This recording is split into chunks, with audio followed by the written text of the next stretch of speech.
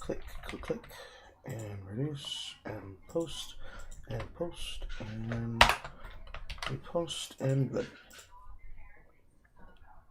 Ouch.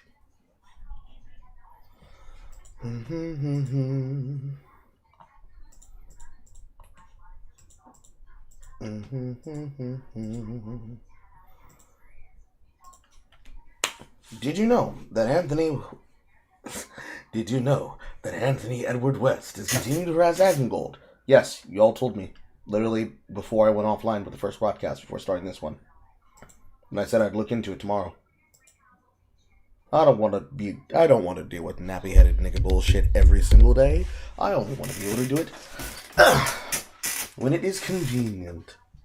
It would not be convenient right now. It'd be more than annoying. Hello, Master Wolf. It'd be more than annoying. Cause us nothing but insane levels of degradation and anxiety and pain for all parties involved. Because unfortunately, that's the problem when you get too focused on haters. Actually, I'm going to make sure that today I put the hater thread content to probably Saturday, if not Sunday, because I would prefer to have it all included in one singular place, deal with it in one singular place, and then we move forward. It is the best thing that a person can do, because the alternative is that you're dealing with never-ending, resplendent bullshit. If it's magical, is it going to work this time? It will if I'm the one leading it, because we're going to do something different today, with the hope and expectation that the people who said they will be here yesterday will be here tonight. But that is completely up to other people. Which, speaking of,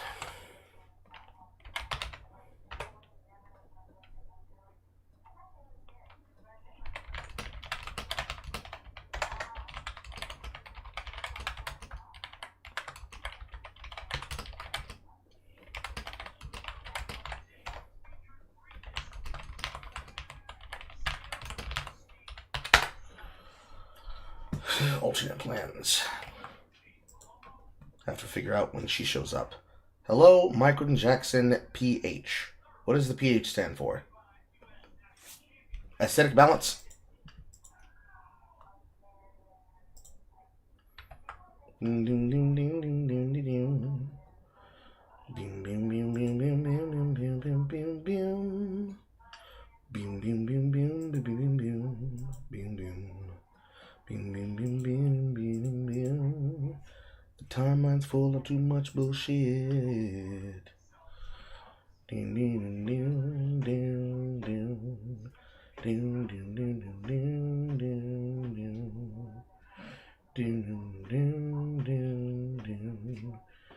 ding ding ding. I see the entire internet's now reacting to the news from the guy that worked at the horse sanctuary. He's now been banned from the horse sanctuary, and he's lost his job because of people harassing him on the timeline. Boy, Reddit can't be burned down sooner.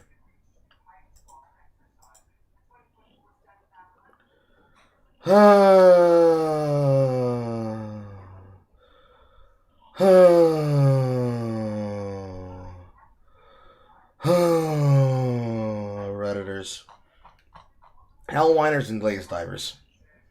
The worst part of new video games. I hate it. I burn it.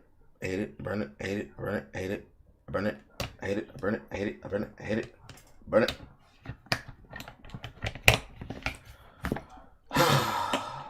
Let's see here. Vol Temptation supports. Using the supported Vol skills inflicts Vol Temptation, dealing 1300 to 1500 physical damage per second instead of applying Soul Gain Prevention. Supported skills will instead do increased 1 to 10% damage. Interesting.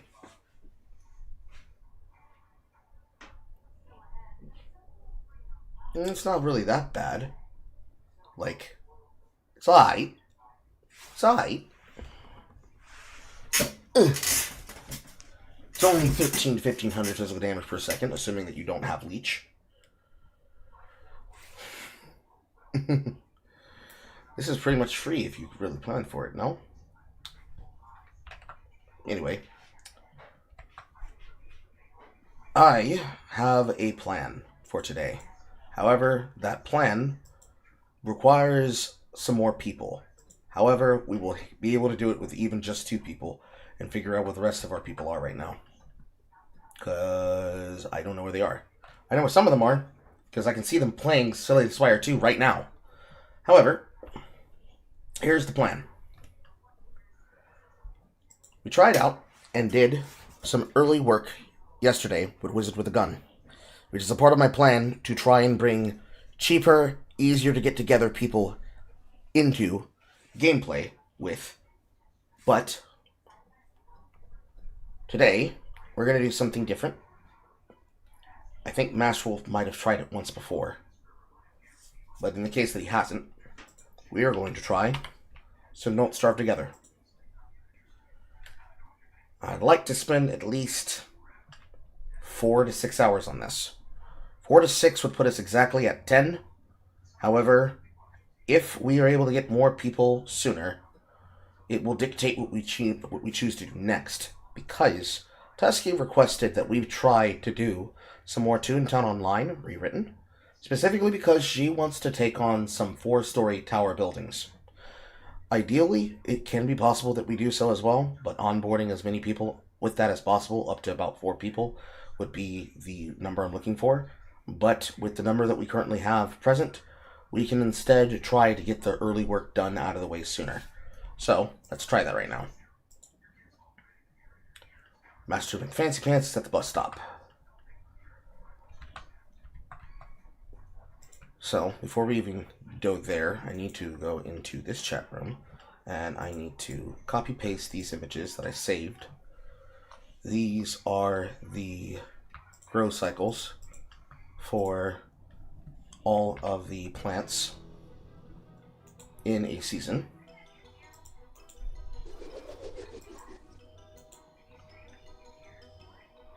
I apparently can't pin messages to the chat, but I can pin them here.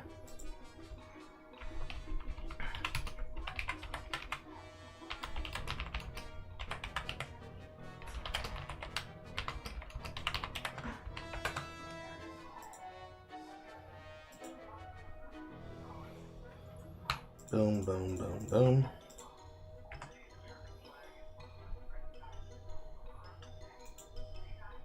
I can pin it here.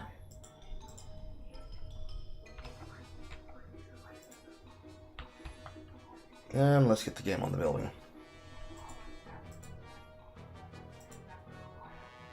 Wizard with the Gun. Says Fire 2. Return. DST. Horseshoes. Valentine's Day gift. Harchit. If it's an axe, I like it. And my daily gift, which is a button shirt. Light of the Flies. Lantern for new clay Twitch drops. Ending on March to the 12th. So this is still accessible. Okay.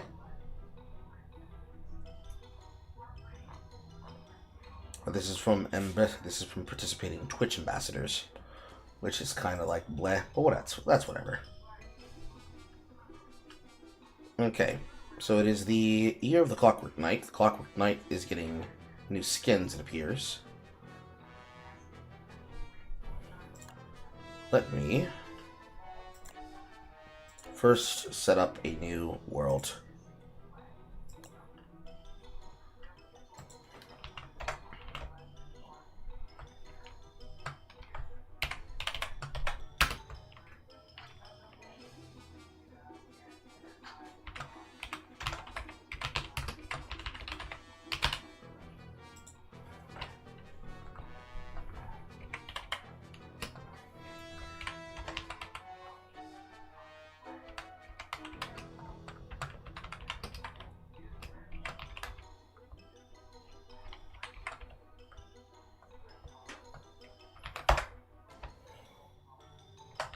So I just need to take the link here.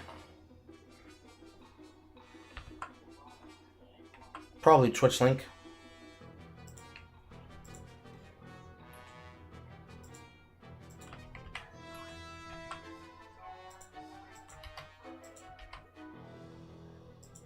There you go.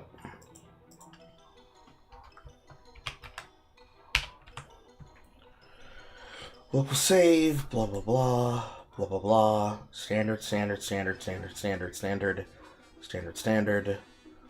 I would prefer it not be always, but I don't really get a choice with the year of the dragon of the way of the Clockwork Knight. Extra starting resources after day 5.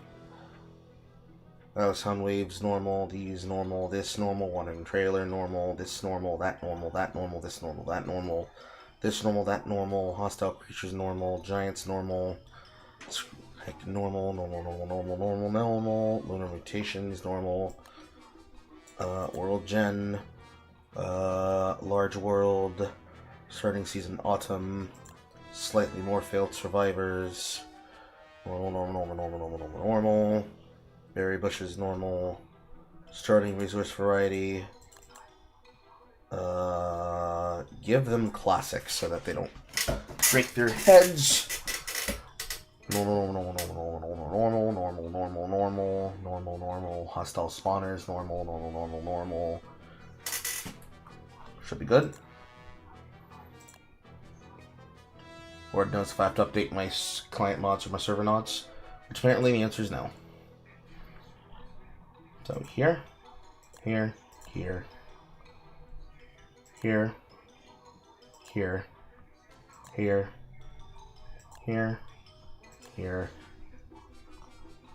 that should be everything. 8 mod total.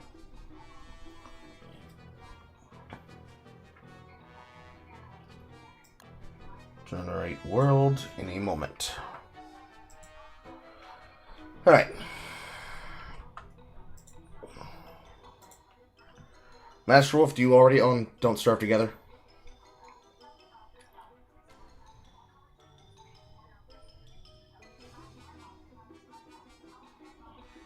Okay. Do you need to have time to set up client mods for customizing your player experience, or do you have experience doing that on your own?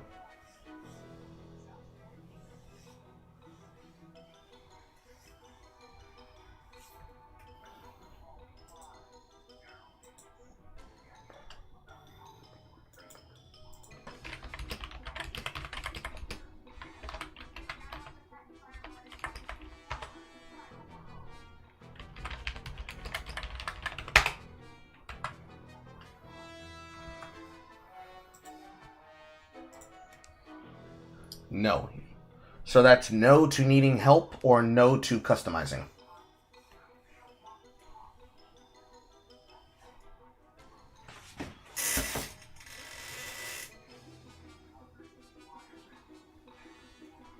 No to customizing. Okay.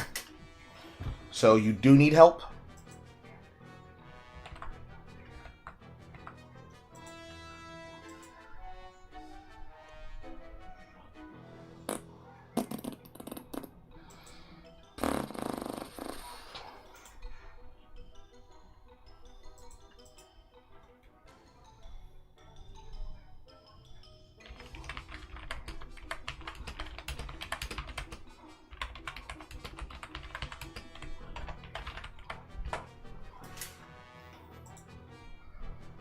Yes, you do need help with mods. Okay.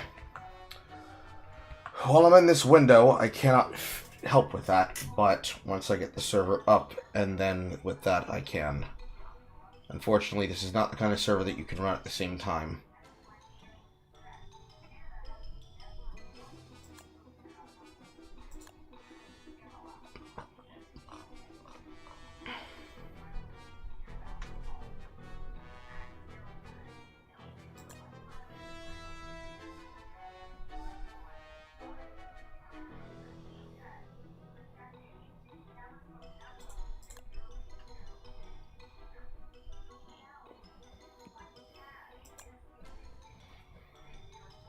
I don't remember what I got this mod for.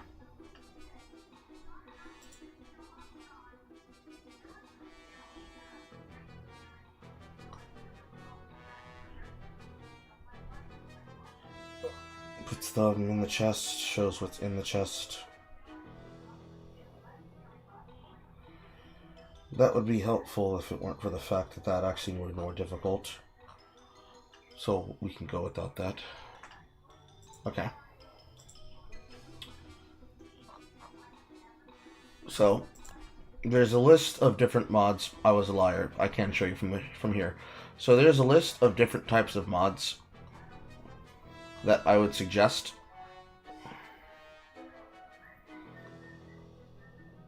I can take a screen cap of the name of them. And then using those names inside of the Steam Workshop page, you can pull them up.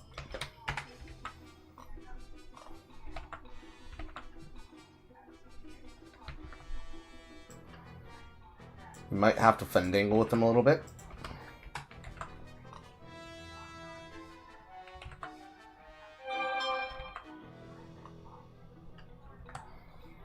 But I would say these would be the barest minimum that I would say a person would need to have.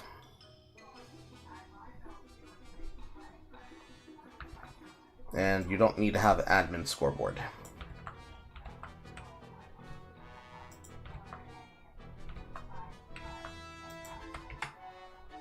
In total, I think it's like 20 mods. 1, 2, 3, 4, 5, 6, 7, 8, 9, 10, 11, 12, 13, 14, 15, 16, 17, 18, 19. 19 mods. The barest bare essential minimum you'd want to have is the drop reset countdown, the combined status and boss indicators, the craft pot,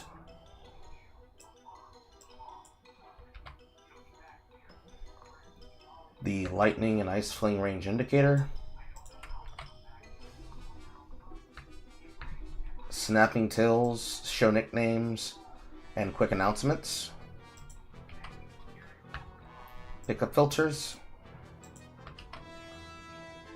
and the gesture wheel if you like emotes.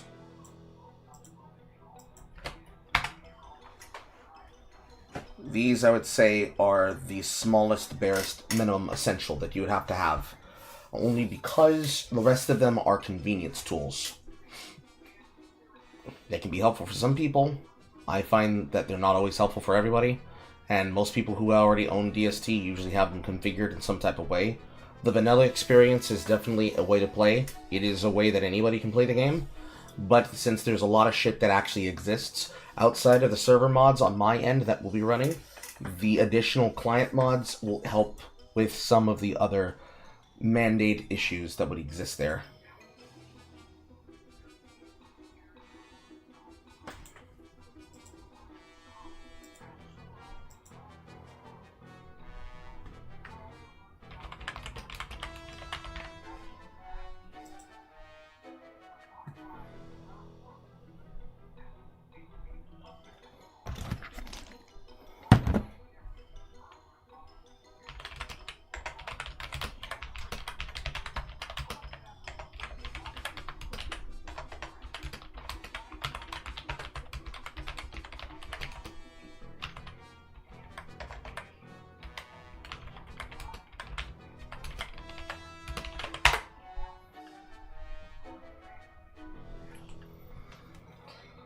Let's see this.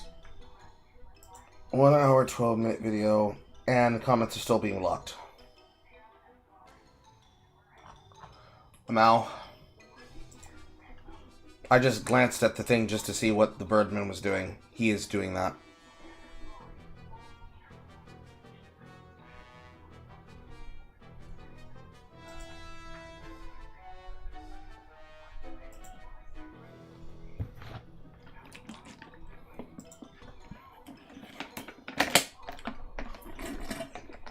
I'm about to do something funny. Get your high YouTubes ready.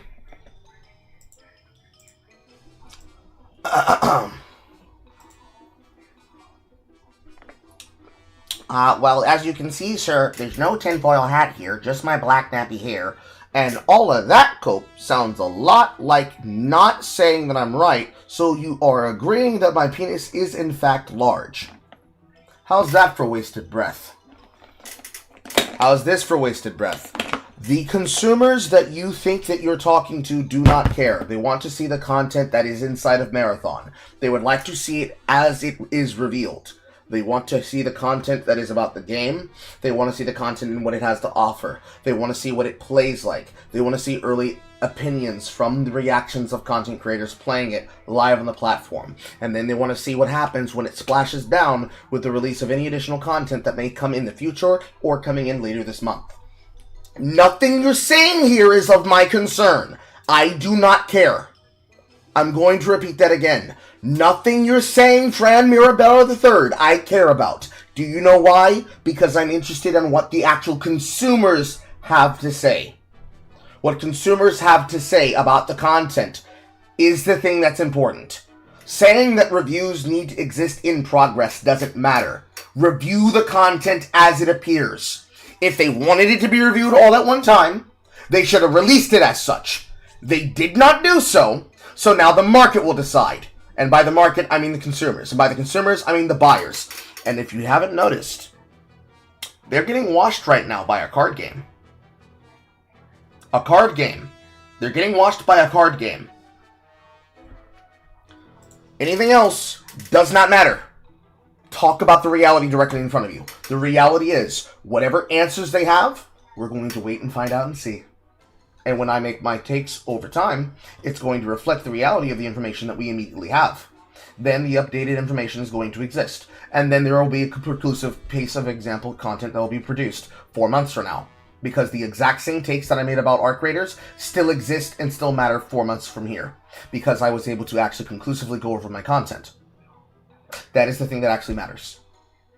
In the terms of the things that I said, none of that's wasted breath. Do you know why? Because most people are going to agree with the position I'm coming from. Do you know why? Because right now on the timeline, Fran Mirabella, we're dealing with a person who, when he tries to do content, he ends up getting himself embarrassed. Because even though he's sitting there watching the numbers, hoping that the game dies, this person is incapable. This person right here, this person is incapable of actually giving the game a fair chance. I'm at least willing to see what the fuck happens and what it does next. This person? He doesn't want to do any of that. He can't even play the game well. This is him sniping at a target with an SMG. Who's going to take the opinions and reviews and who's going to do something with them? That is what matters to the marketplace. Understand that's where we are.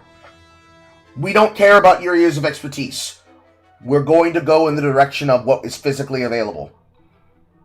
Anything that you can say that will help with what is physically available and how things will happen is what's going to happen. Regardless of that, we're not caring what the industry standard is. We're going by the standard of what is immediately available right now. What can I immediately consume right now? What can I be able to review and find out over time? What will my favorite content creators show me? What will content creators that see a need in the marketplace be able to actually supply me? If all of that, if that mind state that you should have after 19 years of work is waste of breath to you, then you've already lost. Prepare yourself for the Concorian timeline.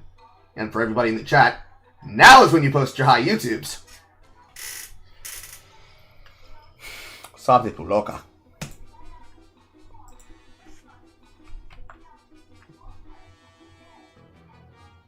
Too late. The moment's passed.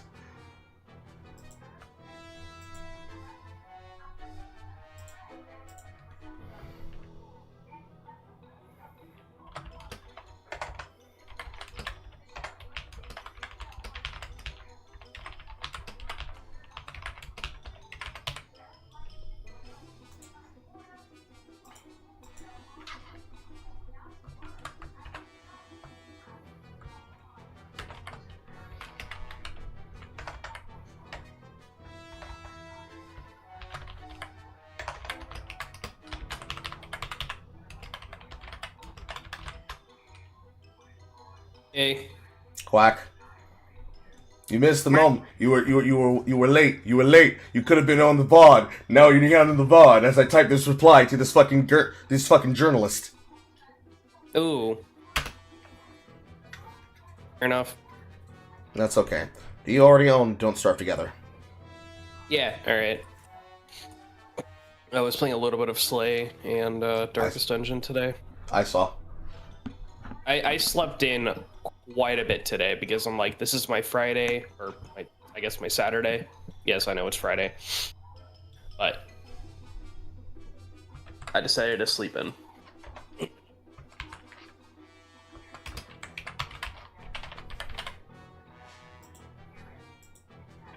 I'm going to tell you right now, I own this game. Did you I have think played this it? is going to be the first time I ever played it. Mm-hmm. Many such cases. Gotta learn sometime. Yeah.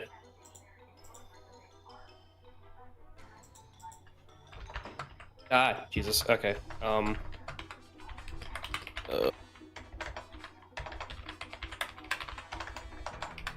Stop getting a bunch of shit. When you say a bunch of Skin shit. for hatchet. Oh, okay. So you're getting chests. Yeah. Yes, they give gifts every now and again, and assuming that you've owned the game for a very long time, there might be a lot of them. Some gifts are from events, some gifts are daily chests. There should be the dailies in the back. And then if you've done anything that involves a Twitch event that was a drop campaign, like the drop campaign they currently have running until the 12th, those will be released in a time period conclusive of an accumulative 3 hours of watching a broadcaster. That is a Clay ambassador. It has to be a Clay ambassador, because I don't think it does drop campaigns otherwise. Gotcha.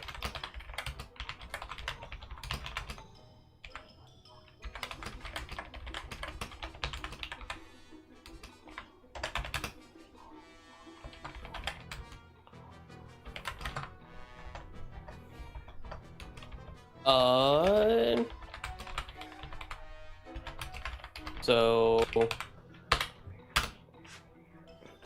Are you lost, Browse. son? Okay.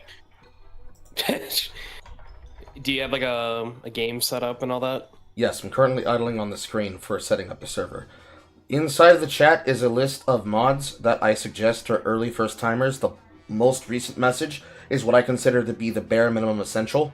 You can play vanilla without it, but it will be an entirely different experience with client mods versus no client mods. It's not like they're essential, but there is a level of knowledge in the game that would otherwise be held away from you, that some things, or techniques that would be held away from you, that some things are made easier by having mods, like interfacing with gardening and shit. For everything else, there is a server mod that I already have that will try to add insight, that's literally called Insight. And then everything else is learn as you go. One by one. Yep, take your time.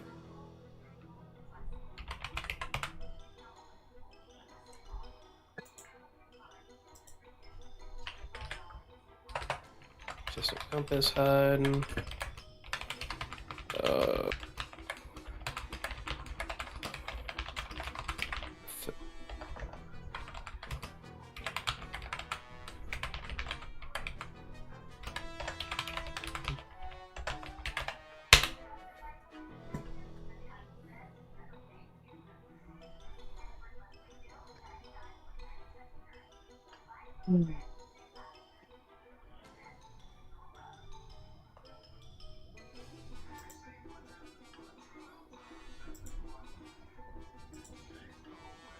I will say I'm probably just gonna quit the game so I don't have to hear the music. That's okay. Make it easier.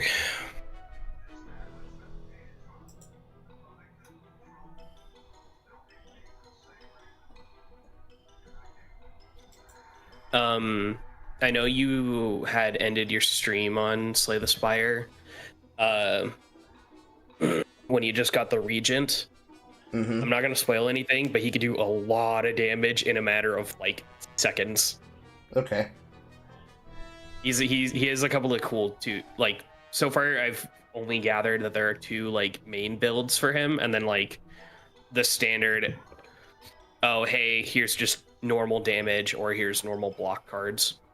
Mm-hmm. Which is pretty good.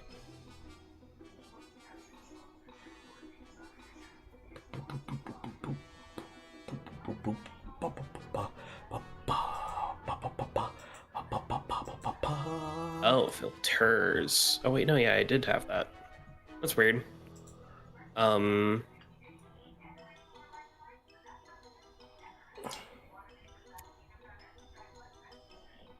Couldn't I just go to your... My Steam Workshop? Yeah, your Yes. thing to go through? One Alright, second. I'm probably gonna do that. Subscribed items, my subscriptions. Some of these are server mods, some of these are client mods. You'll have to go through each to figure out which is which. Though, since the pictures of them should match the same, you can be able to use that as a shorthand to figure out which is which. There's only 19 mods Yeah, that's here. what I was doing. Yeah, there's only 19 mods there, so it should be pretty simple using that as the tell, because the name of the client feature should be the same. Hello, Lemon Duck, how can I help you? Hey, Carl. Sorry to interrupt. You're not interrupting. No, you're good. What? No, you weren't interrupting, so don't worry about it. Okay. Cho'Gath mod. That's cool. Yeah, the character mods, those, I believe, might be client-side. This mod has to be supported by the server for the character to play as them. I don't usually use those characters. So, a lot of people... That's fair. I just came Yeah. across it, so I was like, oh, that's cool. Yeah. People are inventive. They come up with a lot of shit. Usually it's coming up with a player class for the newest, hottest thing on the group. I think there might be a Pomni or Jax class somewhere lying around here. I wouldn't be surprised. Would not be surprised. I'm gonna show names.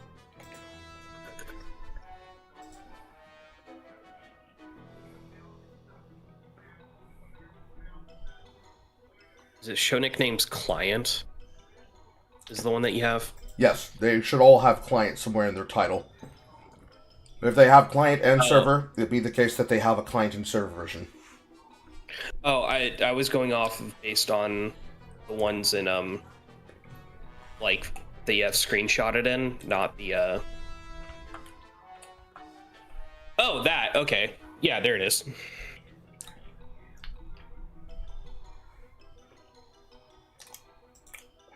Actually, let me do Steam.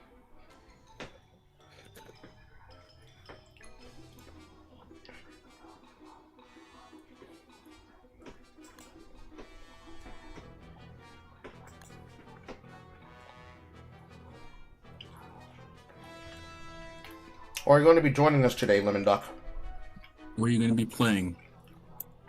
Currently, right now, we're playing Don't Starve Together, or we will be playing Don't Starve Together as I onboard people who have yet to play the game before with client mods. How unfortunate. Hold up.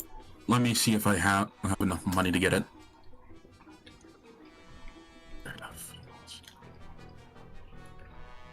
Yeah, that's kind of annoying. Like, you click on a Steam link, Mm-hmm. and it doesn't... Oh, wait a minute. I don't need You have to my subscribe. my Steam library. Yeah, the client workshop sometimes when it comes to just going through and looking for mods can be fine, but going through the client list of a non-mod creator can be a fucking nightmare. The way of Yeah. doing it, Let's see. the way of going through and finding them for the client creators is usually simple, but then going through another player's Well, client... I'll be damned. Sorry You for already own it? interrupting. Yeah, well, It is $14.99. Let me see. when you go through it for a player's backlog, sometimes some players forget to unsubscribe from versions that don't work anymore.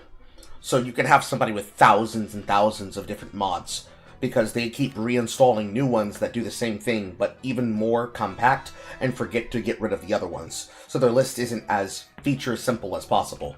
And the problem with the subscribe feature is that it doesn't let you separate between client and server mods. In the game, it will bring them up differently, but even under the get mod function, when it asks you for the top mods, it by no means tells you what is a client side or a normal side. And then when you click more mods, it takes you automatically to the workshop anyways. Yeah. Fuck it, I'll just do it one at a time. Oh, hey, I have to know, do any of you want to get, like, a poker night at the inventory? I do not own that. Why do you ask, Lemon Duck? It's $9.99 in Steam. Didn't they defunk that game, or is it still playable? Nope, it's I can't back. remember. It's probably been remastered. It's back. Well, that's good, because then there's a couple of items you can still get unlocks in TF2, Indeed. which is pretty good. Gesture wheel.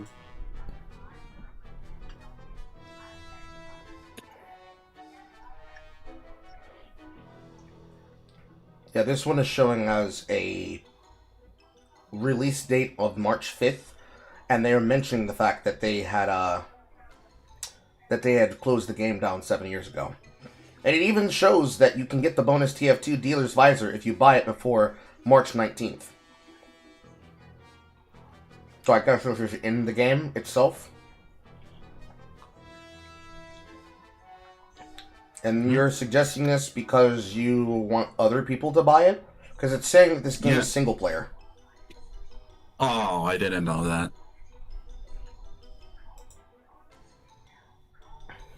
So yes, inside of Team Fortress 2, the reissued Dealer's Visor is a limited event level 50 hat that is only available between March 5th to March 19th, 2026. Is there another item that was only available if you own this game?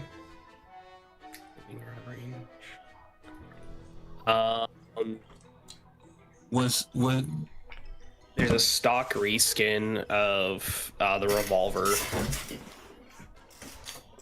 did you talk about like the Heavy's like one of Heavy's old miniguns? No, stock reskin of the revolver for Spy. Is it called the Crime Stopper combo? I believe so, because it's meant to be the reskin for stock is a reference to the rabbit. Yes. From that, yeah. Max Salmon Max? Yes, there's a little blurb here underneath the game in the store. Collateral damage. If it's your lucky night, one of your opponents might be a little light on cash and will throw something personal onto the pot instead. If you bust them out, whatever they put up goes into your personal trophy case and your Team Fortress 2 backpack. Win these reissued Team Fortress 2 items by knocking out each opponent when they're at their most desperate. From the Heavy, the Iron Curtain. From somebody else, the Enthusiast Timepiece. From somebody else, the Crime Stopper combo. And from somebody else, the Dangeresque 2. Minigun adorned, traditionally acquired, belt piece, the Luger morph and license to maim, and stunner shade glasses. Yeah, you also get like the shoes or boots from like Portal 2 from like for like Scout. Or, like I don't see that being mentioned here. You know what Chell uses to like survive long falls? Yes, I know about the item, but I don't see it being offered the here. gunboats. It's not from that. It's so you get I believe you get a Maxwell hat, but you might get it from a different Sam Max game. Yes. I'm not so sure, but you do get a couple of items from it. A lot of them are either stock reskins or just reskins of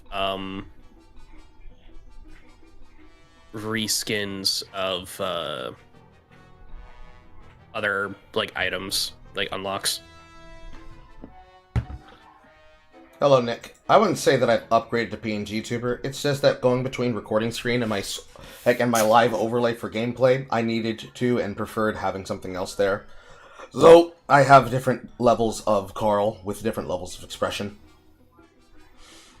I actually have an entire suite of emotions that were created by Wilhe. I just haven't transcribed all of them to remove their background vectors to then make them into transparencies. Because that requires work, and we all know that I'm a lazy nigga. Do you... can I see, like, those, like, background images? I need to... Of me?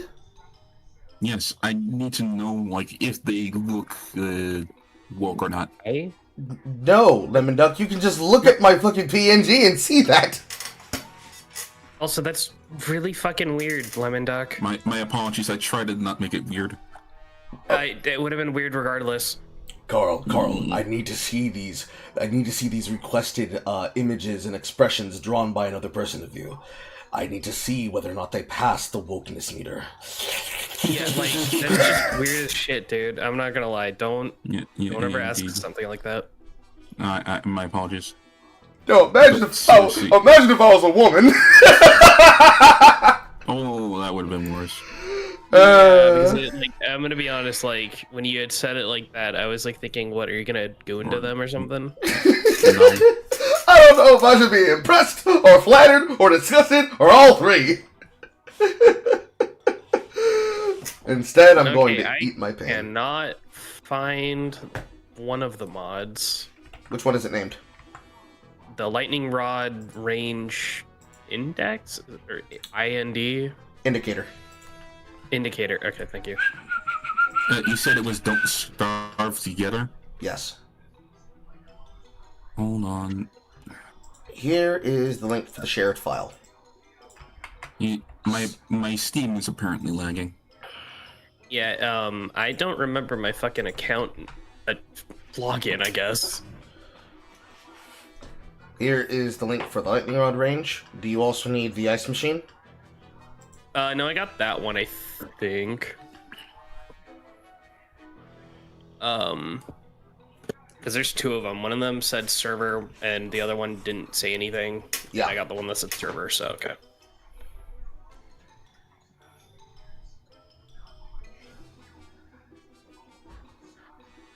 I posted inside of CCG chat. Yeah, no, I get it. Is there another one you can't find? Well, the one that you just sent, it doesn't take me to Steam. So this is the weirdest thing. Whenever you click a link that is meant to be from Steam, it takes you to the browser. Why? It should just take you to fucking Steam. Yeah, I get that. Actually, Yeah, I get that. like, it makes no sense. This is not you, by the way. I'm just bitching at, like, Steam's integration. Inside of the game tab, I guess this would require you to open up the game, I suppose. But when you open up a Google search bar inside of a Steam website page, see if you can copy paste that link and post it into the search feature to then go to the Steam Workshop from that side. It should, if done inside of the client bootstrapper, actually just open up that page inside the workshop on Steam. Okay, let me see. Here, I'll open up the game and go from there. Yes. You can also use your volume mixer to just reduce the sound of the game until you are ready to properly play, so that you don't hear the game's music on loop. Yeah, I probably should. Because I just did that, and I was able to pull it up. So you should be able to do that for any of the ones that happen to be broken. You just tell me the name, and I'll give you the shared file client data URL, and it will take you to it directly. Because that is another thing that is weird. Some of these, even though you could look for them exactly as they're written in the workshop, you have to go through the means of the file client data to pull up the actual ID post. So, for example, the lightning rod range indicator has a file ID number of 15299422793, but if you were to look up lightning rod range indicator, I bet you wouldn't be able to find it if you were looking specifically for the Baka Schwartz workshop version. yes, that is in fact the case. You'll see things that say range indicator, basically. And I don't know if these range indicators are semi-frequent for all of the different types of things they could be used for. I'm looking at one that happens to say range indicator, but I'm very certain that it's not actually a unified range indicator, because it's only showing a range indicator for certain types of equipment and experiences.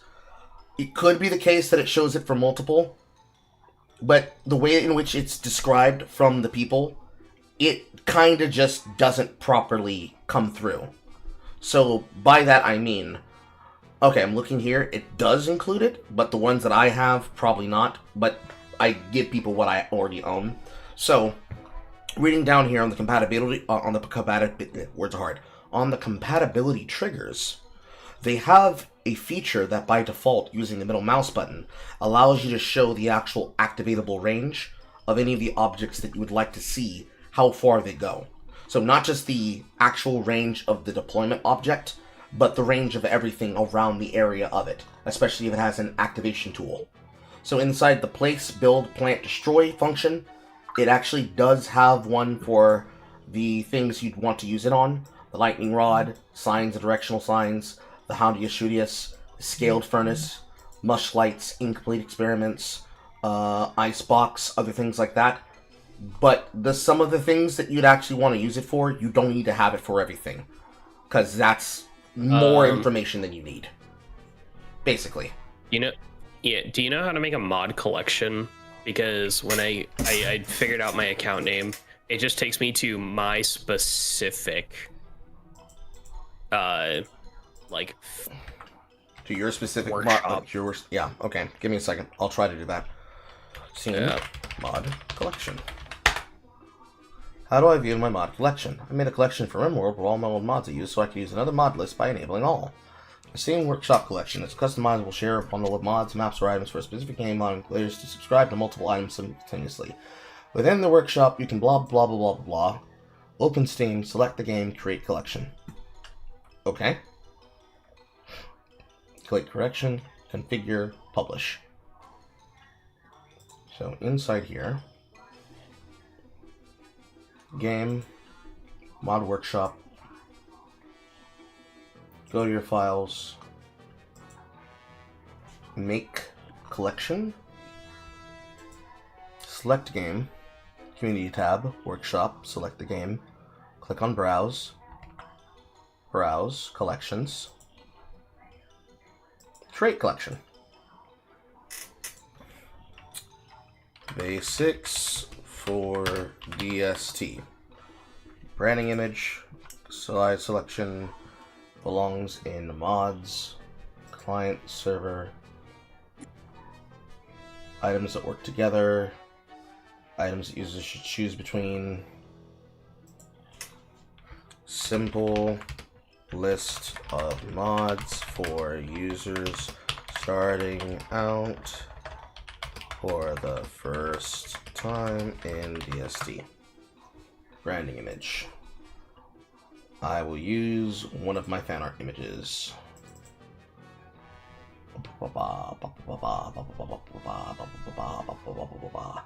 And we will use the Carl resting bitch face.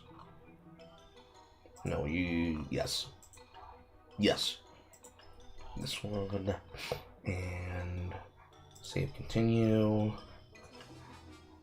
And items you published, items in your favorites, subscribed items. Select items to publish. This one, this one, this one. Beautiful little widget. Boss and element, boss calendar, boss indicators. Combine status. Cooperative announcer. Drops 3 count set. Epic help bar. Change patient, press to will, global positions. Ice fling check. Insight. Range indicator. No mods warning. Quick announcements. The pickup filters depreciated. Snapping tills. Status announcements. Ultimate beefaloes. Uncompromising mode. Unlimited clothes. Auto catch. Too many items. Blah blah blah blah. Wormhole marks. DST. Add all. I don't know. That had all of them. Oh well. That's all the things then. That way there's no way that you miss them. That way people can just choose the ones at list. Background image. Do we need a background image? No, you do not. Publish. Published. And file details. Make sure it's public. Because you can make a collection and it be private by default. I don't know why it's like that. That sounds... Or like share with friends or whatever. That sounds I had to do it. Yeah, because I did one with I was trying to get a mod pack list for Calamity with a couple of people, and they were saying it was like not working, and I was like, what? And I'm like, why is it set to default? Or why is it default on private? There you go. Here's the collection. Thanks. And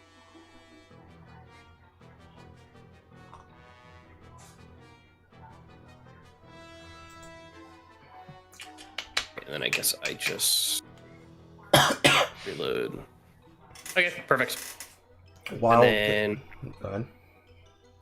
does the... Okay. There we go. What was the question? If it automatically updates to the game. If the game is logged in when you do it, you need to go into a transition screen. So anything that would take you from a screen like mods and going in and out of it so that it updates would allow you to immediately update them, yes. It will then need a transition screen in order for you to then establish them. So going into mods, activating things, going out of mods, it'll give you a transition screen, and then you'll be back on what should be the online-offline homepage. You'll know if it's an online-offline homepage because it'll tell you on the screen whether you're connected to Steam's connections or if you're playing offline. Because since Don't Starve Together is basically the continuation of the story of Don't Starve, you can be able to use things such as the mod in there that's called Don't Starve Alone to configure it in such a way that the normal two-part server that needed to be opened up will instead open up in such a way that you can basically play the game single player by yourself. And that feature can only be used while you're playing in a server by yourself. Otherwise, it should open on a screen as normal, with the opening splash screen of whatever the update happens to be. Wild that Poker Night is coming back at all. I don't think it's that wild. I think this is the return of the Unkslop. Or rather, the resubmission of Unkslop. Remakes, remasters, re-releases are all the titular sign that they would like to update things for a younger audience to play the video game, because they, quote, have a standard of graphical fidelity that allows them to justify whether or not it's worth their time or not. So the same way that this journalist that you happen to miss the opinion of is saying things to me that is the following, which is... And I'm reading it, 1 second. To say the things to me, which is the standard of, you all have to take off the tinfoil hats. This is in reference to marathon reviews. I helped oversee IGN's very first reviews in projects format. We sang the same thing as well. I don't know why he wasted his breath. Reviews must and will go out regardless, hence the in-format progress. Any good reviewer will, of course, play content complete and update their thoughts and even give up scores as they go. The review packet information is standard language when a game is played, such as Destiny, getting major content dropping weeks after launch. We all know what they're saying. I never commented on Bungie's warning affecting my emotions, what it implies, much like all the implying that you're doing. There's no underground marathon sympathizer campaign to not review the game simply because Bungie asked them to look at all the content, but is quite literally intrinsic in the question, being presented by people telling them, literally, they are asking us to not review the game. Quote, Bungie asked media outlets to delay marathon reviews until late March. They claim it isn't a mandate, but simply a request and suggestion. Where they say, Embargo and game guidelines. Marathon will launch worldwide at 10 a.m. PST on March 5th. There is no embargo on coverage, impressions, live streams, VODs, or assets. You can publish your content as you play the game. However, we ask that you hold your full review and impressions until you play Cryo Archive, Marathon's pinnacle endgame zone and experience, which will be unlocked in the second half of March, dropping in the second half of March. At the same time, the ranked game mode will be dropping. To be clear, this isn't a mandate, but simply a request and suggestion. That is literally them asking, if not begging people, please, please, please, please do not talk about the game until everything is, quote, feature complete. And my response to this person that you happen to miss was me saying, nigga, we are the consortium of the consumers that are deciding we're not going to pretty please do what the people have asked us to. Because if they wanted it to be reviewed all at one time, they would have dropped it as a feature complete experience on launch. Why would I hold back something in my review because they decided to say that the game is half done, half baked, and I need to let them cook the other half of the game for its launch? I do not like them. Why would I do something for somebody that is very clearly a ask that they don't deserve from me, a person who is indifferent, if not hostile, to the industry, as they have determined to destroy me at every opportunity they have a chance to? That is quite literally a soft ask that is written as a hard ask. Because what's going to happen is, if a person does not do that, they're going to put them on a list, and they're going to say, this person is hostile to the game. And then they're going to decide whose opinions are deserving to be listened to, watched, and promoted, based on who did or didn't advise through this adherence. Maybe not even at all. But the fact that they asked is going to be seen negatively, rather than positively or neutrally. Because why would you need to ask to hold it back when you could have just finished the fucking game? I think that's reasonable. Yeah, that's reasonable, but also real quick. Yes. I am trying to enable all the mods and hit apply. It crashes the game. There may be the case that one of them happens to happen then. Hey, Cassie! People want to know if the game is worth buying upon release. Exactly! There might be the case that one of the mods might be causing you to crash. The only way to figure out which is to basically go through each one of them and turn them off. So use the list of what I suggested and see if any of those are causing you to crash. That's kind of the simple way to do it, because a lot of these things, they might be broken. That's the state of most of the mods. It's weird. Some of these mods don't cause me any problems, and I never have crashes. But not everybody's system's the same as mine, but this is not the first time it's happened before, so we can fix it. And yeah, that's like the problem that I have with what that guy had to say. And of course I gave him a reply, and then I muted his account because I have no interest in what he's saying. Because what I said was very simple. The consortium of consumers that are looking at Marathon right now have a very interesting story that is happening in front of them. And that story happens to be, they are getting dog-washed by a card game. Let's put it this way. I don't see Megacrit asking for any of us to stop what we're doing and wait, don't talk about the game until you've played all 5 classes. Or is it 6 classes? I can't remember now. 5. Please don't review the game until you've played more than just the Ironclad. Please don't review the game until you've gotten a win on all 5 classes. Don't review the game until you at least got a win on the basic 3 classes that are inherited over from Slay the Spire 1. They didn't do any of that. They didn't ask that. So it doesn't even enter my mind to be like, yeah, I should actually do that. Instead, I'm going to give an opinion as time goes forward. The same thing that I would have done for any game that I ever play is the same thing I would have done for here. The same shit that I did for, ironically, with this supposed re-release that they're going to do to South of Midnight. Had I played that game over again, I would have done the same thing I did with the game before that, which was Dustborn. And the same thing I would have done for the game before that, and the game before that, and the game before that. There's no reason for a company to ever ask me to withhold my opinion unless there's something special that they specifically want me to hold my tongue on. Like, if somehow randomly Arrowhead was to call me up and say, single player Carl, we would like you to be the ambassador of our next movement. I need you and Thynir to say nothing about the content we're about to show you, and we're going to have the 2 of you be our new commander leaders and the new inductees of the propaganda commanders as a part of our affiliate link campaign. That would be reasonable, because the idea is that they're showing us something that they preferably would not like leaked under an NDA. So another thing that was actually important on top of that was actually discussed earlier today. There was a complaint from the usual suspects about something that is extremely fucking retarded for them to have argued about. Where is it? Where is it? Where is it? Where is it? Where is it? Where is it? Where is it? Somewhere in here. Right here, actually. There is a request from Marathon where they will be issuing takedown notices for anyone that is posting data mined content starting today. With today's launch of Marathon, we wanted to give you all a heads up that our goal, first and foremost, is to preserve the experience and surprises for all of our players. As such, we will be issuing takedowns of any data mined content that has not yet been revealed to players. Data mining files that are already revealed, character models, weapons, etc., and creating fun art as a result will not be taken down. Creators, if it's currently playable in the build, go forth and do your thing. That is literally Marathon doing what is literally bog standard for any video game. Please don't data mine the game to get an unfair advantage and to provide leaks. Every developer, every publisher, every group, every core organization page, and every single community Discord has basically somewhere baked into its TOS and its rules in terms of service. I said terms of service twice. It's EULA and its terms of service and its internal community guidelines and rules. Please don't leak anything.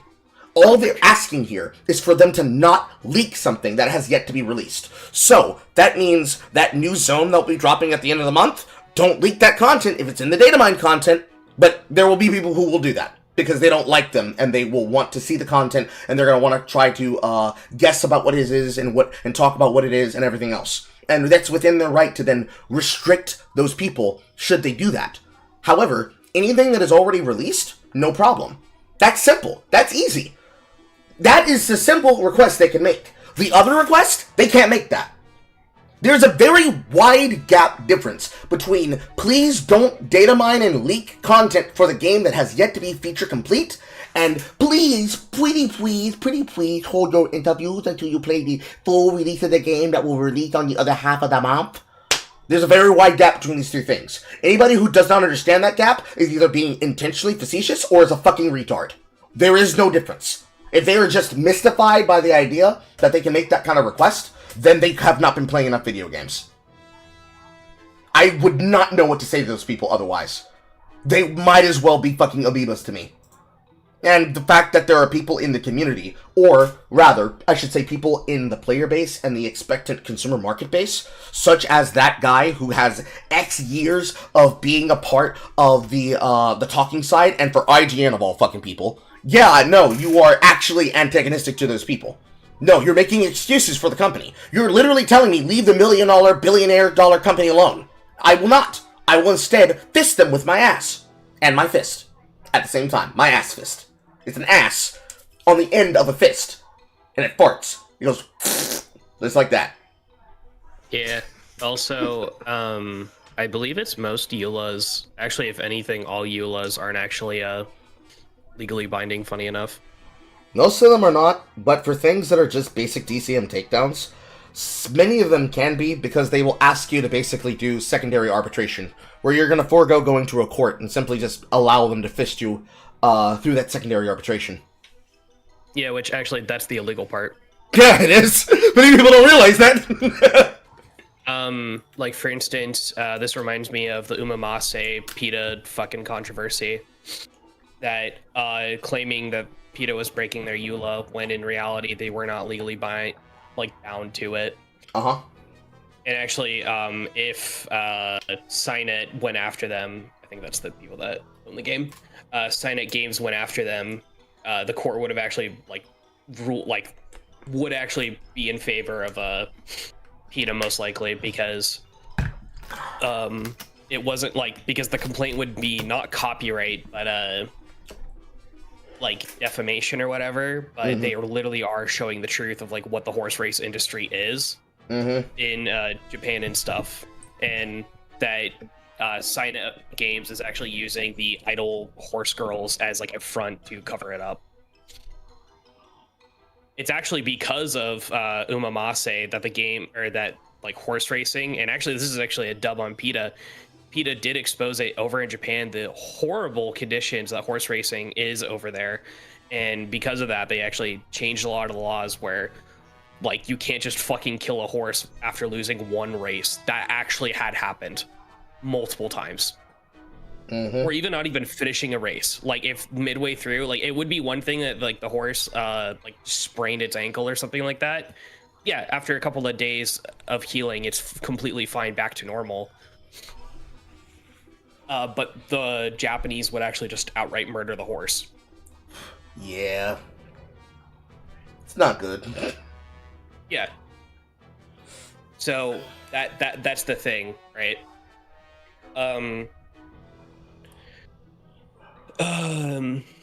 And also they didn't sign, like, yeah, that's the other thing when it comes to EULAs. You don't sign anything to agree for anything, so they're not legally binding either.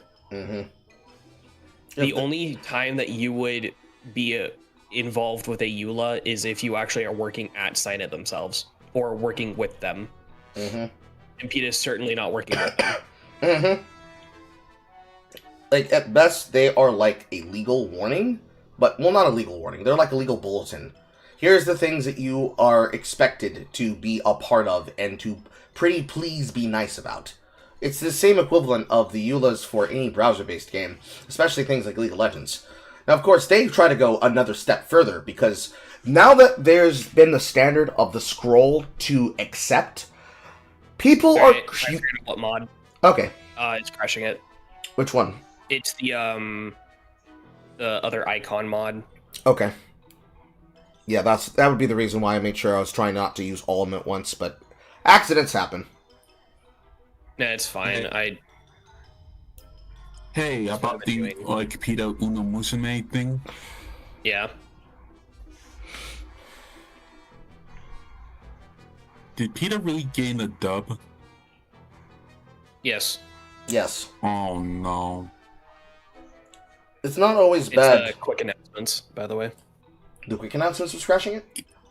Yeah. It's bad because it's the same organization that would euthanize the animals. And I guess there's another two mods. Okay. Well, no. So one right does not undo so many wrongs. No, actually, Lemon Duck. So the other thing that Signet Games was trying to do with this case was they're going after like places like Fanbox, and a bunch of other like art-based promoting sites, and requesting them to remove all umamase art that features porn. And all those websites literally told Signet Games to kick rocks. Okay. But also, no, and they actually did get a dub because they exposed the horrible conditions of horse racing. In many cases, PETA is usually annoying retards, but in this, they were actually the hero of the story. Yeah. Because it changed, like, the fundamentals of... it actually did change the fundamentals of like, bettering the conditions for it. For horses in the industry. Because that's the other thing, is that glue in Japan was very cheap because of this. Now it's actually at a very, like, market standard, because for a horse to actually, like, if the horse is unable to even just move because they broke their leg so bad, let's say, or they pulled multiple muscles, that surgery can't even fix them, sure, that's like the exception that they can make. But they can't just outright kill it based on a fucking sprain. There's a reason the joke about off to the glue factory with you is made all the time and refers to the horses. This is that reason. So, now I did remember seeing, like, looking into it, a bunch of Japanese Gunpla fans were fucking pissed at the price of glue, and they never figured out why. That's just funny. Yeah, like, they couldn't figure out why. I mean, I get it. Okay, I think, like, over half these mods are just not working anymore. Okay, that might be the case. Try DX. I'm getting a little... Yeah, just try... I'll just fucking watch. I'm getting a little upset. I would say probably just deactivate all of them if you just want to do the vanilla experience. But watching is also acceptable. Yeah, I'll just watch right now. Because, like, I think because your mods are, like you've had them pre-enabled before. I honestly don't know what would be the factor. I've been trying to figure that out for fucking, I guess, like, nearly 9 months now. Now, let me run the server. Which I don't understand why it goes like, oh, we disabled all the mods when like one mod fucking crashes. I know that there's one. Weird.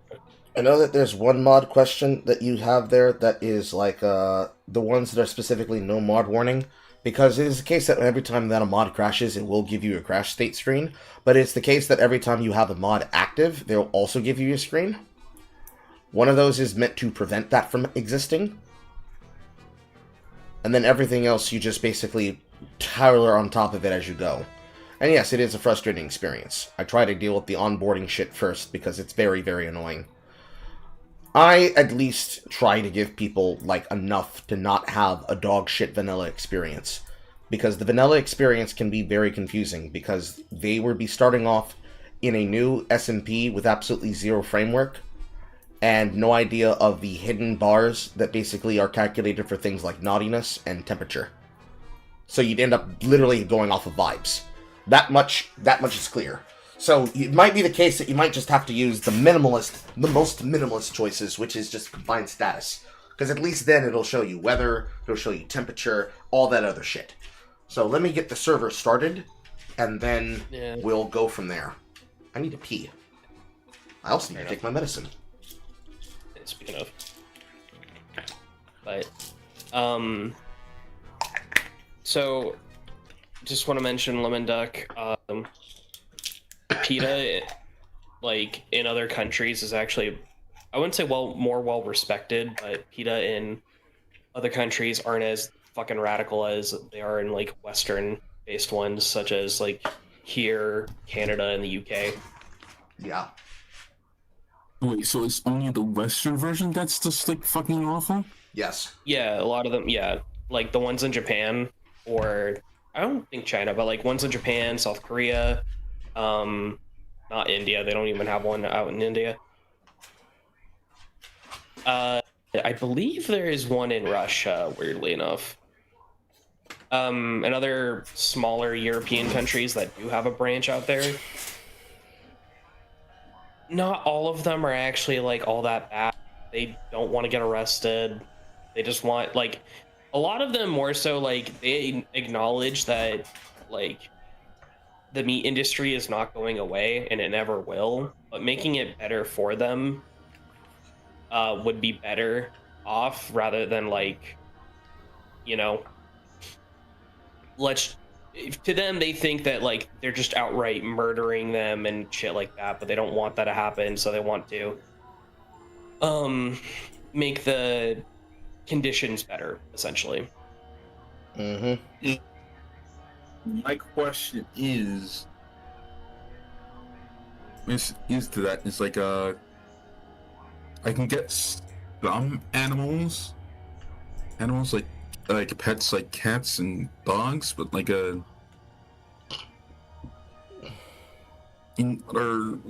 essentially we humans do eat the meat of like other animals, like it's a part of a diet to eat such animals, at least. I just don't get like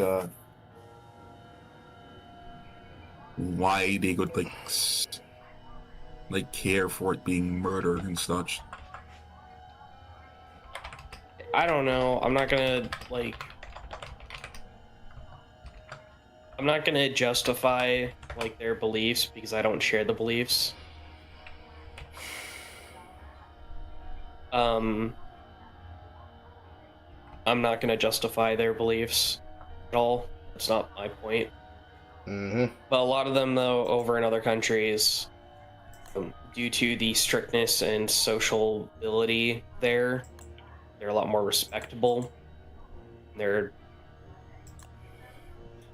not classes, but like their social hierarchy dictates how they should act and present themselves.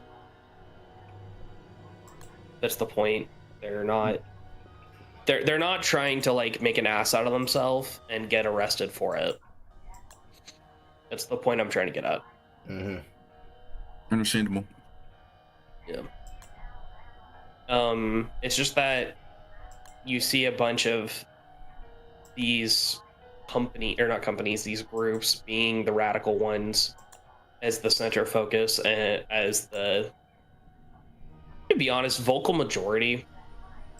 I'll be honest, the very vocal majority of them making an ass of themselves, and the very few people that, like, they just want better, like, conditions for animals, rather than just, oh, I don't want the entire existence of the meat industry or leather industry or whatever to just be gone.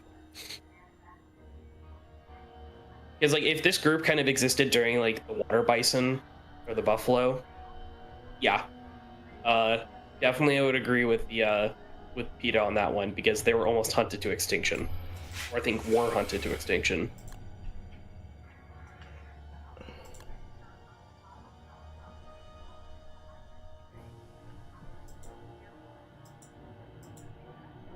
Ouch, my neck. Do you know what I'm talking about, Lemon Duck? Yeah. Okay.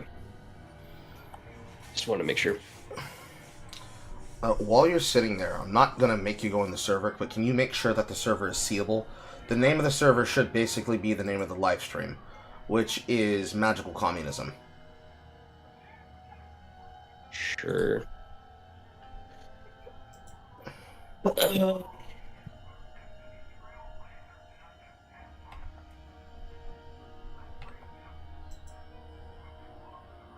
Disabled, yeah.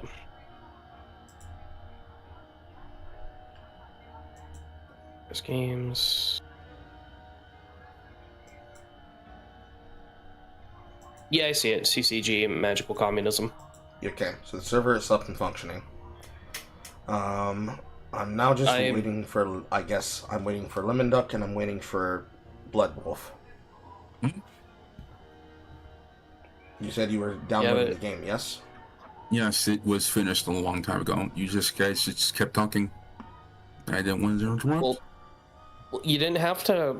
Okay, whatever. So, whatever. From your screen, we're going to just use you as the testing dummy, Lemon Duck. You don't need to configure anything. You're going to go to host, and then you're going to type in Magical Communism, and that should be the server that you're looking for. To just confirm that it's the server you're looking for, there will be an option on the right side of the screen that should have something that says View Players in Server, or View Players in World. You click on that, and you should see my handle inside of it to confirm that it's the correct one. It should also be a passworded server, and the password is inside of the chat room, inside of the server.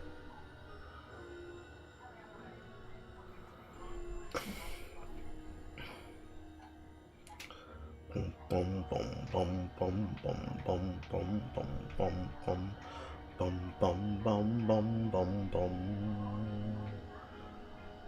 Oh, did you notice that Brandon Herrera happened to win his Texas race because his opponent dropped out? Reflex?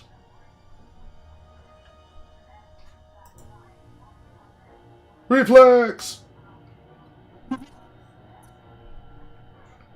Reflex!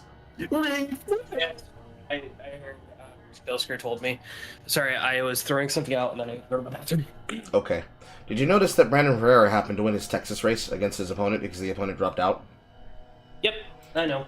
They've been running non-stop smear campaigns, trying to pull up pictures of the unsubscribed podcast of him showing off things like his copy of Mein Kampf to try and basically antagonize him. Yeah, and even though the context of it was that Brandon Brandon was saying, I own a copy because I want to know what my enemies are. Based. Who would have thought? Many such Based. Based. Many such cases. Many such cases. Yep. I don't know why they are doing this, because it's so simple. It's so simple to tell. It's almost as stupid as Bonnie Blue trying to now test genetically how many of the 400 men she slept with got her pregnant, when she already knows who the father is, because they said that they already left the country after she announced that she was pregnant. Like, why are you doing this? That's ridiculous. Content. Money. I mean, of course, the hoe's got a hoe. Who am I to think that a hoe wouldn't be a hoe? Yeah. Like I was talking to my college professor, the speech one that told me I was a Nazi because I am white. Way earlier in the discussion, but it was like one person from a different class was saying like, yeah, like I can see college is a scam, to some people. Even though I'm right here saying this, like sometimes I feel like it is a scam. And then she brings me up. I was just sitting in the room to like wait for the next class because like everyone was out besides that one guy and the teacher. And so she brings up me and this like, what's your thoughts on it? And I was like, I can see where some people are. Personally, I don't see it as a scam because I'm getting something out of it.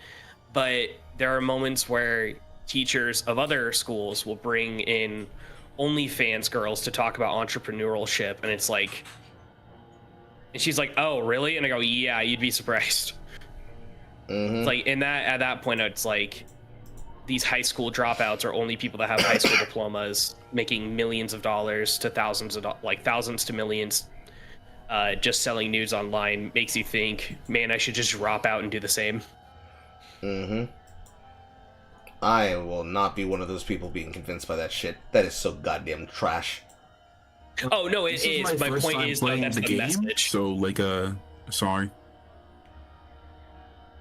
Dude, it's fine. It would have been my first time playing the game too. Now granted, I enjoy playing survival games like this, so I can probably pick it up pretty easily. Okay, so it's magical. Yes, magical communism. In the hold on, let me just like. Also, yes, Opera GX right now is promoting Marathon. No, did you hear the okay, so Opera GX got in a lot of trouble when they debuted their VTuber or whatever, like their sponsored VTuber. Yes. You want to know what how it started? So How? It was view botting, but not in a different way. If you had Opera GX installed, it counted you as a viewer. Oh, they were doing illegal embedding. Yes, because it's embedded in the actual browser itself. Even if like you don't have like a speed dial fucking page open, but if you had like the GX corner thing, that counted as a viewer because someone actually like did the numbers and seeing how many people are actually chatting in real accounts versus people who are just numbered accounts, and it was bad. And people and she quote unquote won an award for best stream debut in VTuber history or whatever, and it's like, nah, it was so view botted, and the award was taken away immediately when it came out. Yeah, see, now the person I think only like streams to 500 people at most.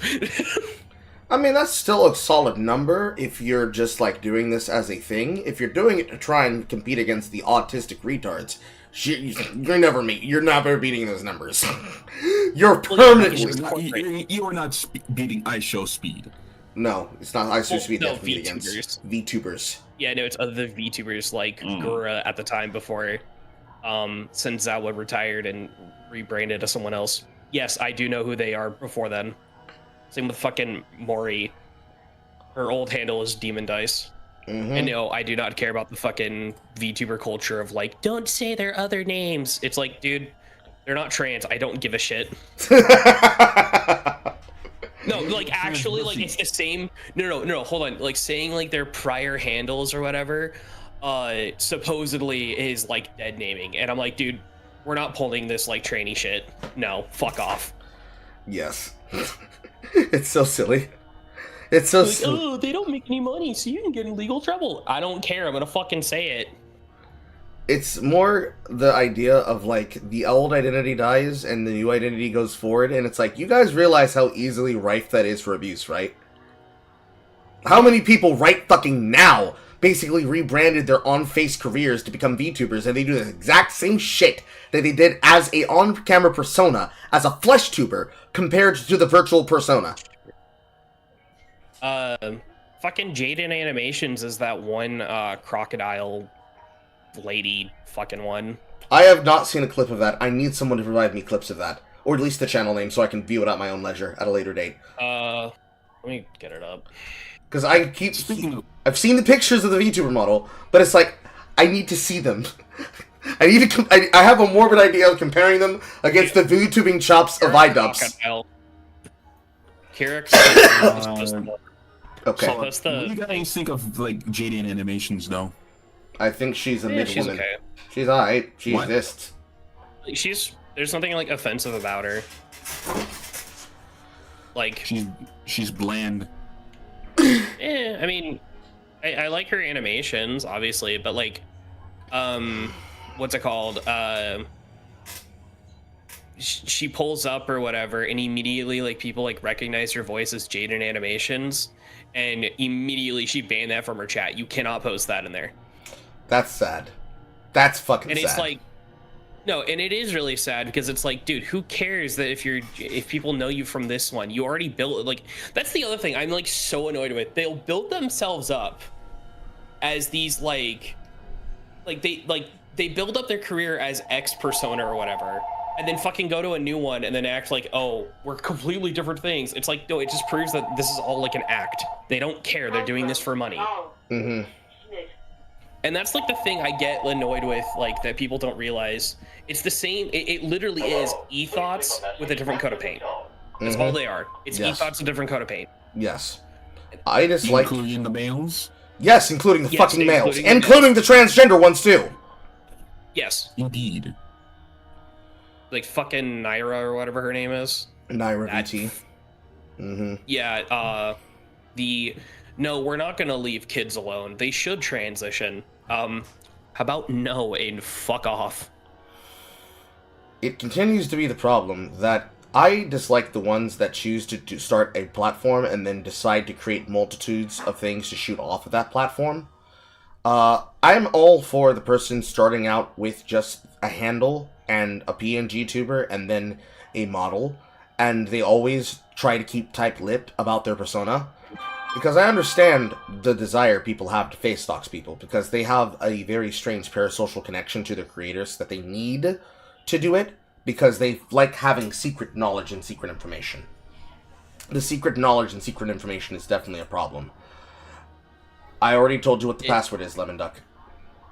Yeah, I know. And just like Carl one. waiting for your to tell me. You can just join. The service already is currently being held right now. We're waiting for you. It's Carl one.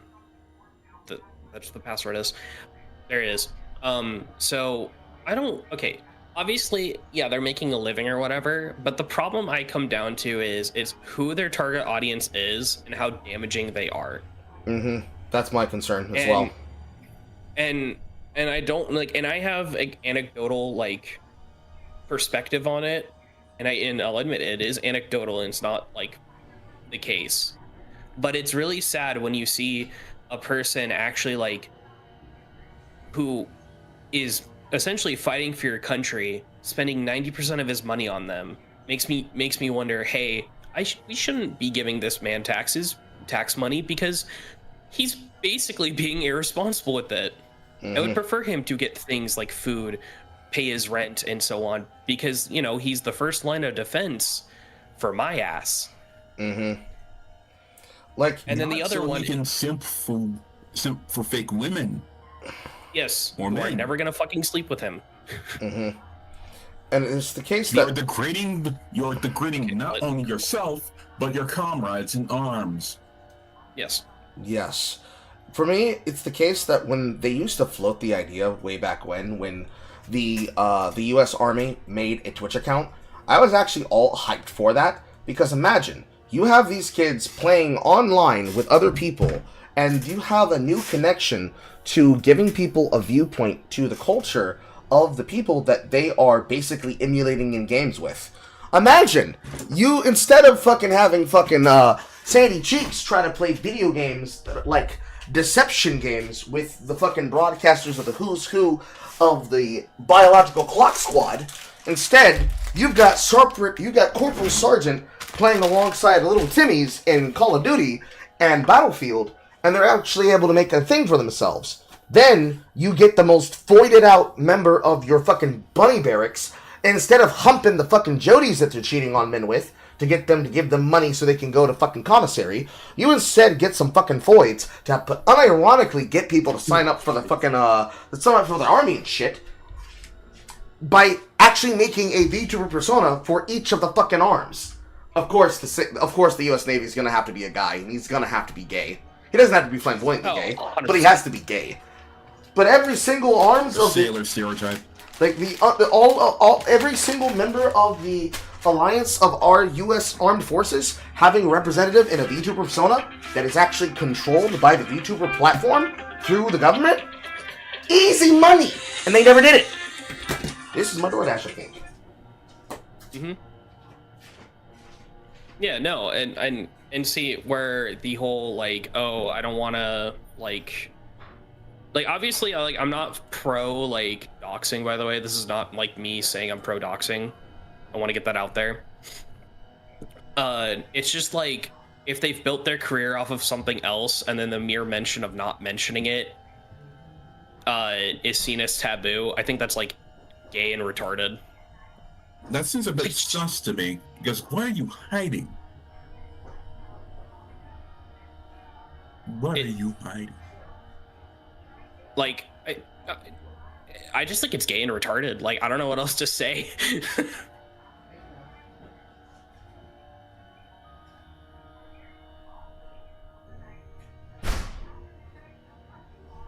Yeah, you're very gay and retarded. My game is loading. And why is there just a weird-ass cactus screaming, and like a pig like screaming? And I can see that Lemon Duck is logging into the server. Why is there a robot there? Why is he high as fuck? There shouldn't be a robot. There is on the loading screen. I don't know. I don't know what the hell is with this William Afton looking motherfucker with the big ass chin. Those are player archetypes. Yeah. So all the characters, because right now the screen that I see for you is different from what you were probably looking at. Those are player archetypes. Those are the player characters. Because you haven't fully loaded in yet. Yeah. I'm creating a new world. Switch the game mode to endless to allow you to other you thing, and your friends to revive at the. Lemon Duck, I promise I know that you can read it in your head. What was that? Oh, I was just saying that not everything is like fucking what is that? FNAF coded or whatever, dude. Like, you don't have to bring up Five Nights at Freddy's all the time, dude. Like, if anything, I'd prefer if you would stop bringing it up when it's not mentioned. Yeah. Like, sure, you could probably say that Maxwell looks a lot like, that guy. But the thing is that he's not, even though technically he is kinda sorta the supposed purple guy at the center of everything. But that storyline has already, like, moved so far forward in history. He is just one of the many other survivors inside of the plots that are relevant to the game's story. In fact, we have started a new entire timeline and a new entire arc of that story. In terms of Don't Starve, that would have been, like, relevant because he actually would have been responsible for a lot of the shit happening. However, not everything's FNAF.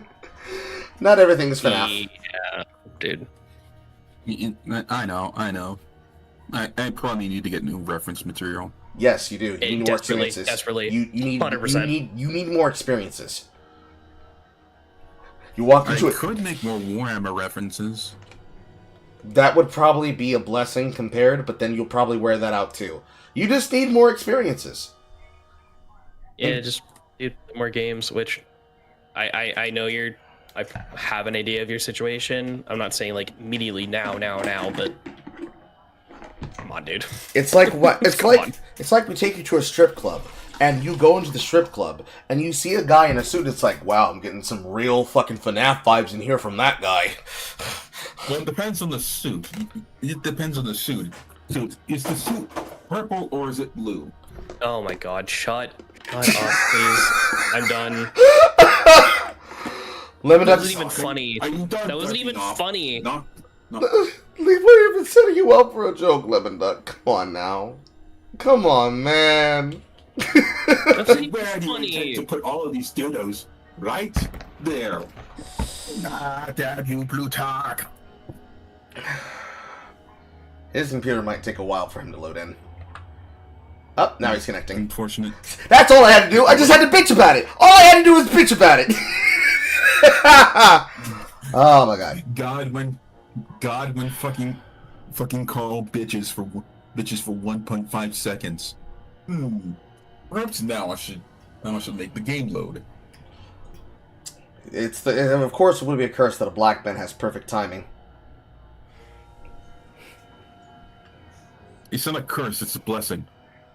Oh, that's what I wanted to mention earlier, Carl. When it comes to Alright. What character should I play? play the Whatever Spire character 2, though, speaks to you. What was you trying to tell me? In terms of functionality, the game is basically complete. Uh-huh. The reason why it's still considered early access because mostly it's because of like The art? placeholder art. Yeah. Yeah, I did see that. Feels like everything else in terms of like the backgrounds and like the events are pretty finished. Maybe there's some card art that's probably unfinished. Certainly the timeline was like, literally after my first run, I'm like, what the fuck is an epoch? Oh, okay. Yeah, no, I was like confused too. I was like, Do oh. I play the robot? Yes, you can play the The robot. robot is cool. You can play whatever character speaks to you. WX78. But yeah, I feel like my feeling with the game is that it's basically it's kind of like the way that they talked about Dragon's Dogma not being a feature-complete game because he had to put so much content on the cutting room floor, and that Dragon Dogma 2, before you get into the expletive deleted side of the game, is basically an expanded Dragon's Dogma. It feels a little bit like that at the first, but when you then have like all the cards that aren't there that would have been there in the first game, it's maybe they have been updated and they've been changed.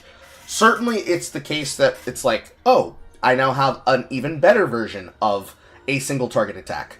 Because the first archetype that I won with for the Ironclad was a strength stacking build utilizing Rupture, and I just couldn't find a fucking self-targeting, self-hurting spell for the life of me. And then I was able to actually get into the Crimson Cloak, and I think the single-target attack multi-target attack that deals damage to you. And then I was actually off to the wacky races with my damage, because of the fact that that archetype just basically was completely different, because the way that you would have done it in Slay Spire 1 is completely different in Slay Spire 2. Maybe there is a breakthrough or a power form, whatever the doubling strength effect is that would normally exhaust if it's not upgraded, and then with upgraded it just doubles. Maybe that effect is there or not, I don't know. But the cards that are there, they're definitely different. Like Crimson Cloak is different. Taking 1 damage to give yourself a shield for the purposes of activating spell effects that work with that new zero-cost attack that then allows you to draw if you've dealt damage to yourself on that turn, and the spell's being worded as it must be a self-inflicted attack, not damage dealt by an enemy before you take attacks on your turn. That is unique and different. Definitely special and unique and different. For what I also saw, they reworked what's her name, the Silent, a little bit. Yeah, I felt that. I liked that I had a blur build going that could have been a good poison, but I ended up getting choked out on the test subject. If he didn't have 3 phases, and I didn't end up not having just a little not enough block, I probably could have been able to chase him down over time, but I didn't have enough poison to get going to burst him, to the point that I didn't have to constantly take damage after damage after damage. I didn't even take that many hits that would have lost me max HP, but it's just, I didn't have enough. And because I didn't have enough of the archetype, as soon as I lost that run, all the other poison shit for the archetype actually unlocked. So it's like, god damn it! Yeah. Oh. They also gave her the new Sly mechanic. I don't know if you saw What's this that. name right here? What's this? Is that chat? I saw the Sly shit. It's basically a form of discard power. It needs to be discarded in order for the effect to activate for free. There was... Okay, I'm ready. I'll be joining. Okay. I'm pressing go. Wait, what? Lemon Duck, the world begins once you enter the world. Oh. Okay, Blood Wolf, pick your character, go quickly. We're losing time now. So, yeah, I did notice that with the Ironclad had a character design that he had a spell card. And that's, well, no, it was a spell card. It was a power card, actually. It was a power card that when you have a spell in your hand, it activated a random attack card for free without cost. Rampage, that's what it's called. 2 cost Rampage, upgraded becomes a 1 cost. Basically, if you have a bunch of high-costing spells in your hand that you can't cast, it is a way for you to cycle those spells and get off damage that you otherwise would not have been able to get off. That archetype, very strong, very powerful to me, because it doesn't basically ask you to potentially get butt-fucked by not having the ability to actually cast with the shit available to you. For what it's worth, that is definitely a different spell, but that falls in the category of things that I like, because it allows you to think of different ways to play the character. Like, there are some basic, guaranteed Jorb strategies that you can think of, that all of the people, like the other Prime, Jorbs, maybe fucking, I don't know, Dr. Spectre / Belatra University and Raffle would tell you is, like, the higher guaranteed ability to win and play. But for my purposes, it's very much the case that I just found it to be more convenient, because instead of putting me in a position where it's like, well, I didn't find enough strength shit, so I don't get to win, I automatically lose, ha ha ha, it is instead the case that you are looking at more fun, interesting ways of interacting with the content that allows you to actually experience real diversity of choice and thought without you necessarily losing the interim opportunities. So I tried to just start off with deck power. I needed to find draw power for the first build. My first runs didn't go successfully because I couldn't find a battle trance to save my life at first. Then once I found a battle trance and then found another battle trance... How did you get that weapon? This isn't a weapon, it's a pickaxe. I made it. How did you get the pickaxe, though? Inside of your thing, there is a little handle that looks like a revolving void covered by hands. That's your crafting window on the left. Open that up, go to tools, and then look at the tools that you currently are able to make with basic materials. It was the case that when I was trying to go through, I couldn't find any draw power worth a damn, and I also couldn't find any block power. Because that's the number one problem I have with Ironclad from the start.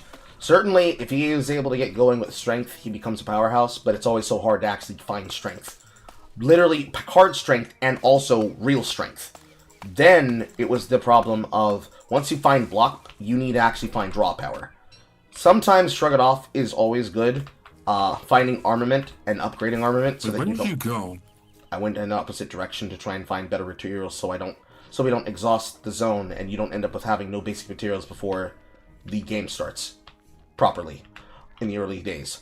I tried to go and find the draw power so that I could be able to have the ability to cycle the deck, because I value getting draw power over getting general power, because if I can't cycle the deck, I'm going to die, because I can't get to my power cards faster. So once I was able to do that, it was pretty much just finding the actual pieces to make a deck function. There was a card called Pummel. Every time you use an attack, it lowered the cost of the attack. Very similar to an attack that also was possessed by the other one, but for the Signet, it was based on skills.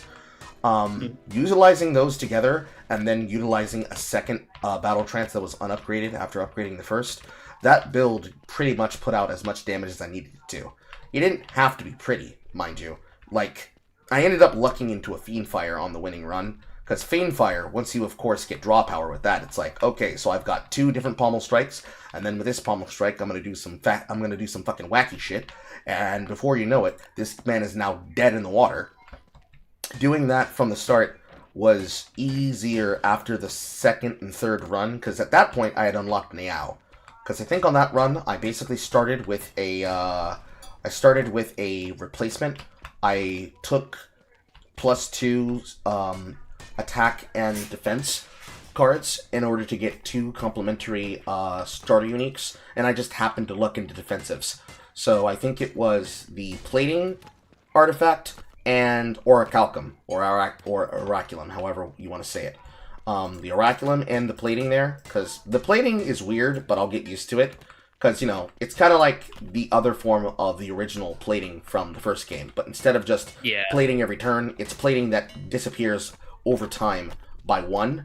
That additional +6 and then the floating 4 basically gave me early coverage that once I got an anchor later in the run, it just meant that I was able to defend against the small little chip damage that I'd be taking over time. And then once I had that out of the way, it was pretty much a question of pretty much figuring out what else could be done with the build. Finding strength, finding access to the card that I needed to activate the effect, which was where I ended up lucking into the cloak, and then lucking into the multi-hit, and then just creating and adding more cards from there. Because with the draw power, I think Is I had... that a mole? Yes, it's probably a mole. After I had the draw power, and I was actually able to start doing damage, everything else just pretty much became simple from there. Wasn't really stressful all that much. Maybe I got lucky with the enemies I got, because Lord knows I can't remember what they are. You could probably look back at the VOD and just see what I did at the run, because I know I did a dissertation after I was done. Because there's a new end game guy there. Some kind of architect or archivist. Won the run. He killed me the same way the heart would have killed us, or yeah, the heart or whatever at the top would have killed us. And I did a recap of basically what I experienced in the run and what I did from choice to choice. I think the run took almost about nearly an hour. In terms of decisions, I felt like I was making smart decisions. I didn't feel like I was really putting myself in a position where I couldn't make smart decisions. But, you know, it's like I could have done something differently. I could have gone down different lines. I could have experienced more random events. But I felt that it was very simple enough that I didn't actually have to do that. So I just went with my gut, and whatever was in my gut at the time was smart. I feel that's really the course that I took there in that content. Otherwise, I don't really feel like it was all that bad or all that different. But What? if I could have made any different choices, I would have made them only to, like, see more events. I know I explicitly took the ending of a couple events. I know I got an event that offered me a choice between resisting a spirit entering my body and taking -9 damage and getting the ability to remove a card, or getting a free heal, as well as getting access to a card of Metamorphosis. And Metamorphosis, as you already know, or if you don't, that's the card that gives you the 3 free attacks. I upgraded it, got 5 free attacks, and I didn't have to add any extra cards there. And then once I already had the draw power, using a non-upgraded armament, I think I had an upgraded or a non-upgraded. My brain is telling me non-upgraded. But once I had the upgraded armament, or rather, the upgraded battle trance, and then an unupgraded battle trance, and then the upgraded other shit, nothing could kill me at that point. At least not fast enough for it to matter. If I could survive the damage, I could burst in between rounds. If I could get to a campfire, I could survive long enough to give myself the breathing room to survive and kill the target before it could kill me, kill the elites before they could be able to kill me. And really, I think a lot of it was just on the fact of the battle trance, as well as the pommel strikes I was taking, and the access to fiend fire. I do know that there was a potion that I got that was not only the effect of entrench, but it was triple. There was a potion that gave me triple the damage on an attack, and I had to actually do some number calculation, because there was an elite or a boss that I was fighting that went aerial and reduced 50% of my damage, and I had to actually calculate how much damage Fiendfire would have done, and I did just 2 points above the number that it would have had, because I'm like, no, I'm not letting you get your turn off. You're dying today. Yeah. I mean, as far as it goes, it's Slay the Spire, but it's expanded. Can't say that I wanted more than that. Can't say I went on less than that. Exactly. Hey, Carl? Yes. I have, like, dinner on the table, so I might need to, like, go. Okay. I'll be right back. That's so. But I have to leave the server. Okay. See ya. Thanks for showing your I'll be right penis. back if you guys are still playing the game. Okay, Lemon Duck. Thank you for showing your penis.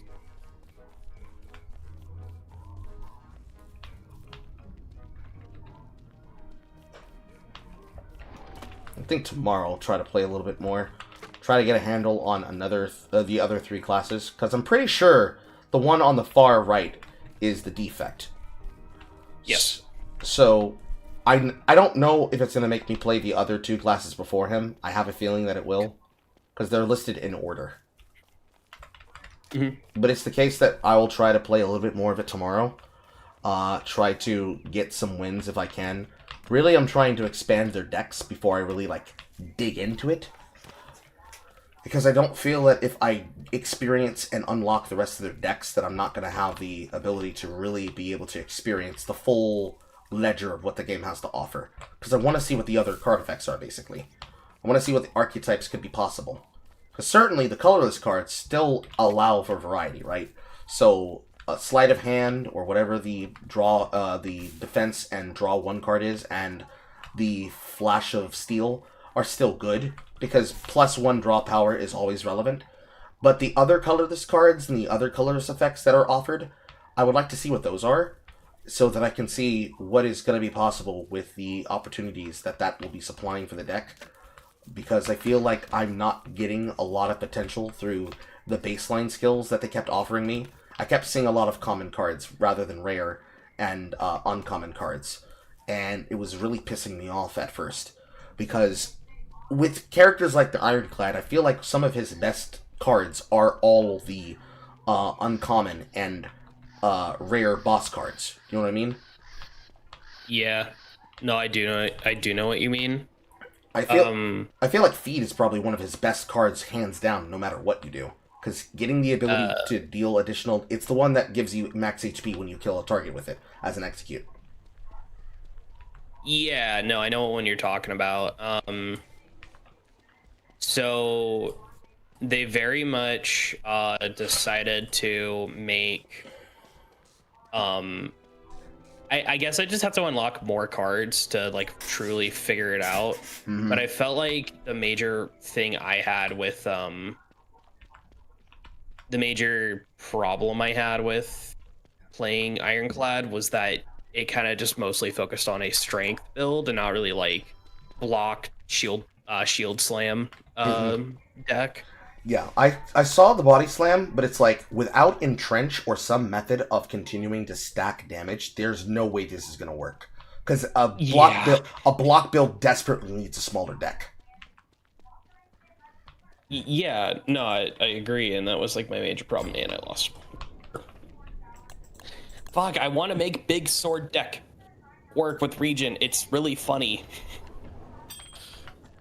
Sorry, I know I'm kind of spoiling it, but I don't know if you care as much. I know a little bit about... are you talking about the additional sword attack? The Perfected Strike builds? No, so the Regent has two main mechanics it relies on. Also, it is 5. I was wrong about 6. 5 classes in the game. So the Regent has 2 builds, and it's based on his 2 different resources, or rather, like, a different resource that he exclusively has. And the one I'm trying to do is called the Sovereign Blade, and it's essentially a colorless card that you get when you use the mechanic called Forge, which adds more damage to the sword. Over and over, like, that's how it kind of works. And it's not innate, it's the retrain, I think is the keyword it uses. Where it always remains in your hand until you use it. And the cards that forge it add more and more damage, and then there's some powers that can enhance it. Like, one of them is Forge 10, so it already adds 10 damage, and then it can attack every enemy. Or there's one that increases the sword's cost, because it's a 2 cost card when it's in your hand. Increase its cost, and then it can hit multiple times on the same enemy. So you can kind of see where the combo kind of goes. Okay. You get that power to make it hit all, get the power that hits it multiple times, and then your deck would constantly forge this blade to do more and more damage. The other one is the Divine Right mechanic, or rather the Stardust mechanic. And essentially, there's a bunch of cards that are really cheap, but they require another additional resource that you will generate throughout playing. And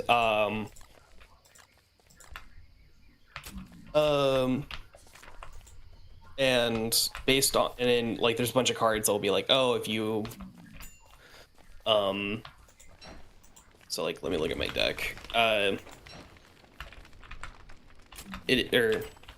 They're called stars, and it's like a thing next to it. So like one of the cards I have is called a falling star.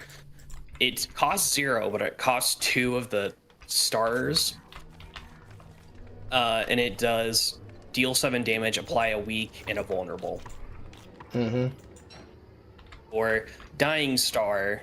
This is one based on a card I got from transforming a strike in a defend.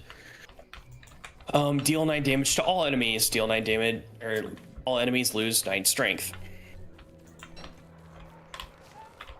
Essentially, it's just more resource, because the thing with the region is that he's a Star King who wants to just own everything. He's like, it's like his divine right to own everything. That makes sense. Is it a retaining deck, or is it a constant quick play deck? I guess like a quick play deck rather than a retain deck. The big sword deck is the retaining side. I see.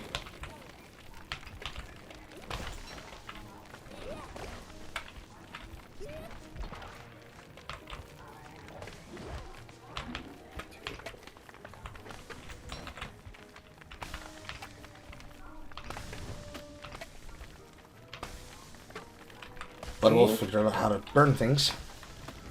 Unfortunately, he's making a forest fire. Oh. Here I come to save the branches.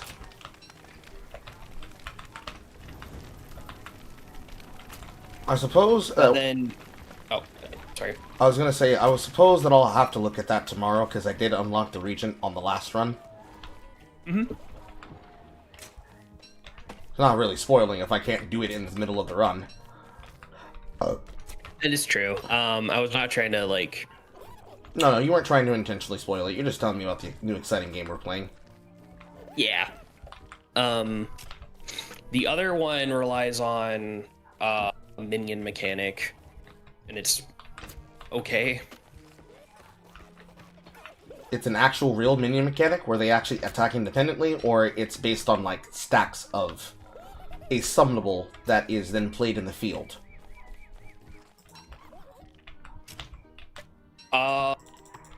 It's kind of hard to explain now that I think about it. Essentially, it's the guy will start off with the minion every combat, and it starts at 1 HP. There are cards that allow the said minion to attack based on like its current HP, and then there are cards that will increase its max HP. Okay. Then if you would be able to be taken damage, the minion takes damage for you, and then whatever is left, you take the difference. Okay. It's rather strange. I don't know. It sounds like a minion mitigation build. So basically, the minion is going to absorb pre-hit, pre-mitigation damage for you, and then slide the damage else, or you're sliding something else in its place. However it works, it is basically making a minion either deal damage for you or take damage for you, and then you're able to reduce whatever that mitigated cost is and continue attacking as normal, so that you don't have to be so concerned about counterattack. It sounds like an interesting idea. It's just a question of getting my hands on it once I have the time to. Yeah, you just gonna, I guess, play through it? I don't know how else to say it. Oh god, I hate these. I also hate the new slippery mechanic some enemies get. I don't like it either. A lot of it is gay as shit. Being able to reduce the amount of damage they're taking, or be given an effect that denies them taking damage. It is meant to be punished by multi-hit cards, but those multi-hit cards are probably going to be weak, regardless of how you set them up. Mm-hmm. Well, it just makes, like, all of your, like, big damage do nothing. Mm-hmm. There are ways around it, but it's like, if I never find the thing in order to keep myself alive to do said thing, then how do I do my job? Ruin my fun game? Why ruin my fun? But of course, that's like the big ask at the end of the day, I suppose. It's like, you have to figure out how to make the build work, but also you're asking me to do a lot of heavy lifting to essentially make it better and or more fun for myself, which is then asking me to turn around and just ignore the fact that you're doing this to me against my will in ways that doesn't feel fair or fun, because fun's relative. I certainly hate being a Debbie Downer, but it's like, what the fuck do you guys want me to do here? What other choice do I fucking have? Mm-hmm.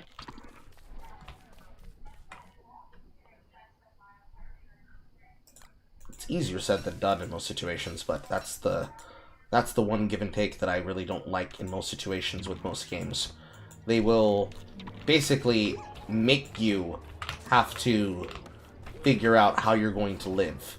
And if you can't figure it out fast enough, I guess you don't get to play. But because I feel like, for my opinion, this is my opinion, you don't have to agree with it if you don't agree. But in my opinion, Slay the Spire happens to be one of the more medium, hard level games out there in the marketplace. Because it is very much a game that once you have a win more condition that you have somehow created getting to the damage that you want and the build that you want, it can be, quote, lol, simple, basic, simplified. But in a lot of cases, I find that's not really the situation that the game really provides for you with the opportunity it makes with half of the content it has available. Because getting to the build is half the job. But, like, getting through Act 1 is not the same as getting through Act 2. And I feel like they spiked the difficulty slightly between Acts 1 and Acts 2 and Acts 3. And I don't know if it's just me, or the fact that they felt like that had an unfair or unrealistic or unscrupulous level of category difference being held on the margin. Because what I'm basically saying is that the game felt really hard in the mid-game, out of nowhere. Almost. Yeah. As I'm taking free damage for nothing. I felt like half of the enemies that I was fighting and facing inside of the inner city was just like, yeah, I'm just gonna take a swing for you for 17 out of nowhere. Especially one particular enemy. It's like, hey, buddy, I'm gonna steal your card and do 14 damage to your head. Can you not kill me in 5 turns? I'm taking your best card and leaving. Bye. Enemy, yeah, no, dude, that is annoying. Because also, if you have like a small like multi-hit deck or a small like damage, but like it's damage built over time of type deck, it just does nothing. Like, you know what I mean? Mm-hmm. Like they're gonna take your card. You can't do anything about it. It's annoying. Yeah, I faced him with both the Ironclad and then faced him with the Silent.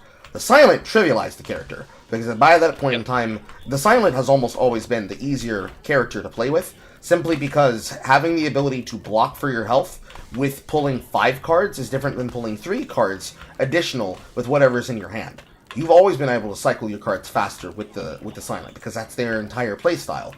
But when it came to dealing with everything else they had to offer, I always felt like the Ironclad was always far behind them, because he's always burning through his health, and it's like, well, part of the reason you do that is because you're trying to spend your health in order to save your health, and it's like, bro, if I can't heal up within 3 turns compared to the same effect I could probably get if I had the bandage colorless card from the first game in this situation, what the fuck am I supposed to do when you are throwing enemies at me that is dealing more damage than I can deal, and I haven't gotten a single good card deal whatsoever within the last 3 exchanges? Where's my fun? Where am I supposed to have my fun while you're raping me in the ass? And that's like every single fucking combat. Every single combat, dog shit spell. I can't take this, I can't support it. But where am I going to find a better opportunity? Certainly, there are ways to get away with that with, like, in the Slayer 1, you can have a clash deck. If you're able to keep it so that you have little to no defenses, and you play the defenses before you play that, then you can pull into your deck using Battle Trance to potentially find cards, as well as Exhaust or any other deck effect that allows you to trade up, including Ritual and Ritual Plus. That is the case that you're not going to get fucked over like that. You will actually be able to survive, and it won't be sucky. But every single other time, and every other place, opportunity provided, example, nah, actually, we're going to not only rape the opportunity chances you have, we're going to take opportunity chances away from you. And we're going to make you feel like you can't breathe in every encounter, and you're not even out of Act 1 yet. Certainly these bosses and these encounters in Act 1 are a little bit different. You're not getting constantly cacawed at by ritualists, just randomly doing 22 damage to you in a single encounter because, oops, your block cards decided to cycle first before your attack cards. I hope you're lucky. But it definitely feels like you're on an even shorter timer than you already were before. And of course, this is the point I was making earlier, where you feel like the Jorbs connection would have been, okay, I need to balance the amount of shops with my amount of actual card takes, with my amount of fireplaces, and maybe I get lucky and get the Eternal Rest Feather so that I can be able to slide myself into getting free resources anyways, and it not make me want to possibly decapitate a child. But I still feel like I'm being punished for the crime of just existing nearby an opportunity and not being able to take that opportunity in any other circumstance because the game decided that I shouldn't have access to fun. And fun being the powerful cards. I think I got offered Flame Barrier only twice out of the 5 runs I did with the Ironclad, and certainly that's a uncommon card, so it's not like I'm going to come across it all the time, but every other fucking uncommon was a setup. Rupture itself as an uncommon is a setup skill. No power, but still, it's every single uncommon that I kept coming across. Setup skill, power, setup skill, power. How am I going to be able to deal damage with this shit if I can't actually get to the point where I can make it work and last? And certainly that's part of the design of getting the build to function from stable. And part of that really is the opportunities you get from Niao. But I felt really thrown off because some of those powers from the special ones, especially in Act 2, I felt like I couldn't take them. Like, no, this is just bad. I can never take this. This is bad. I can never take this. This is bad. I can never take this. This is okay, and I can get away with taking this. One of the choices that I ended up taking on my winning run was the golden path from that one character that offers you cookies. And it's like, do I turn my run into the ending of Act 4 from Slay the Spire on this position and potentially risk flipping the game, looking for this opportunity from these options? Or do I try to see if I can survive making something easier and better for myself so that I'm not getting punished by the crime of just existing nearby opportunities and choices? Chin scratch, chin scratch, chin scratch. I guess I might do it. It's a new game. I might as well experience the new thing. And I was just lucky enough that I happened to get encounters that I could take at that time, that the golden path turned out being good. Because all of the other choices were dog shit. Like, one of the choices on that run was I can upgrade all of my attacks, and they get an additional effect that reduces their cost and makes them stronger, but now they're eternal, and I can never destroy them, and I can never break them. I could probably exhaust them, but not being able to remove them for the deck and I don't have exhaust power, that's asking for a lot. And True Grit was almost impossible to find in the beginning. Oh my god, I could not find one for my life. And then when I did, it was like, yes, finally, a real block card. And that feels bad. That feels bad having to say a real block card. Because Shrug It Off is a real block card. That's block and draw. Just like Pommel Strike is a real attack card. That's attack damage and the ability to draw 2. Not just drawing the card and attacking with 1, but upgrading and attacking 2, and it's actually viable enough that it works with the, quote, baseline setup of an additional strike build, utilizing Perfected Strike. Because that's just 18 damage without taking any other strike alone. How is that not a good strike build? And yet, here I find myself. This just isn't good. How do I make this function? I feel like I'm being punished just for not having found one of the more broken cycles. Yeah. That's not fair. It's just not fucking fair. It has this like weird it's like a weird Like, okay, so obviously, like, this is a new game and we're all like trying to unlock everything and stuff like that, but it's like I got more, like, one card I got a lot was demon form when I Mm-hmm. played Ironclad. I got like 3 demon forms in a single run. I think I got it I've never done once. that in fucking Yeah. yeah. It's like I feel like the card distribution of like what you get commons and what you get the commons that you get and the rares to, I don't even want to call them legendaries, but you know, the orange cards, Yeah. usually Boss. the bot, like the Yeah. different boss cards. Yeah. Boss rewards. Yeah, like boss rewards. I got more boss rewards and commons than I did uncommons when it came to Ironclad. But when I played the Silent, there was like so many other new mechanics that it was trying to show me, and I'm like, okay, well, like, where's my poison stuff? I want to have like poison. I didn't see any poison. I don't know if she has poison. That's what I was wondering. Like, oh, were they wanting to change that and focus on something else entirely? Maybe. Do I think this game is bad? No. By any means, no. I think this game is a lot of fun. It's currently right now where we're trying to find the fun. Yeah.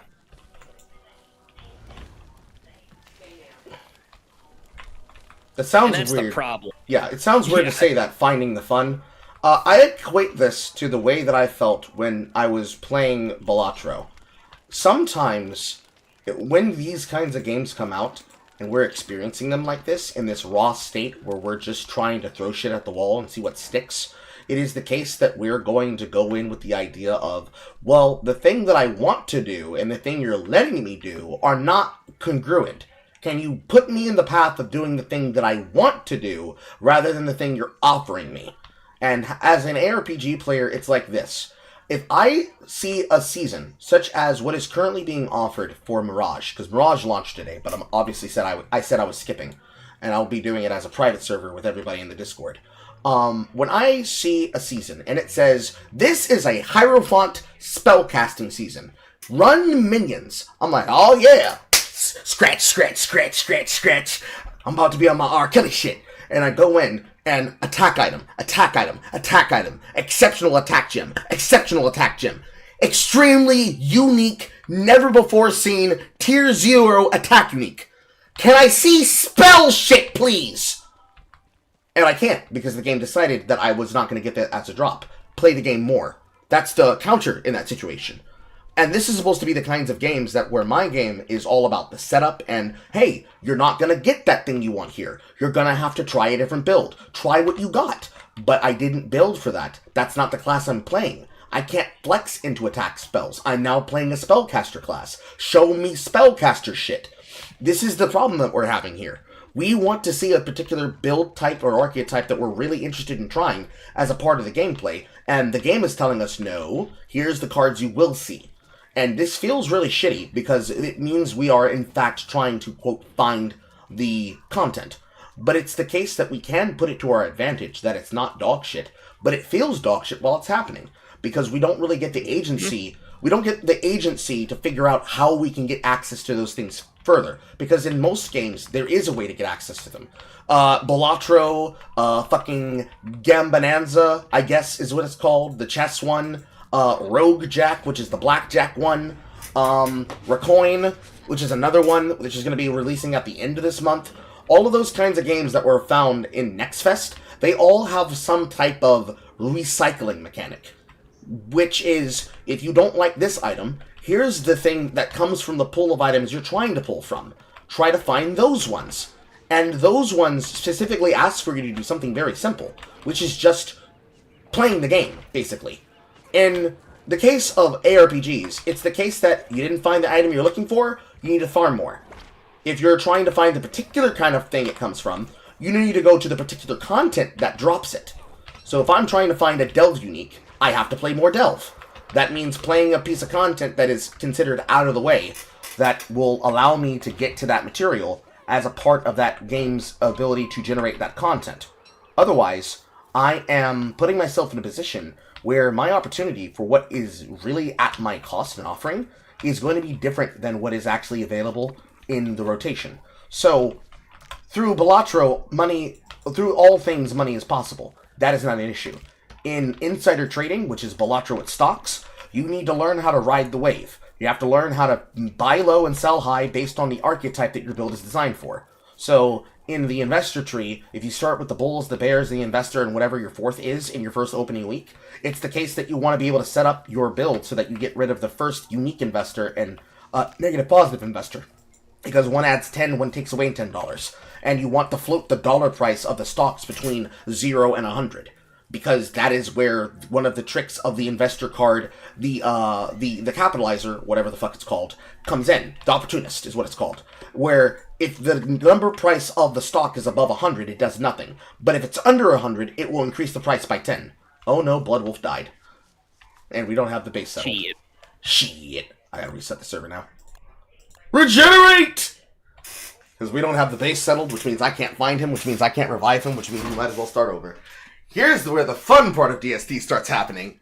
The world generation is about to change. But yeah, the effect of the thing that you're looking for, it will activate under certain conditions and not activate under other conditions. Because in that game, you can't just keep jacking the stack price higher and higher and higher. Because when I showed that game off, basically its game design is based on real stock market trades. If you blow the price to the moon, you start out with $1,000 every single reset phase. If you can't buy stocks, you can't play, which means you automatically lose. So you have to learn how to float the stock price back down.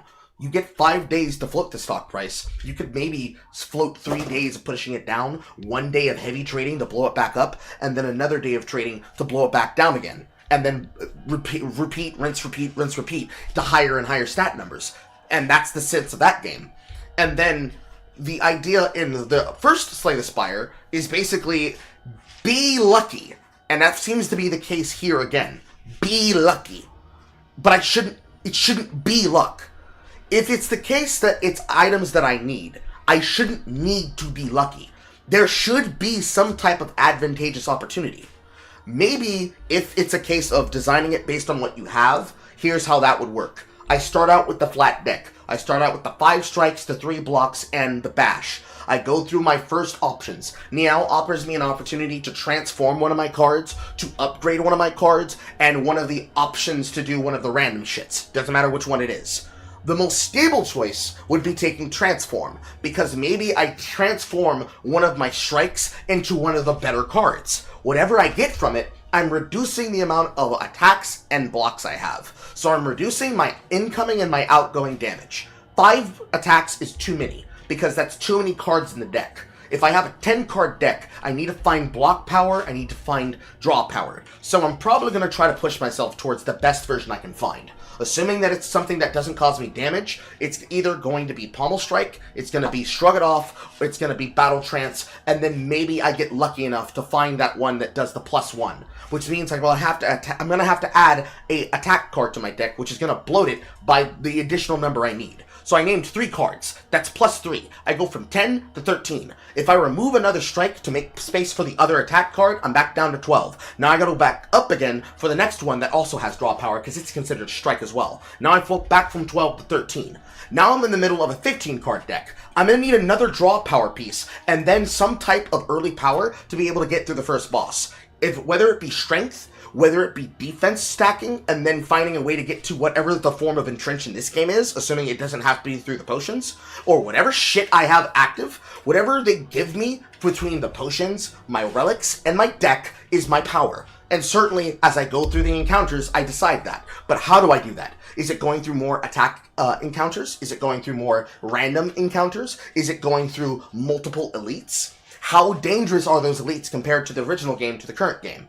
And then so on and so on and so on. It cascades constantly. And it's only going to get harder every time of the run. So when it hits to the break point where now I'm at the level 2 difficulty of the second act, now you're telling me when I get to that thief campaign, if he's my barometer of, oh, I need to kill him within 3 turns or less or my build's weak, what if over 100 runs, 90% of my runs are weak and 10% of them are strong? I have a 10% chance to win at any one time? That doesn't sound right. It should be the case that I could be able to win every time.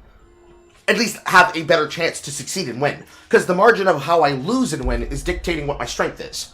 If I'm losing to the point where I'm losing 90% of my encounters, how many of those are close calls and how many of those are, nigga, you're not even gonna make it, just reset. If 50 of them are, nigga, you ain't gonna make it, and the other fucking whatever number in that percentage breaks down to 90 is just a sliver of a hair. It was 2 points, 10 points of damage off from the final hit. That probably improves the margin, and now you have better chances. Maybe it goes from 10% to 35% win rate chance. But the inconsistency of that level of increase and decrease, what's the factor that's causing it?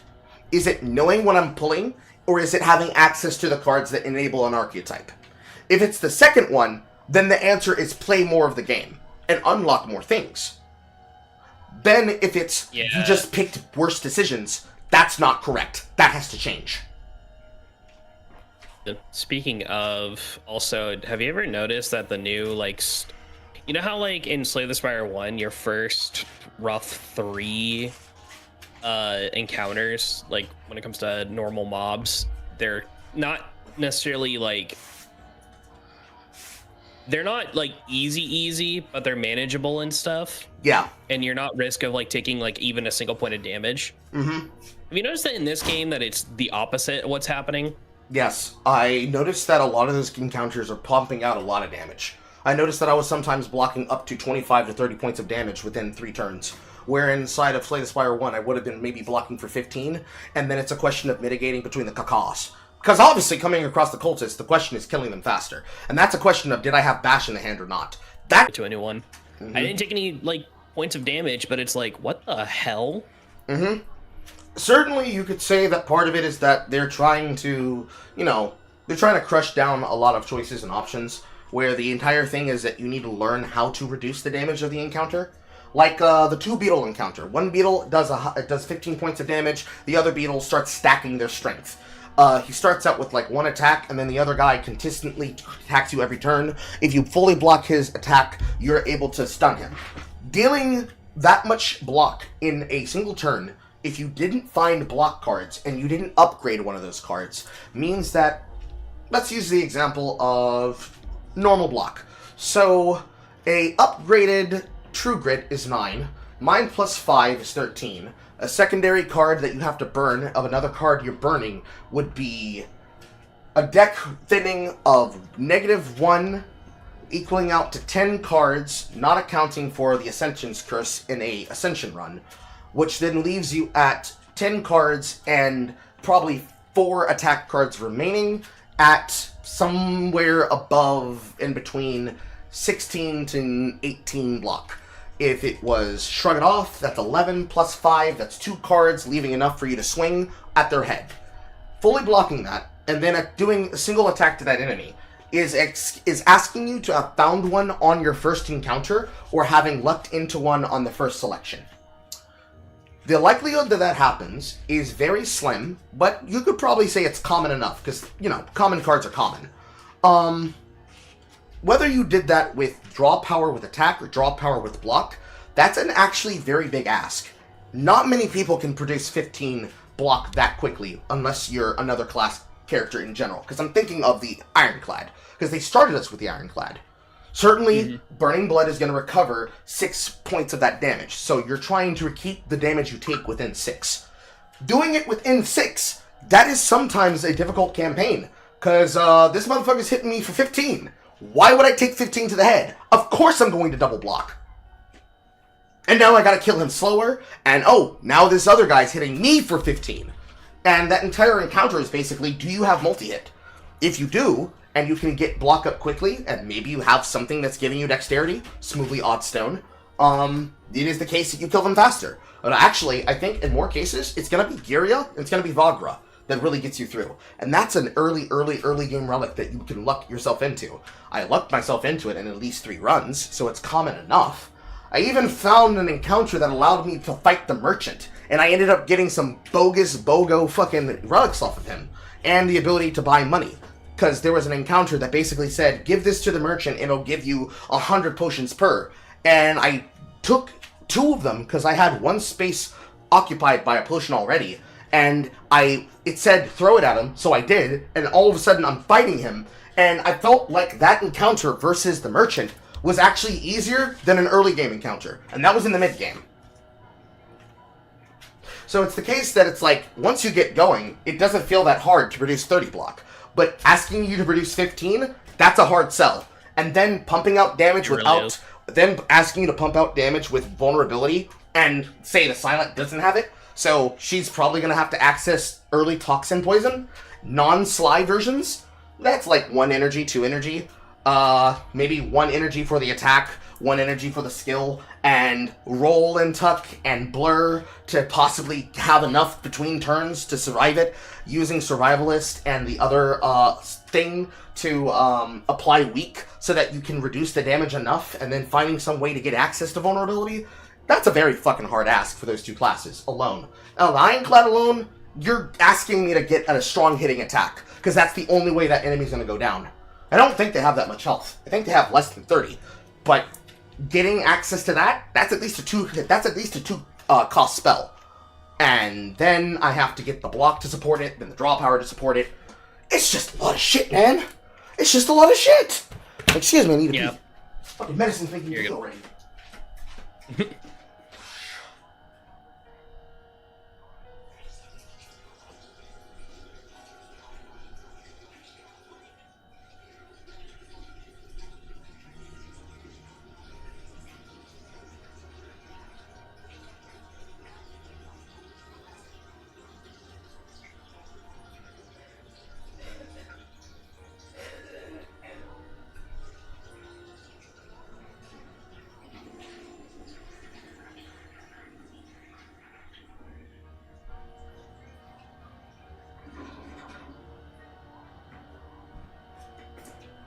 Fucking hell. Okay. Thank you for being patient, Blood Wolf. I will start right now.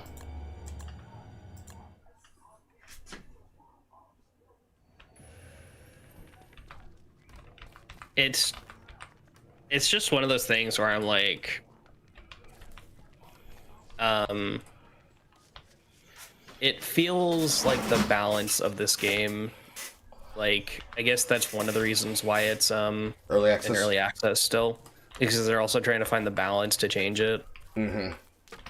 I feel like right now the balance is kind of the word I'm going to use is, that's a word certainly. The word I'm going to use is turbulent. The balance of the game right now is very turbulent. The swing state nature of going from it's so over to oh my god, I'm trivializing the run. There are lots of people that are going to report the trivialization state of the run rather than reporting the I'm actually having a lot of fun time part of the run. So that's like, let's say 1 out of 50 times that you see a clip of somebody saying, lol, look, the streamers are already invalidating the run. How many runs did they have to do to get there? How many failures happened, and how many setup pieces had to be put in place that it was then the case that they were trivializing it? That's really going to give you the answer of what allows that to happen. Because it's basically the exact same pathway of power for every other video game. How many ways, and when we were putting things together, considering all the streamers are farming and starting the servers at the same time in the RPGs, how many of them, assuming the game doesn't already have a solved state already, which that's already enough of its own problem, and that's an entirely separate conversation, but how many of those streamers, upon making predictions about the builds that they're going to league start, how many of them league started those builds, and they actually found themselves succeeding with them early without any additional investment, versus what would have happened if they were doing something very similar to a flow state, where they just kept getting nothing, and then they finally got a big ticket item that they then used to trade themselves into the power that they wanted. More often than not, it is the case that they ended up trading into power, rather than just completely succeeding at invalidating the game very early in day 1, within hour 1 through hour 8, and being a 28-hour campaign runner, to the actual experience of when you're skilled at the game. Because it's the exact same flow state. It's the exact same as watching a video from Raffle, whether it be on his Raffle Light channel or his Raffle Heavy channel. Because obviously Raffle Heavy is what you're thinking of, like, it doesn't need to be infinite, it just needs to clear. That is a different conversation than I want to see a beautiful machine in motion without touching anything at all, which is what we're asking for. I want to see the beautiful engine. I want to see the game within the game. Because we know what the game within the game looks like, because we played the last game. And right now, we don't see that. When we get to where it shows us the game within a game, is it going to look like what we expect it to look like? or is it going to look entirely different? And if it looks entirely different, how much different is it going to look, and how much more effort is it going to take to produce that? Which is the same question you're asking in an RPG setting. Like, this is a build that requires you to put in X amount of numbers, and you're going to see a return that looks like this, or this, or this, and then when you see those returns on your deficit, it's going to be to this much or this much, and whatever else happens on the back end is going to be what you have to basically give up to the god of ecumenical politics. So if it's the case that 3 hours of playing the game unlocks enough cards that you can stably win with the Ironclad, and in those 3 hours, you might be able to luck yourself into a build that uses self-damaging strength builds 50% of the time, and then defense stacking block builds another 50% of the time, and you have a 35% chance of winning if you succeed at finding those pieces, and if you don't succeed at finding those pieces by the middle of Act 2, your chances of win go from 35% to 1%. After the 3 hours of setup, should I be willing to take losses no matter what I do to succeed and win, how much more setup effort is going to be necessary to get there? Because if the 3 hours is, this is the mandatory setup, now you can play the game, how difficult is that going to be when I finally get my hands on them? If it's the case that it's very difficult, I feel like I've been cheated and lied to. If it's not very difficult, and it's just a matter of opinion, then we're splitting hairs mostly.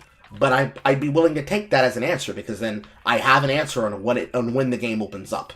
Otherwise, it's the case that we're playing builds that are incomplete and unfinished, and we have to take a mandatory 10 losses before we see one win.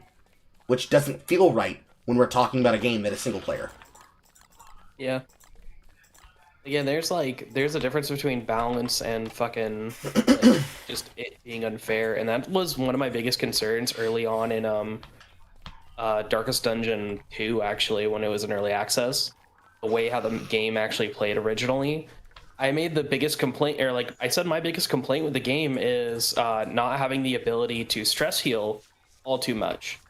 Like, there's very little ways of stress healing, and I think it should, like, there should be more added bonuses to it, or like not added bonuses, but more ways for it, because it just doesn't feel right. And that suggestion just gets shot down. Like, my brother in Christ, this is a fucking single player game. There's like, it's difficult and it's fun, and then there's difficult and fucking bullshit. Yeah. That's how it was, and that's why I'm like, I'm gonna wait until like they balance it out, because I just didn't really like it. Mm-hmm. Because this is exactly the problem in Darkest Dungeon 2. They lock the character skills, and they don't lock them the way they did them in Darkest Dungeon 1. They make you go through 5 shrines of reflection to get the full kit, so you can learn the character's story. And then in between, some of those shrines happen to be mini-games that are puzzles, where you have to figure out the correct choices that emulate the story that is the passion play, that is the character's experience, that leads them to the story that they're currently on. That is a very big ask that you're asking the player to do with absolutely no way to get from point A to point B. Because the solution of point A to point B is that I am playing this character, and I am getting the minimal requirement necessary to survive. If I cannot get the minimum necessary requirement to survive, then it is the case that I'm going to lose every run. But then after that run, the guarantee that makes it better is that I'm then making those inherent skills and the basic class stronger inside of the Altar of Hope, they call it. And then inside the Altar of Hope, when I make that trade-off, it is the case that my next run could be a fault. It could be a slam, or it could be dog shit. But if I start with this particular character and these particular choices, it is the case that it won't be a slam, and I won't get butt fucked. But if I do this, and this, and this, and this, exactly as it is, it will be a butt fuck, and I'll be very sad on the inside. And that's the case with almost every single character. Not even accounting for the DLC that features the guardsman that brings back Renault. Wait, they added him back? Yes, he is back in the DLC. He wasn't in the base game, but they added him in the DLC, and you have to unlock him. I'm fine with that, that's fine. Yeah, like, doing the overhaul quest to get him is fine, because at that point in the game, all the characters are already set up.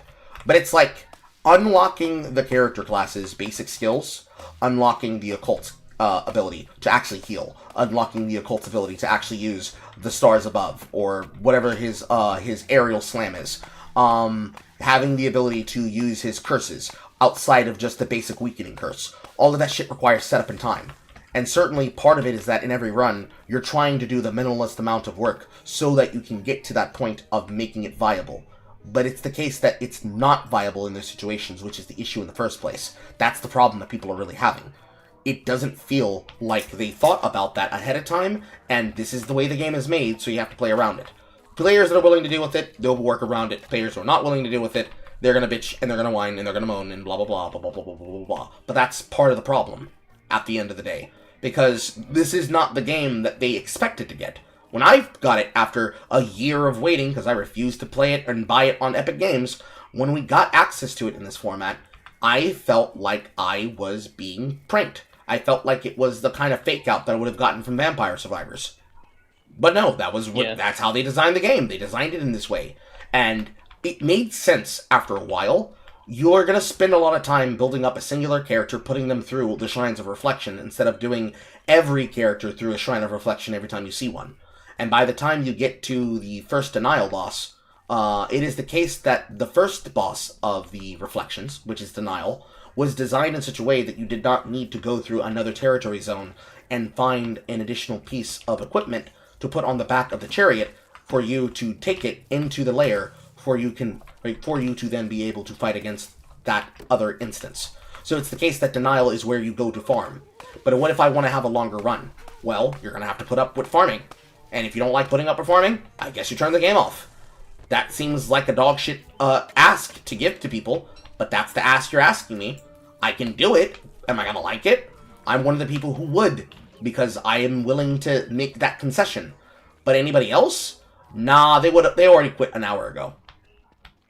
So putting up with it is a question that is in search of an answer. In most cases, the answer is, nigga, I don't know. And I don't say that to debate a spectacle, but no, the answer is, nigga, I don't know.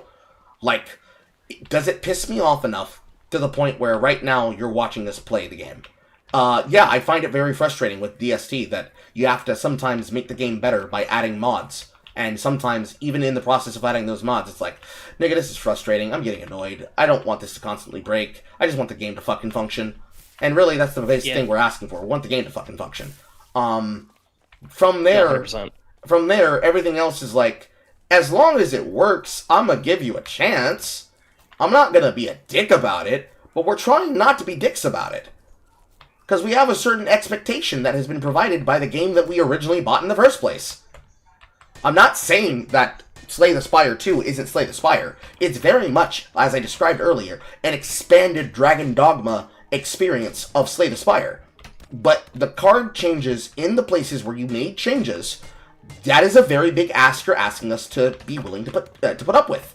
And it is the case, in my opinion, that I am willing to put up with it, but other people probably won't. They probably won't. Yep. And if that's too hard a concession for some people to understand and accept, well, those people are gay. They suck penises. They're gay, lame. Yeah, they're gay and they're lame and they suck penises, and their opinions are almost little to not to moot to me. And it's not because I think that they don't deserve the right to have an opinion. It's the case that I feel like the way that they want us to go about feeling about this thing that is happening is making it way too eccentric. And in the eccentricity of the game's design, asking me to give it a chance, it is the case where I might say no, actually I'm not going to give you a chance. Because you guys should have worked this shit out that it was better than this in the early start. Certainly that's a question that a lot of people are basically saying about Marathon, but the case of Marathon is that it's an actually poorly made game, obviously. Like, the clip that I covered from the broadcast, why is it that Ninja is waiting for almost like 15 seconds? I don't care about him not healing up fully on a battery in between an encounter where he just fought another player. It is the case that if he was not forced to menu for as long as he did, he would have probably already gotten all the shit he needed off their body and loot. Because he clearly was not doing the unk slop gaming of Smash JT. He knows what he's looking for. He knows how to read his menu, even if that menu is dog shit compared to Arc Raiders and compared to every other extraction shooter. He knows how to read his menus. He knows how to read his items. He's trying to get to the item quickly, and he is dying to an NPC because he's stuck in the menu. Does it need to be designed that way? No. Why is it designed that way? Vibes. And I'm sorry, vibes is not a good answer. It's just not. Yeah, it's not. With Slay the Spire, we're talking about a card game. But I don't know about you, but I own a lot of card games from Steam. In fact, you could say that the Unkslop gaming of Steam is you go to the roguelike deck builder section, and you just look at all of the abandonware, vaporware, and fucking freeware that is there, and you just sigh. Because that's exactly what they have to offer in the majority of the player base for the people who are trying to play the game as normal. That is what they consider to be the standard for the marketplace. And there's a lot of shit that's in there, just as much as there is for the idle games. And I am of the opinion that no, I should be able to ask for something a little bit more diverse and a little bit more deserving of my time, as should anyone, with the content that is available there from the purchase, from what is potentially of offering for us to experience. It should be the case that it should be made better, and it should be made right. Because if it can't be made better, then it is the case that it needs to go back to the drawing board. Because I can only put up with a loop for so often. There's only so much time in the day, which is ironic because I get to play from home. And I'm privileged in that way. And I will never stop being grateful for the fact that I can be privileged in that way. But that is a privilege that the rest of us do not have.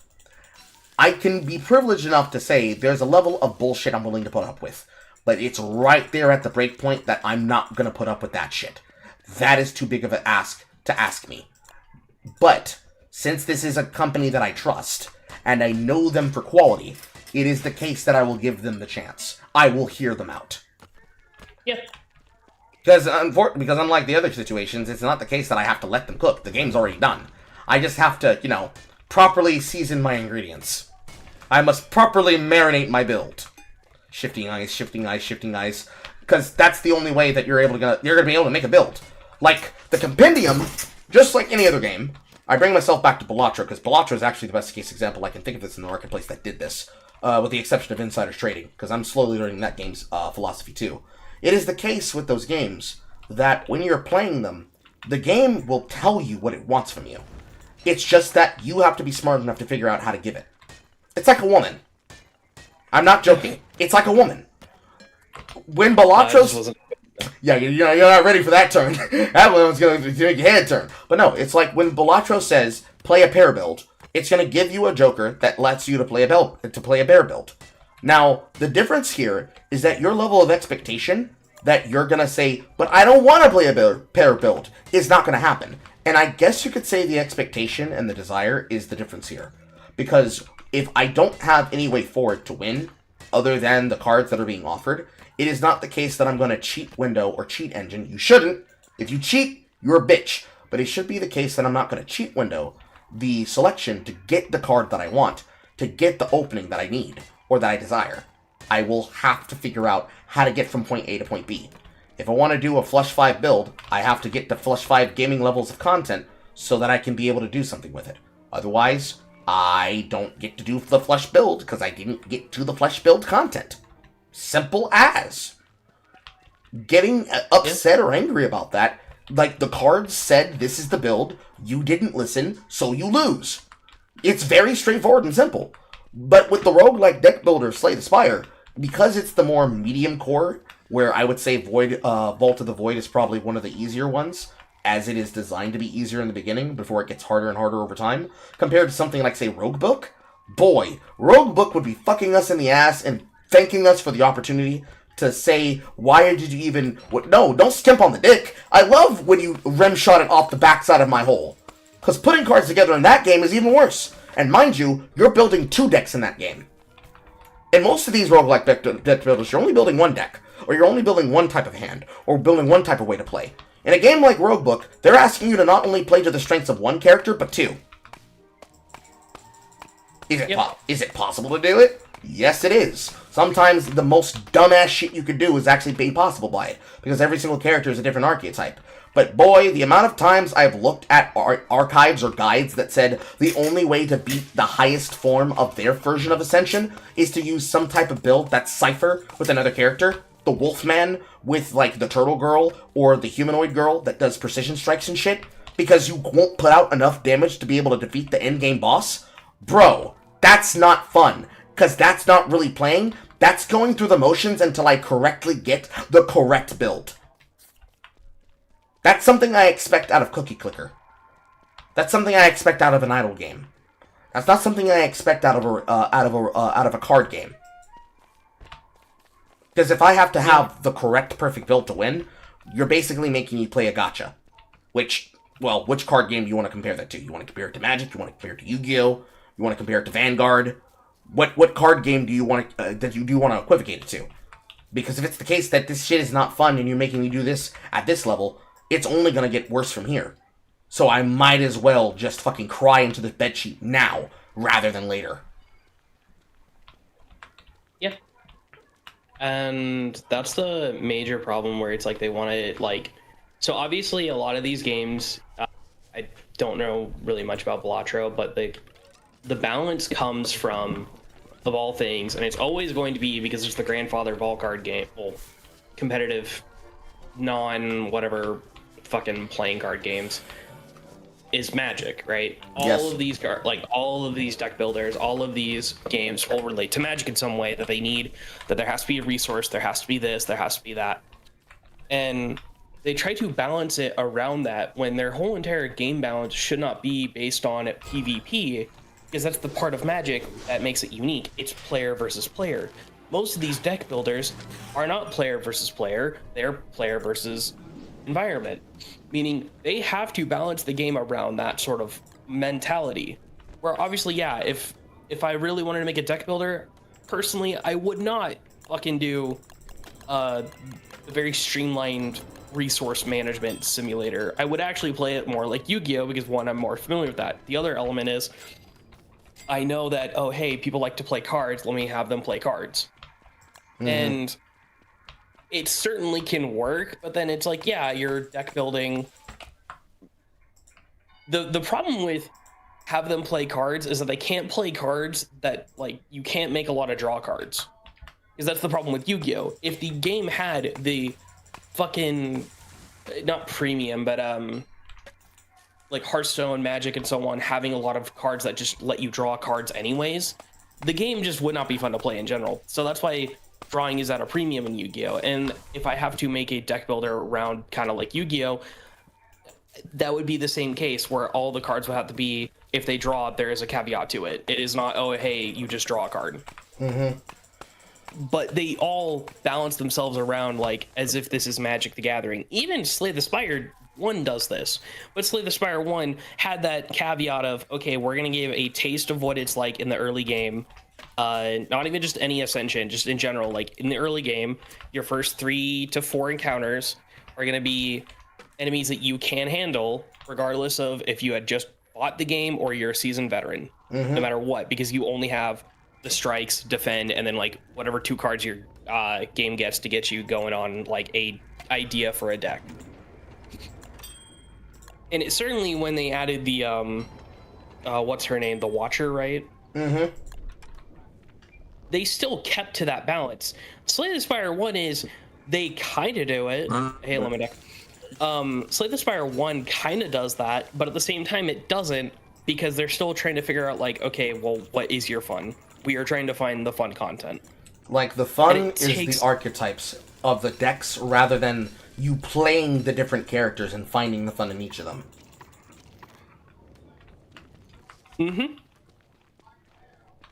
Do you like ramping your health until you are able to stab everything to death? Play the Ironclad. Do you like being able to shift forms constantly? Play the Watcher. Do you like shifting forms, but you're not actually shifting your form, you're shifting the resource cost that you're burning from? Play the Defect. Do you like being able to just constantly chew through defenses like nobody's business while ignoring hitting the enemy in the first place and actually having a better time stacking block than the attack-based character? Play the Silent. Do you like to play one of the mods, Play a mod that has our game being better balanced than we do in our baseline experience. I cry. I cry on the inside. Yeah. It's a lot of shit to ask people to do in that way, because you're asking them to commit time of learning how the game's played. That's the real caveat here. That's the real consequence here. You're asking me not only to give you my precious, precious time to play the video game, but you're also asking for my precious, precious time of my attention span while playing the video game, while you bullshit around with my sense of idealization of fun, and you ask me to say, yep, this is definitely a piece of shit, but I'm chewing it like it's bubblegum. Delicious, delicious caca. Yes. It's because, like, in Slay the Spire 1, you could say that that baseline that you just described is the, here's your buffer to figure out a build. You have until this long to get it straight, and if you don't, well, you're gonna get fucked in the ass anyways. It is the case that that might be the solution. You have 3 to 4 encounters to find a build to start the combo, and if you can't figure out the combo, then you're going to die. But what if I don't figure out the combo? Tough shit! You gotta make do with whatever you gotta make do. That's it. It's the same... Not that hard. Yeah, it's the same shit in all the other card games, but it feels like Slay the Spire is more brutal about how they do it, because they either give you the trigger condition first, or you get the spell that then becomes a part of the loop that starts the trigger condition. So, let's say you get an uncommon windmill, and now you have access to an X-cost card that could combine alongside the pummel skill that I used. Well, now you gotta learn the actual effect of how the game functions.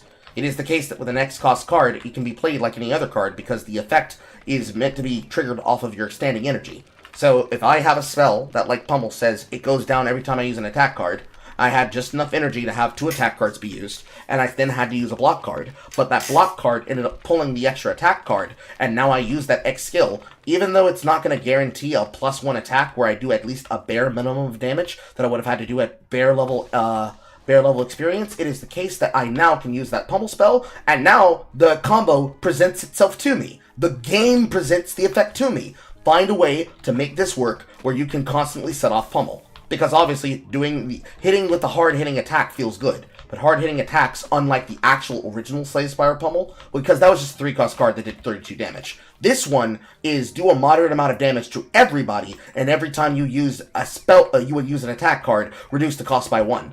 If it's the case that I want to set up the build that I did before, then that's what I have to do. I have to find the draw power to get there.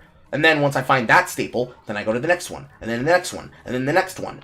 Because it's the case in Slay the Spire that the boss uniques, the boss relics and the boss unique card offerings were what created the actual beginnings of the build.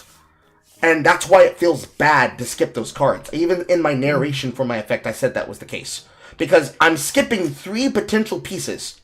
If none of these pieces are what I'm looking for, how niche is the build that I'm trying to build? And that becomes the implication of everything else. Because now, if I'm losing opportunity because I'm choosing to create something that isn't directly a obvious, we tested this, we play tested this, we know it works archetype, what am I actually putting myself in the movement of before I get to the hard solution I'm asking for on the top end to the bottom end? What am I really gonna be suffering through when I really put fire to the furnace and I figure out if this build is actually viable or if I'm fucking retarded or if I'm retarded for even trying to build it? And if it's the case where somebody is watching me play the game and they're like, "Oh, Carl, don't you know you can only do that after 5 runs?" And I'm on run 3, it's like, "Oh, I should just give up now? The game's not winnable, therefore I should already fail?" No, the gamer spirit in me doesn't want to do that. And I would be very highly resistant to someone telling me that the game gets good after 5 runs. But, we say that all the time. The game gets good after 300 hours. Well, if I have the time to play for 300 hours, and you don't, does that mean the game is bad? Or does it mean that the game is good for people like me? Trick question. It means the game is bad. Because now you can't play it because you feel like you can't have the time to get there. And if we were to take the time to get you there, you would feel like you are a burden. Because now your opportunities also are gated behind the 300-hour window. And then you pass it on like the Ringu curse and you give it to the next person.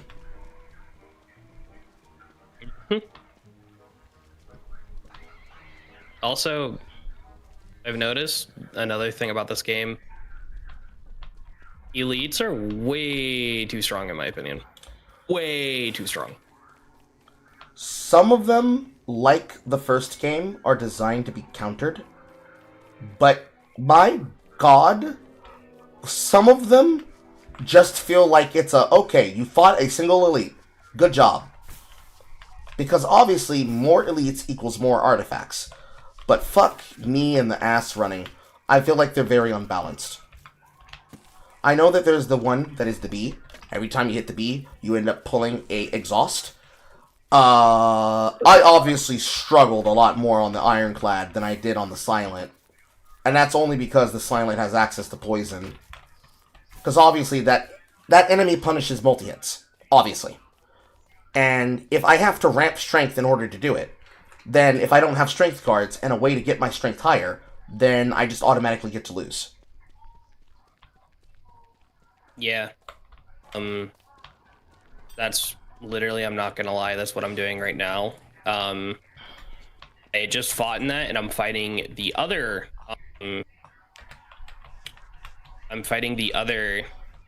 boss that I think is really stupid. It's the Demis Pedal, the multi-bipedal thing.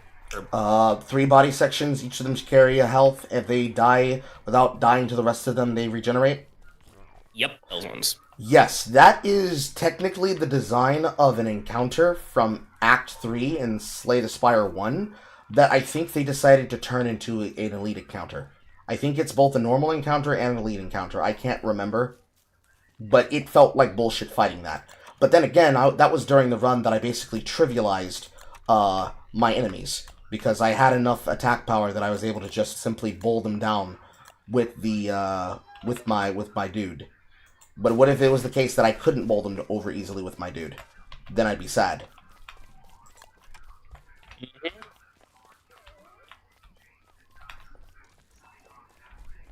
Well, the other problem I'm having is having to defend from all this shit.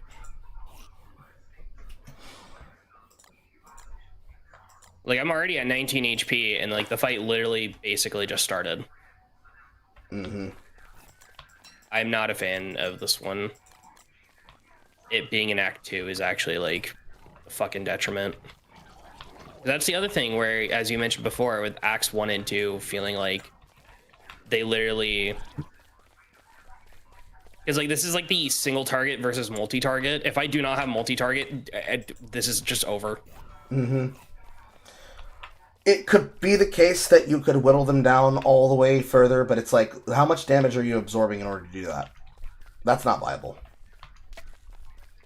That's obviously not a viable choice, because if I have to take that much damage to be whittled down the entire time, and that's what's going to decide my ability to win or lose, I'd rather win, lose, or draw and go next, because obviously there was it's basically the case that obviously there was a opportunity to get multi-hit that I did not take earlier, and now I'm being punished for the fact that I did not take it. But if the opportunity for that multi-hit was not viable, that I could take a single target hit and that was viable, now I have to figure out how do I make the opportunity to find the multi-hit that gets me where I want to go. And that becomes the discussion that you have then. Like, the opportunity cost has to change. Because if it didn't change for this situation, how do I make it change for this situation? And if it's the case that the opportunity cost was actually different in both situations, and I'm just a fucking retard, oh, well, I guess I'm just a fucking retard then, and I'm going to suffer the consequences of having not been smart enough to do it the first time. And then I learn better from there. And that's a loss that you take that teaches you, okay, have this before you get here. And that's like, I guess that's a break-even point. Because now you're talking about percentage. You're talking about percentages on percentages. But it is the case that if it's like, okay, I need to have multi-hit before I get to this point of the run, what are we actually asking for me to do? Within the reason of what is my supposed opposite choice. If the opposite choice is that I need to basically just assume that I'm going to always be punished for the crime of existing, and I'm going to have to make a better build and make a better opportunity, it is probably going to be the case that whatever I could have done differently, I'm going to have to do it differently while also being able to fill in for the differences that are the splitting hairs of this build. So, in the defensive build, if I had gotten Body Slam and I had gotten that one thing that made it that you get double the armor, I forget what it's called, but it's a power. You get the ability to get double the armor that you would have gained on the first activation of armor on your turn. If you get that and an upgraded flame wall, that's 16. Double that. That should be like what? 36? No. 16, 38. 38 defense. And you're opening up with that every 2 turns because your deck is thinned out enough and has enough defenses in it that you're also doing that, and you also happen to have the feedback item, the thorn. It is the case that you're now going to make the splitting hair difference of I'm going to kill the enemy within 3 turns because this enemy has a multi-hit attack, and I'm going to be able to block all of its damage, and it's not going to be able to do a single thing to me while I'm literally blitzing its health every time I have this flame block up. That kind of breaking odd difference is then going to ask you to have a multi-hit attack to deal with enemies that are not attacking you hard in that turn, and a form of block that when you're in between your flame blocks, you're able to continue doing damage since your damage is based on feedback rather than on active DPS. And that's where Body Slam comes in.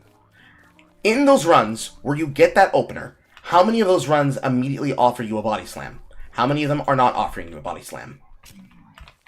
That's the question that you would then ask there. And then again, you're getting into percentages of percentages. But the point that I'm making is like, it should be the case that I'm asking you, pretty please, may I please have the piece of my build that I'm looking for? Because if the thing's common, let it be fucking common and let me have it. I shouldn't feel like I'm playing it. Basically what I'm saying is I shouldn't feel like I'm playing an RPG when I'm literally playing a card game, is what I'm saying.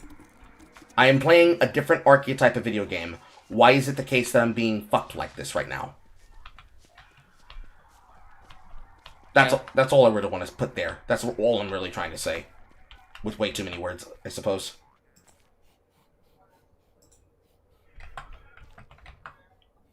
And I died because I got the sand dune worm that you have to in 5 turns unless you play a fucking escape. Fucking Christ. Oh, I saw that enemy. I was able to survive only because I had a lot of draw power. I feel like that boss punishes draw power. Because the escapes start at 1 mana, and then they go up every time you use them. Certainly, one of the draws would be access to mana, the other one would be draw power, and then the other one is actually having intermittent power. So, having enough cards to block, having enough cards to attack, and having enough attack that the attacks matter and stick. Yeah. Oh my god. I just need to unlock everything, but it's just like... I feel like I'm just being punished for, weirdly enough, playing the game. True. So true. So true, King. It feels it. It does. Like, that's the thing. It feels like you just get punished for playing it. Which I know, like, oh, all these big content creators, whatever, Raffle, some other people. I know Raffle from fucking, Hearthstone. from Hearthstone first. I know he went over to, like, Blotro when that came out. Mm-hmm. But he occasionally still plays, Hearthstone every now and then. Mm-hmm. But it's like... Fucking Frost Prime is another guy that I think of when I think of, there. And sometimes Frost wears his political leanings on his sleeve, and especially in his content. Oh, is he just making Trump jokes every single often, or anti-Trump jokes every single often? No, not really like that. Like, so like he was in a video with Rarin, who mostly Hearthstone, but he has done a little bit of other card games. Mm-hmm. Especially Blotro, he likes that one too.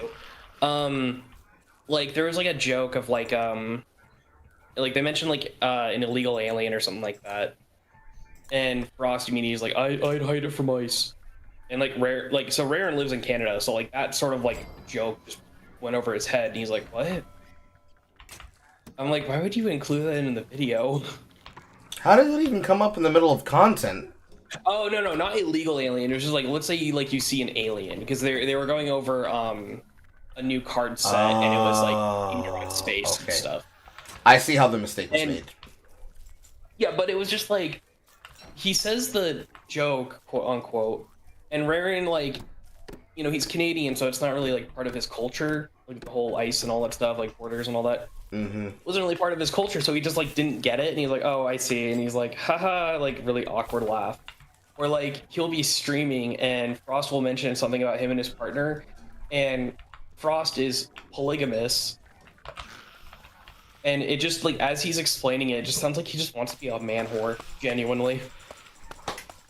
Interesting. But he's like the only big person I know that makes like Slay the Spire content, so it's like really hard. And he came from League. He used to be Magikarp's friend. Oh. I think they're still friends, but like they just don't play games together all too often. It's like, what do you expect? He lives in Cali. True. Many such cases. It's just like, it's so, I don't even know. I'm gonna take a break from Slay right now.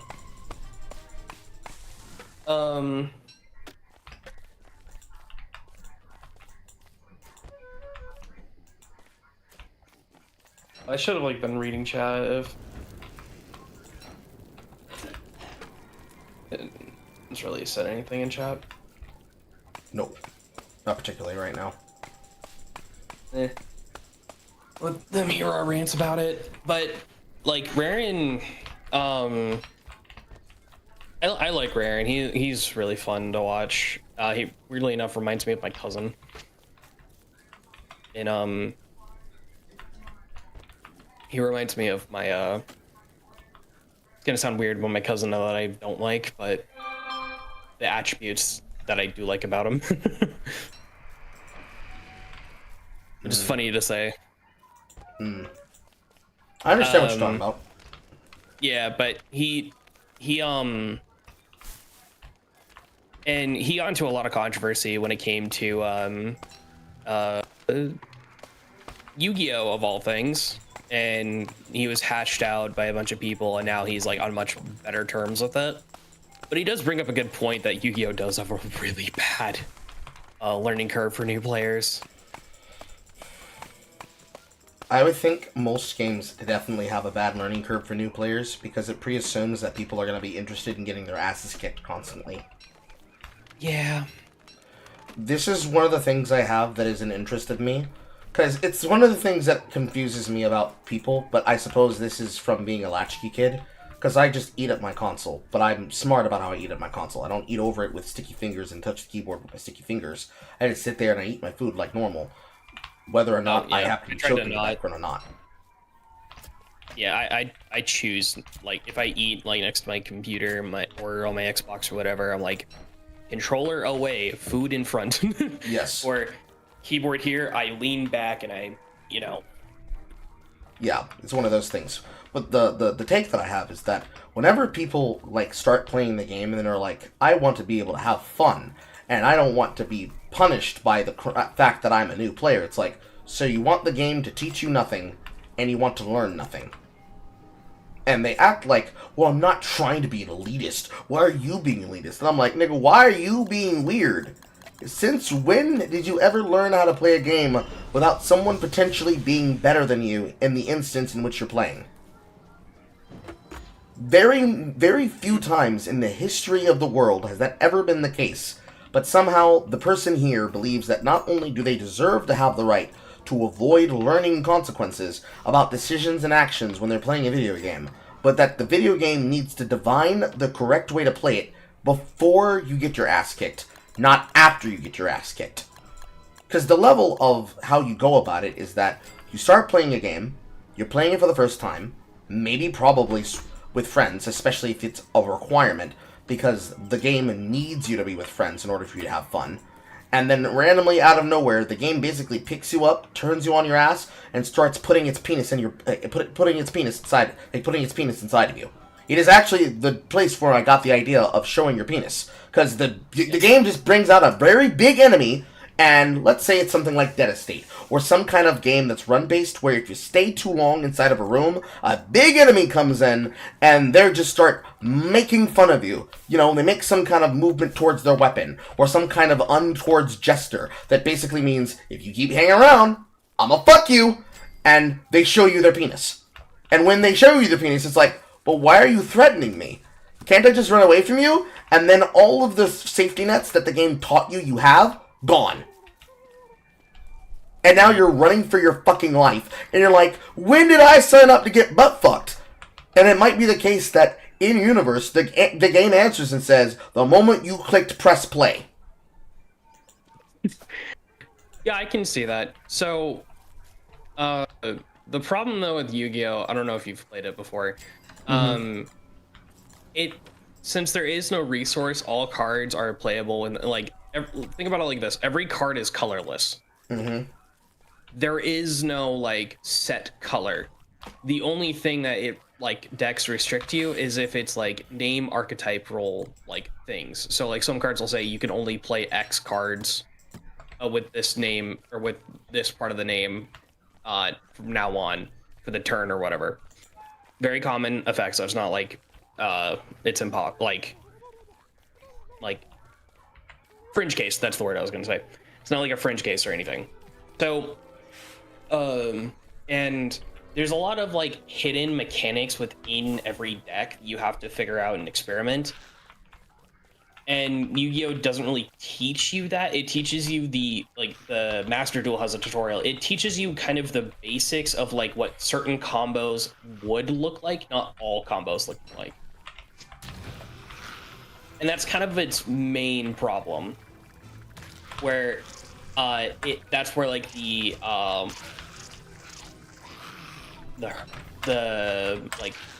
early game, but like it doesn't really have a good way of teaching like the game itself. Like it's really not hard. It's just like it doesn't have a strong learning curve for players to experiment to like understand it. Now there is like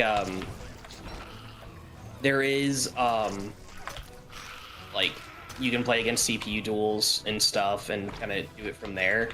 But because the cards like he comes from Hearthstone, so it's a little bit of like a difference. Where Hearthstone has the like certain cards will be highlighted in orange-ish instead of green because there might be some condition met for it. I just realized Willow is basically Annie, isn't she? Yes, she is Annie. Within limitations. But she is Annie. Yeah, limitations, but still, like, you have a bear stuffed toy in your fire. It's kind of, not one-to-one, but similar. But anyways, so that's what he was looking for when Master Duel had it, because they had highlights of, like, what cards are playable. Well, technically, every card is playable to an extent. And it's up to you to decide what your combo is going to start, not that there is a condition met for it. And that can be very jarring for new players. I can understand where he's coming from. It just came down to that certain people, such as Farfa, one of our like big players there, for some reason couldn't comprehend that that's what he was meaning and implying. He wasn't saying the game is bad, like, by any means. He just had a terrible time playing the game because it just wasn't for him. He was getting filtered because of, like, the learning mechanics. But the whole point of the video that he made was, oh, hey, this is, like, what it's like being a new player. And it is kind of valid what he is actually talking about, in my opinion. Because as a new player, it is very jarring to see certain mechanics not being like well established as, oh, this is basic knowledge for players to know. Like, and yes, reading the cards do explain the cards. I get that by all means. It's just, it boils down to that the player has to have already prior knowledge to understand the mechanics within mechanics of cards and decks. That's the main problem. Mm-hmm. And Yu-Gi-Oh does not do a good job at explaining that specific problem. I think the biggest problem with Yu-Gi-Oh is the fact that with how many archetypes exist, how the fuck would you be able to teach all that to a new player? Instead, archetypes still getting new support, which change which change interactions a lot. Like a hero, right? The grand scope of hero has over 300 cards in the deck. Now, not all of them are good. Do not get me wrong. Not all of them are good. But the fact that there's over 300 cards and having to explain each individual card and how it would interact and work with your deck, oh my god, that is insanely hard to explain.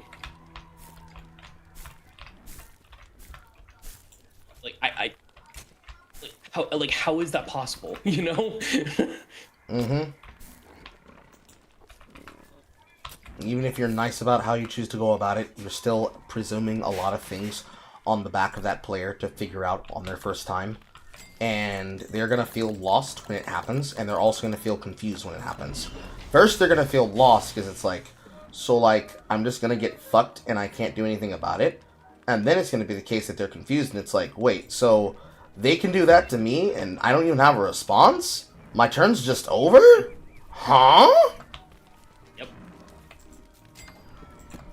That's why, actually, out of all people, I'm really glad that ran to his defense, because it was like a shit flinging contest and it was really bad. It's Simo.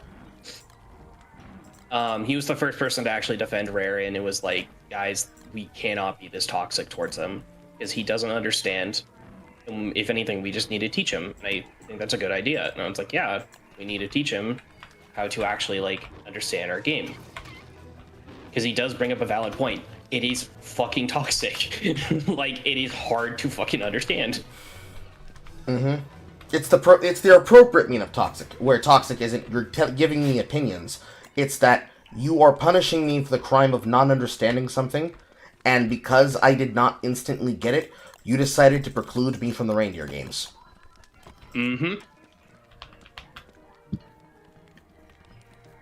Like, that's basically it. Like, that's all it has to be. Like, that, like, I don't, like, what? Like, and actually Simo, and that's why, of all things, Magic also even got caught in the crossfire, for it. Like, his name's CGB, he was one of the first people to defend him as well, being like, guys, I'm not, like, a Yu-Gi-Oh player, but even I know, that, like, this is not how you treat people when you play, like, new card games and stuff. You gotta teach them, you gotta show them. Like, and especially, like, when he picked up Slay the Spire for a little bit, funny enough, Rare, and he, like, kind of immediately kind of figured out a lot of mechanics, because he already knew, like, okay, so I played Hearthstone, so this is kind of similar, but it was an easier learning experience.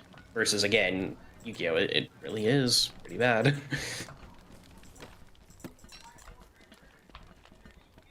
Now, one game I wish they wouldn't, that the developers need to stop fucking killing is, or rather, not stop killing, but stop, rebooting it and falling to power creep is, Vanguard. I saw Vanguard get played in front of me once, and I said, nope, never picking it up. Yeah. Because there's, like, 3 different versions of the same game. I don't even know what version I was looking at. So, the problem when it came down to the game was actually, of all things, power creep because of promotion.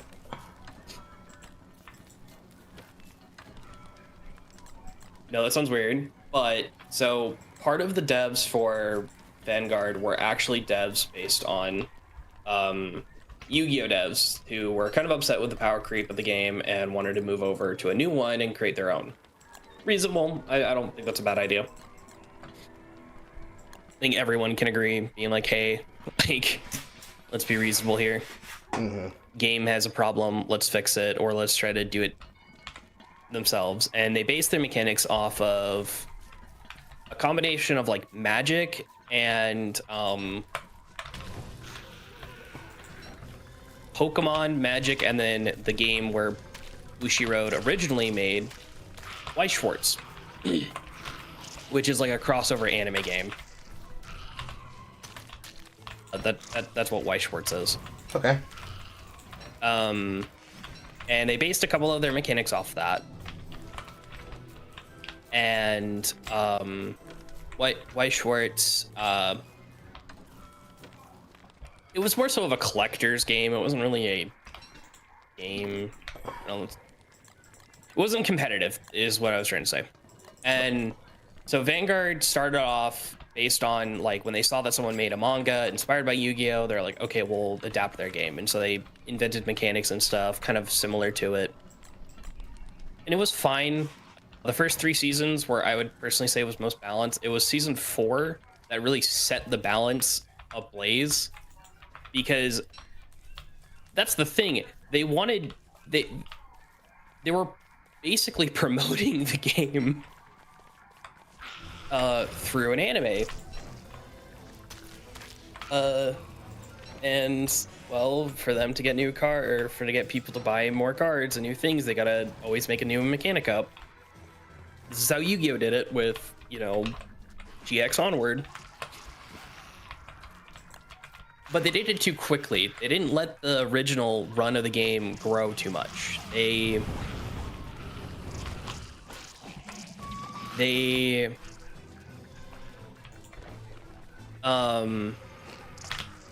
didn't let the game grow, the original one. They didn't let it fully cement. They just went balls to the walls almost right after the gate came out. Like, and that was kind of bad, unfortunately. And they're to suffer for it. Happen.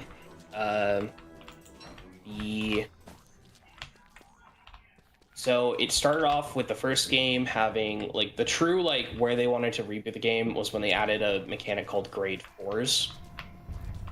Think like level ups in Pokemon, like stages in Pokemon. This is like the top of the top. Well, no. So yeah, that was when they wanted to reboot it because they realized how bad the balance of the game was. But what truly killed a lot of people's enjoyment was this thing called Legion. You know, like how in Pokemon there was dual cards that extended the artwork and stuff. I don't know if you played Pokemon all that too often. I played enough of it to understand it. I wasn't a very good avid player of the trading game, but I understand that it was like my first introduction to a Magic-like system. Yeah. So early in Pokemon, I want to say mid 2000 or mid 2010s, there was a set of cards that were dual breakout cards, meaning for you to play the actual card, you need to have both of them in your deck and play them at the same time, and it would complete the photo. These were good and primarily just promotional stuff, but in terms of playability, that's what they were.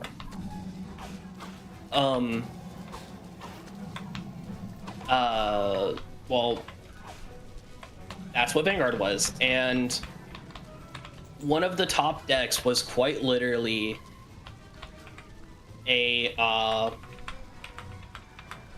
one of the top decks in the game was one of those decks where it's okay, my main guy has 2 guys and he's really strong, or technically she, because it's a thing of girls, which is where they're okay, we're gonna make your main guy, the identity of your main guy is now this really weak, pathetic character, and it's gonna remain that way.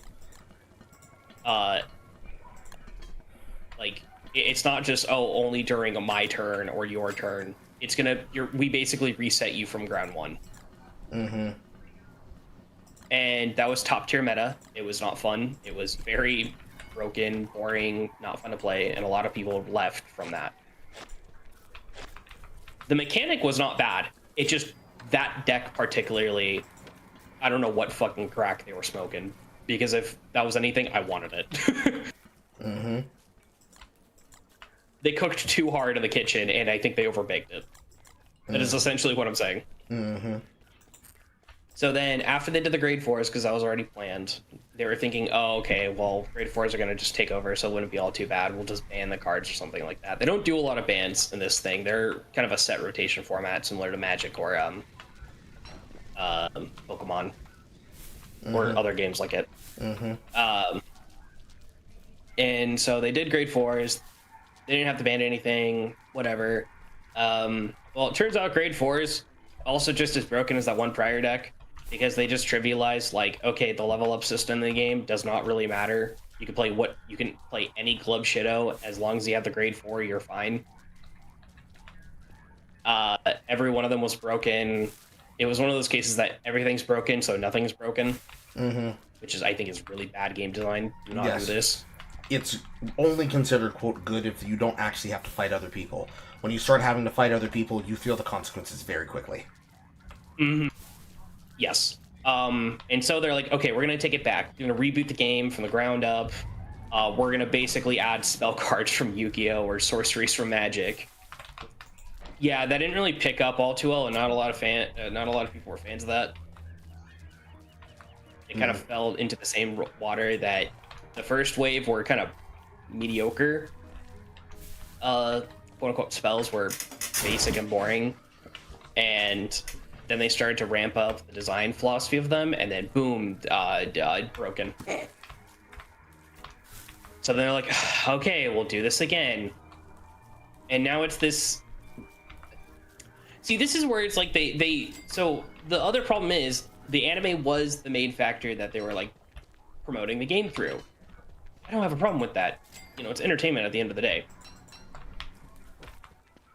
What happened was that the anime itself, the first season, the Overdress is what the season's called, didn't fucking bother with like actually having the mechanic being like, or the card game being the center focus of it. Like you have this promotional material and they didn't do anything with it. Nothing. Not a single thing with it. Like, I don't know what else to say. What can I say except it's dog shit? Yeah. And of all people that starred in it or like was part of the supporting cast, it was fucking Lily Pichu. I'm not even kidding. She was a character that she voiced a character in that show, and actually one of the more integral ones. So it was rather ironic, I guess. I don't know how else to say it. And her character was the only decent one. The main character was kind of okay. He was a femboy. Of course it was Strange a femboy. choice. Strange choice that they made. But he was a femboy, and that was part of his character, was that his sisters, because he had 3 older sisters, dressed him up, and that's why the series is called Overdress. And I feel like the reason why they went with a femboy was because the original main character, like the Yugi of this series, there was a lot of artwork of him as a femboy, and he's very much a femboy. Like, I will not deny this. As an avid femboy enjoyer, I will not deny this part, but it was rather strange. The other element was the Kaiba of this series was basically like both his mentor, best friend, rival, and then like the community were like, nah, they're gay. Like, okay. Kappa Pride, actually. Yeah, and that was half of the content of like season 1 between like the main character and the friend rival character of the season. Like, even going on the tropes of like the female that Lily plays, like following them and just looking at the embarrassing moments. Like, I do not know. Your guess is as good as mine. But although I wouldn't have to guess, it'd just be like, that man is gay. You want them to do gay things, but because you're doing it in an anime, you're gonna use the Yu-Gi-Oh trope of, oh, come on, it's just a tongue-in-cheek thing. They're just really good friends. It's the kind of shit Yeah, that no, they used she to do was in, yeah, it's the kind of shit they used to do in, like, Fruits Basket in the 90s. Oh yeah, I saw the. No, I was thinking of Food Wars, not Fruits Basket. Oh, Food Wars would be basically a new generation. I'm thinking of Unk anime right now. But yeah, Food Wars is another case Yeah, example. I get the two confused. That's what I was meaning. Oh, okay. Yeah, it gives dyslexia. I'm like, wait, what? Oh. um, yeah, no, main characters aren't gay or anything. It was just meant to just fuck. I guess fuck with yaoi tards, if anything. They're just being tongue in cheek about it. Mm-hmm. Nope, no, they weren't. And also, the only time when a quote unquote lesbian relationship happened, no, it never happened. It's actually cope. It is massive cope.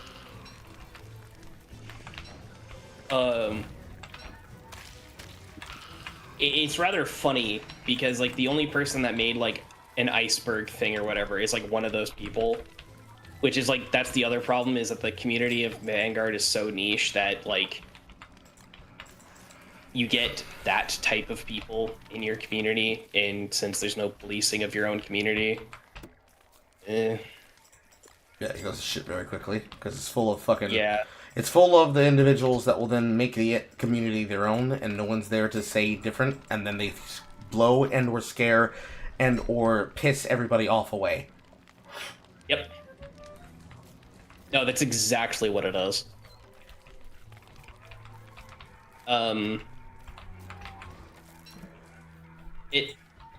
Yeah. Like, I don't know how else to say it, but yeah. Like, they're just gonna kill the game outright or let it die. And then you have people that will be like, I want to invade more of these communities. And yes, I'm using the word invade. Mm-hmm. I want to invade all these communities. No one asked you to. Please don't. Please leave us alone.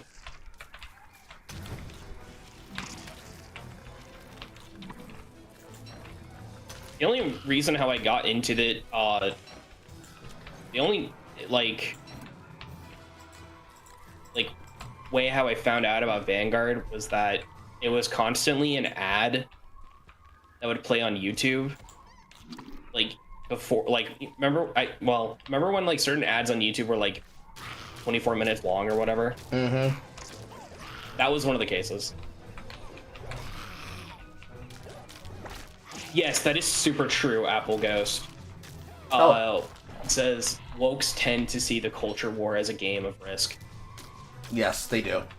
It's one of the most annoying factors of dealing with those people, because every single time it's a game of game ground for them, which is another game that is like Risk, but basically it's the idea of being political ground. If they capture the ground and they're able to lick their cooties on it, using the Carl Cootie theory, they lick the content of that brand, of that genre. They then create a cooties effect where it's ours, it's not yours, you can't have it, na-na-na-boo-boo. And they spend more time trying to defend and culturally guard the doors than actually playing the games in question that they claim they spend time playing. And it becomes the case that they spend all that time doing that because that is the way that they show their true support of what is effectively the alignment of their true masters. They actually want to just stop you from having fun. And anything that allows them to do so is their primary function and goal. Nothing else matters to them except that primary function and goal. It could be the case that they could do something alternative with that function and goal, where they might have been a person who was a truly believer fan, but then they started listening to and then allowing prescriptions about how they ought to think of content in video games and everything else in existence, that it then became a prescriptive and descriptive antagonization of various things that ultimately you, I, and other people don't actually care about, that they chose to make into their focus about what they decided the game ought be or the thing ought be, rather than the thing that it actually is. So then they spend more time doing that because that is their basis of power. They have to do that in order to negotiate their power, and the more power that they absorb by pushing more people out, the more they're able to consolidate it, but thus the more people are pushed away from the content until there's nobody left that actually likes having fun doing the thing, that it's just them, and because they're the only ones left, they then huff their own farts and say, yeah, that's why they shouldn't mess with us. And everybody else willingly calls them retards, either outside or collectively to their face, but not enough people are there to do it while they're in the room where it actually matters, where it happens. So it becomes the case that they just believe that everybody else is incapable of arguing against them, when in reality it is just a bunch of fucking progenitive jackasses that people would rather leave alone in their own nice, safe, empty space, rather than the places that they actually have to interact with them with. And many people recognize this to be the case. It's just the case that saying all this in a sentence is annoying as fuck, so they'd much rather call them a retard instead. And people still do, in fact, call them retards instead, but it's the fact that it's basically the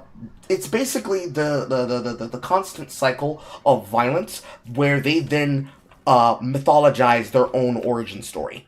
It could be the case that you have somebody who really used to love something as simple as Love Live, which I'm basically talking about the story of Tomato Magica. I love Love Live. Like, somebody who really likes idol shows, but there's a person who's an anti-fan of the idol show. And there used to be one amongst the anti-art community by the name of Tomato Magica, who would always go and fix the artwork of people who watched this show because she really hated Love Live that much, thinking these characters are not ugly enough to really reflect how they resemble real life, so that chuds that want to just fuck their waifus, which the chuds would never want to fuck the waifu, they don't understand the people watching the show, but that's part of the problem. They either have gotten so far away from the people that they no longer even resemble what they think they know about their culture, or they just claim things that they don't know about the people because they really, really, really want to make it sound like they're more degenerate than they are. But it is a case that they pathologize the people around them, and then they mythologize their origin stories. So they end up not having a way to actually describe the reality of what it is that they should best care about, and it is instead them talking dog shit about people at a distance. Where now, in order to figure out who the true fan is, now you gotta go through the series of tests to figure out who's what. And that's a lot of effort and a lot of work that most people don't want to do. They would rather call them slurs. I'm not gonna fight supposedly a fan of my work, because they should actually just be a fan of my work. Somebody like basically Irrelevant from my debate. Somebody like Irrelevant who claims that he is a consumer who just likes content, he likes good games that are good. It would be his case that he would actually care deeply and intimately about a person claiming stolen valor in something that they don't actually belong to. Because if they don't actually understand the culture, they are claiming something that they don't actually know, equivalent to somebody like crossing the wires, crossing the streams, interrupting and disrupting the natural order. Whereas the crow on Billy and Mandy said, "Natural order!" And by the time that they've already fucked it up and the world's now blowing up because you fucked with the natural order, this is now how things are, and we'll have to accept that this is how things are because you made Mandy smile. Or because you pissed off the whales that kept your game alive, and now they had to flex or not flex, because they're fat. Now they have to flex exactly how much power they have, that your thing is now dead. And now that it's dead, you can... now that it's dead, you can have the empty, dead, unsafe, or completely abandoned rock that you live off of, but all they really cared about was flexing their power in the first place. So they're kind of happy, but they're not, because now they don't have anyone enough to bully. Whatever way you want to look at it. Whatever way you want to look at it. No, yeah, I agree. So there's content creator like this for Yu-Gi-Oh, which he used to be like relatively small, but became one of the biggest ones that everyone kind of has to force to be friends, or like you're not part of like the Yu-Gi-Oh content creator space. And it's MTV. I hate that guy. I genuinely fucking hate him.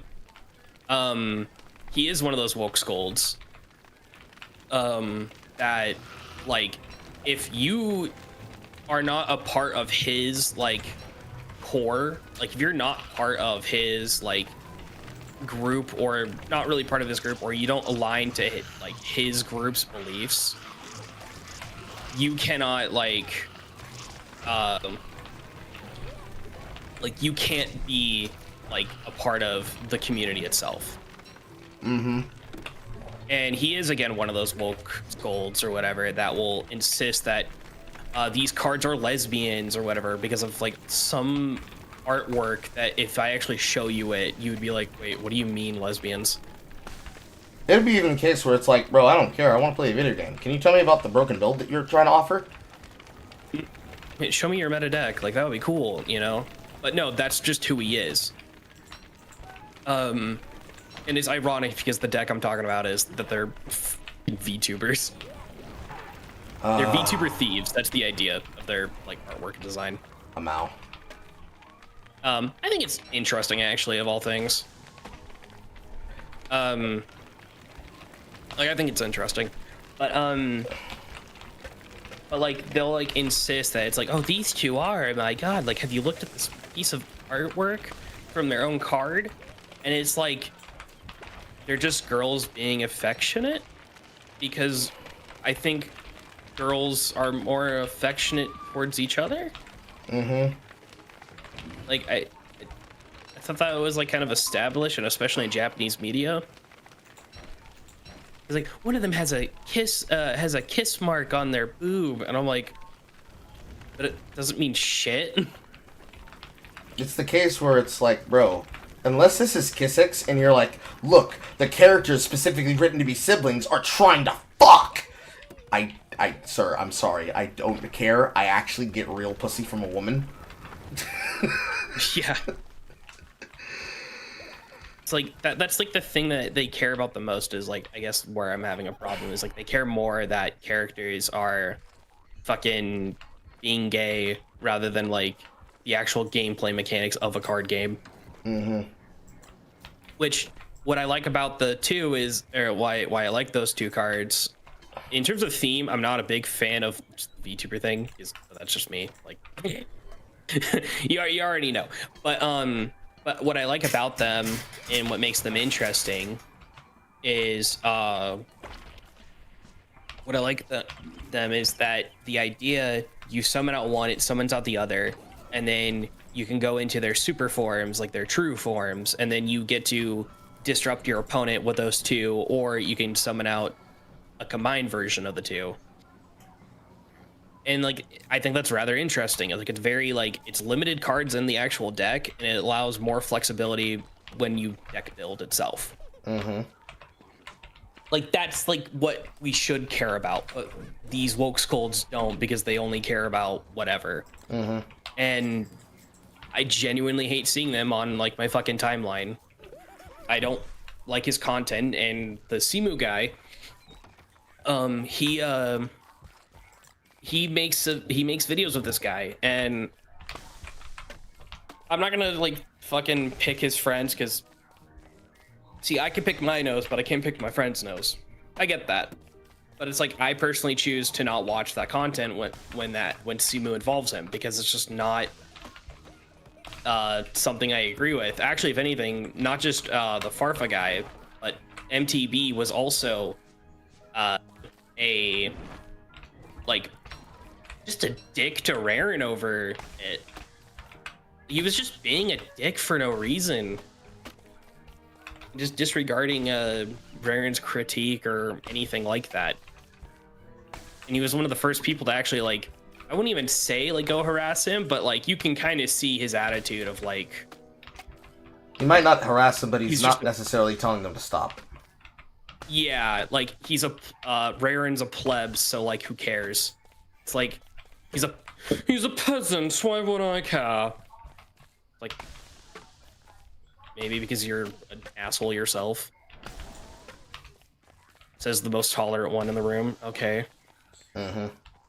It's one of those things that basically when you see this on day one, it's gonna be the thing that tells you, I am not gonna play this video game.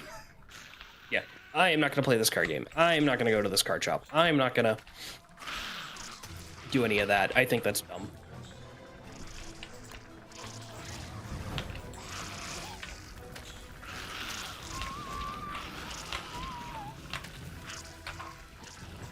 Oh yeah, no, 100%. Apple Ghost. But I feel like the Luffy's a communist thing came from what's his name, Hassan.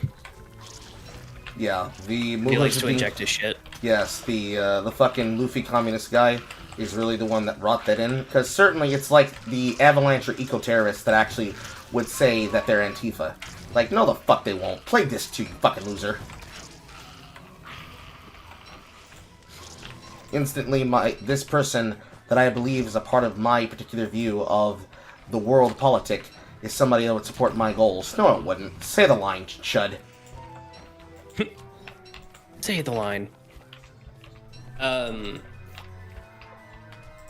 Oh fuck. It just has that level of just arrogance to it. Mm-hmm. There's probably people who would say the same thing about myself, but it's like, this is what has happened when you are fully honed and prepared to defend your homeland. I've been places, boys. I've been in the Progestic War. I know what it looks like to be on the wrong side of the fence, and I have never been on the wrong side of the fence. It's like the shit these people said to me about, quote, defending incorrectly somebody like Kinoflex. There is no incorrect defense of Kinoflex. My position is correct and right, because somebody is trying to silence him for the crime of having an opinion they don't like. That's never going to be wrong. You try to silence other people, and you're doing it because you want to control their access to media content. I'm never going to be incorrect for telling you to go lick a cock. You're always trying to take control away from someone and offer control be given to you. Why would I do that? I don't know who you are. I don't know you. Get away from my purse. Yeah. Also, I would disagree that, like, Luffy represents libertarian politics, because Luffy in and himself is... he just has his goal set. He knows people are gonna stop him, which can include the government, but that's not, like... He's not... He's just too stupid. I'm gonna be honest. He's just that dumb.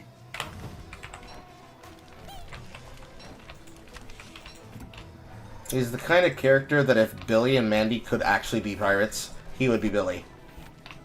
Yeah. That's the more agreeable way I would say it. I get what you're saying though. Don't get me wrong, Apple Ghost. I get what you are saying. But I just would simply disagree that he is like libertarian.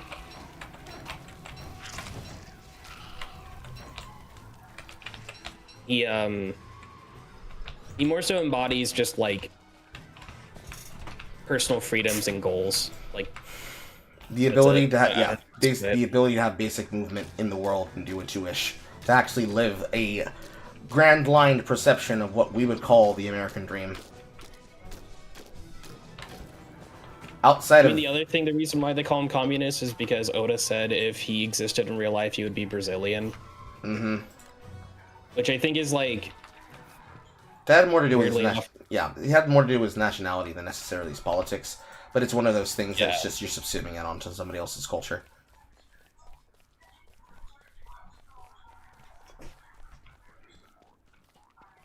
Well, did he well, okay, I get...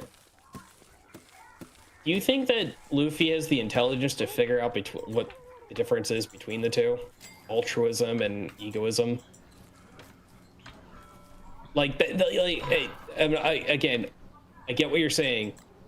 I just think you have to, like, understand, like, who the character is.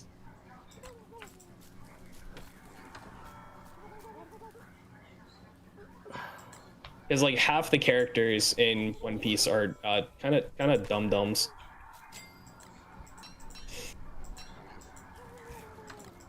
The game I like to do in my head, especially when I'm trying to think of what a character would do or say in a situation, is I always choose to, like, let them have the dialogue in my mind. And more than likely, if you're being honest with yourself about how you actually view the character, you will hear them speaking their character voice, the same way you should do with other people. So if it's the case that you basically have this conversation, the natural intelligence of the character will out itself. Doesn't mean that he's completely fucking retarded and it'd never be possible that he could have a take that would approach it, but it's like, clearly this person is not going to be able to have that. Yeah, I mean, I get what, again, I get what you are saying, that he doesn't want to be a hero. He just wants to eat good food and be with his friends. But like, he does ultimately, weirdly enough, the good thing at the end of the day. That is true. Um, he just knows that there are certain people that that will stop him in becoming a king of the pirates and finding the One Piece, regardless of which side is which. Because actually, half the time, their motives of like helping people out is if there's food involved, or if they have information about the One Piece itself. Like 99% of the time. Mm-hmm. I don't know if that's like accurate to say. I think it's accurate. Man is single-minded about his goals. Nothing wrong with that.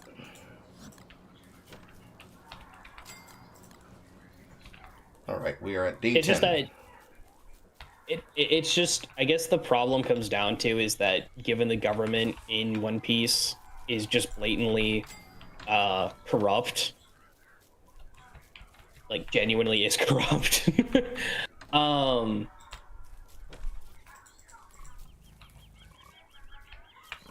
Yeah, it is a healthy type of selfishness.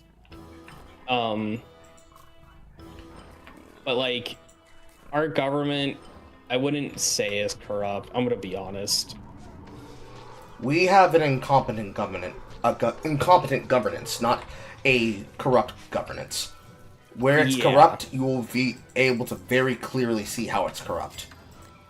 In fact, we have more corruption in smaller places, unfortunately, than in larger places. Like, your local neighborhood HOA has more corruption and sleazy behavior going on in it than most places in the government.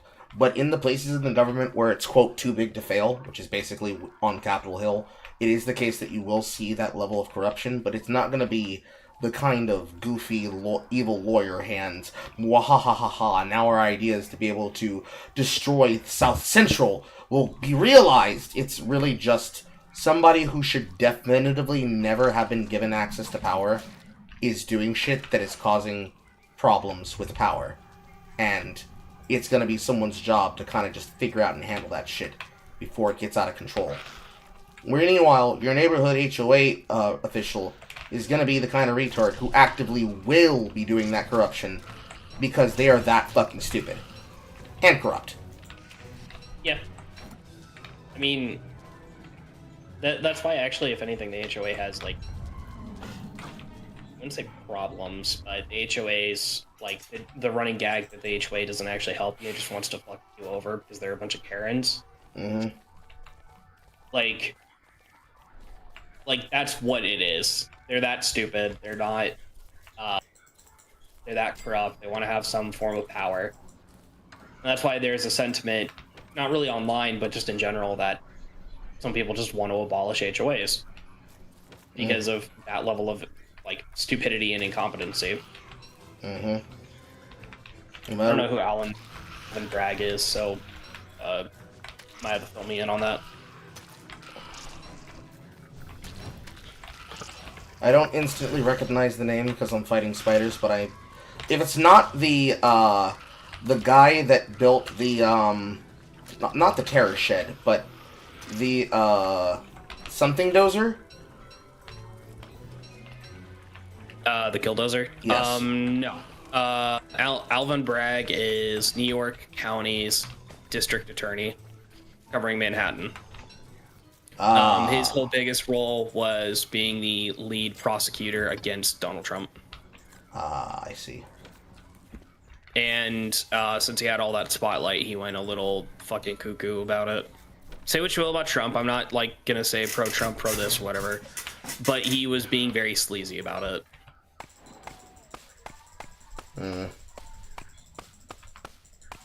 Yeah.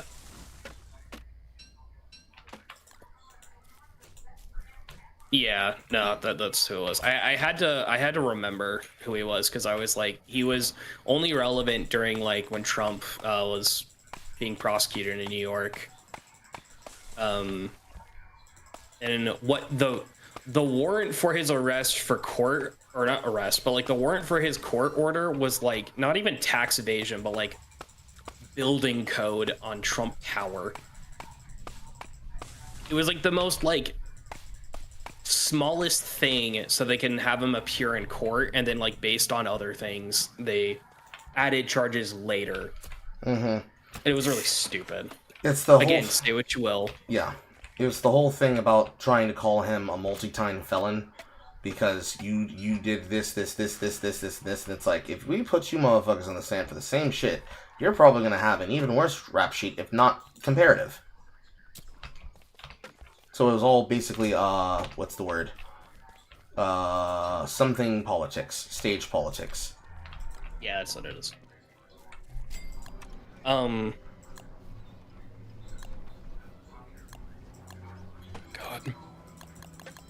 Oh my god. Okay, so Lucky. Okay, so this is just gonna be a different topic. It's because I saw it at my aunt brought it up.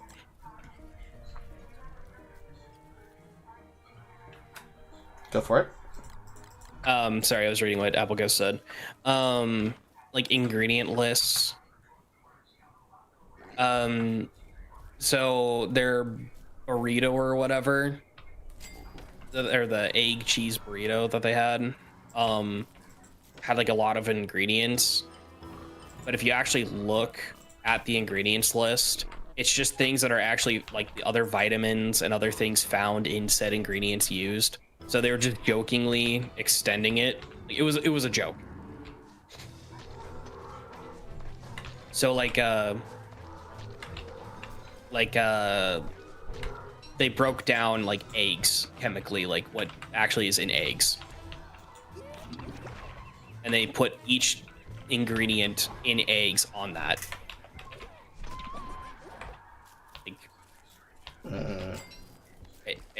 Okay, and then my aunt likes to post these things like, be careful what the grocery store sells you.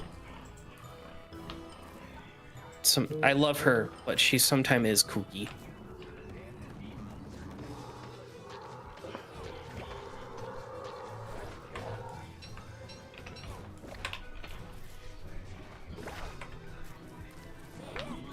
I'm always confused about that. I actually made sure that when I went to my appointment with the ANCAP clinic that I asked to get a referral to their dietitian, simply because, like, I love food, but I hate having to count calories. Oh yeah, it's not even about calories. It was just dumb. My aunt likes to post this sort of thing. I mean, my aunt's also the same person that has like the worst fucking anxiety on the planet. Like, it's so bad that she doesn't even take the meds that are meant to like quell her anxiety. She's too scared she would choke on the pill. How does she have? I'm not. Oh my god. Kidding. The kind of woman that's like, I can't go outside, I'm gonna get hurt. But it's like, I love men, but I'm so scared of the penis, like, it's just barking at me. It's staring at me. It's like fucking Joan Cusack, agoraphobic character from Shameless bad. Yeah.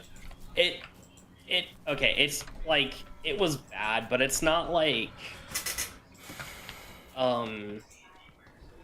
it was more so that it's like, anything that she puts in her body is like what freaks her out. It's weird. It's really weird. Again, love her to death, but yeah, my god. Like whenever we went out to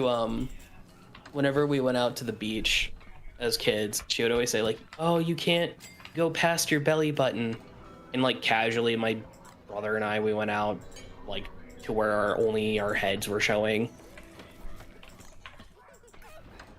He's like, "You need a pool noodle." We never would bring it because we would be like, "Did we know what we're doing?"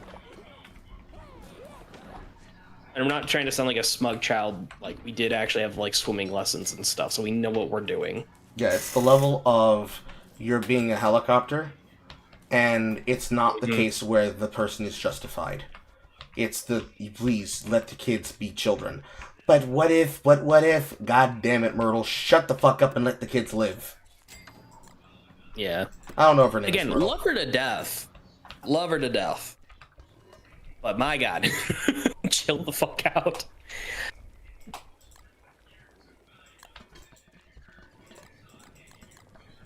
I guess the other funny part would be like when she would say she's not gonna let her kids, even as adults, like drive motorcycles. She would pop the tires before they can like move. That's a great way to get Like- cut out the will, Mom.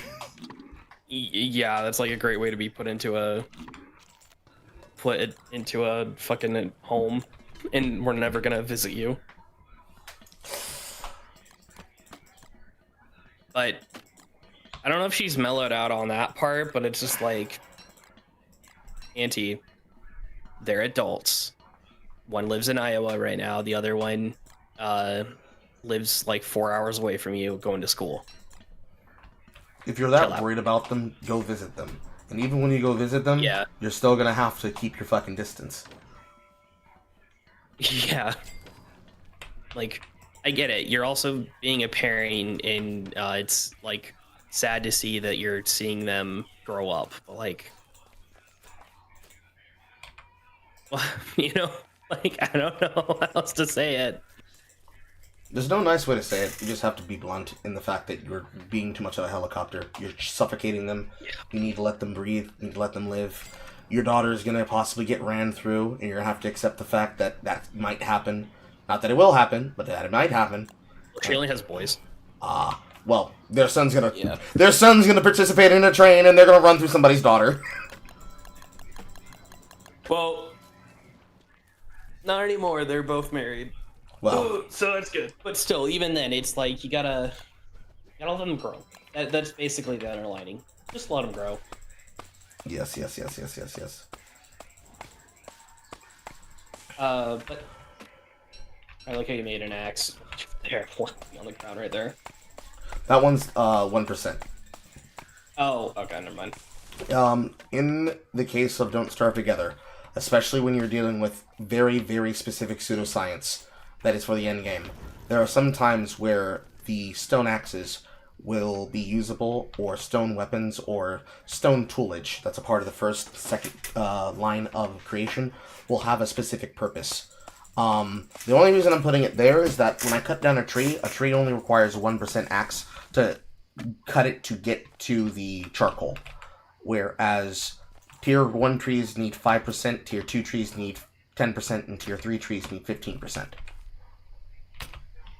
And then you need a shovel to dig up the extra log that's left behind from cutting it down, even if you've burnt down... Well, actually, no. Not if you burnt down the tree, but even if a tree like this is cut down, this normal stage evergreen that's at the last part of the cycle, before it moves into the next phase, that tree will need to be, it'll need to be,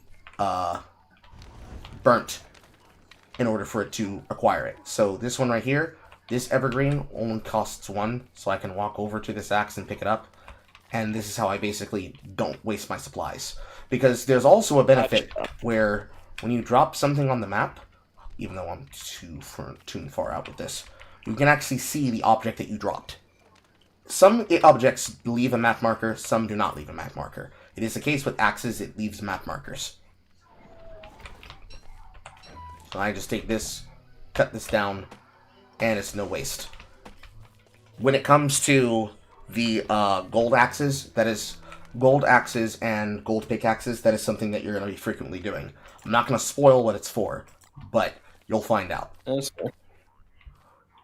Also,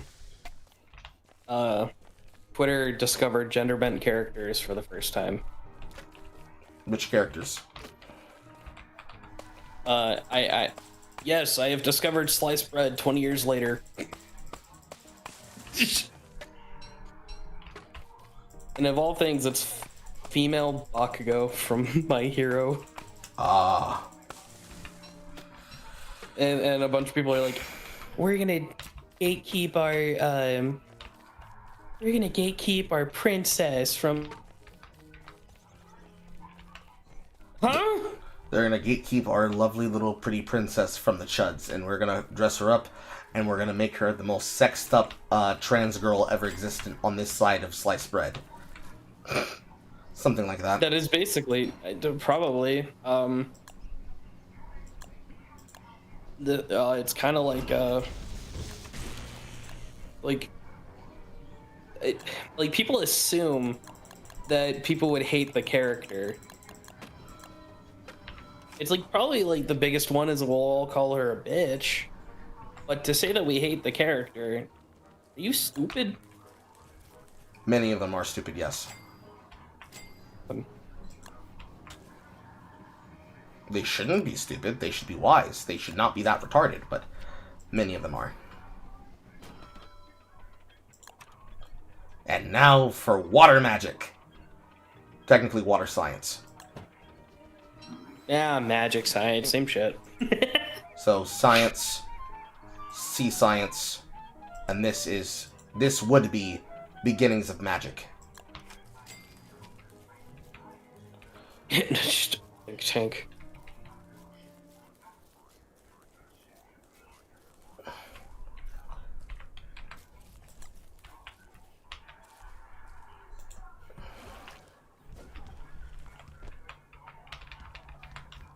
Where's my Bernie?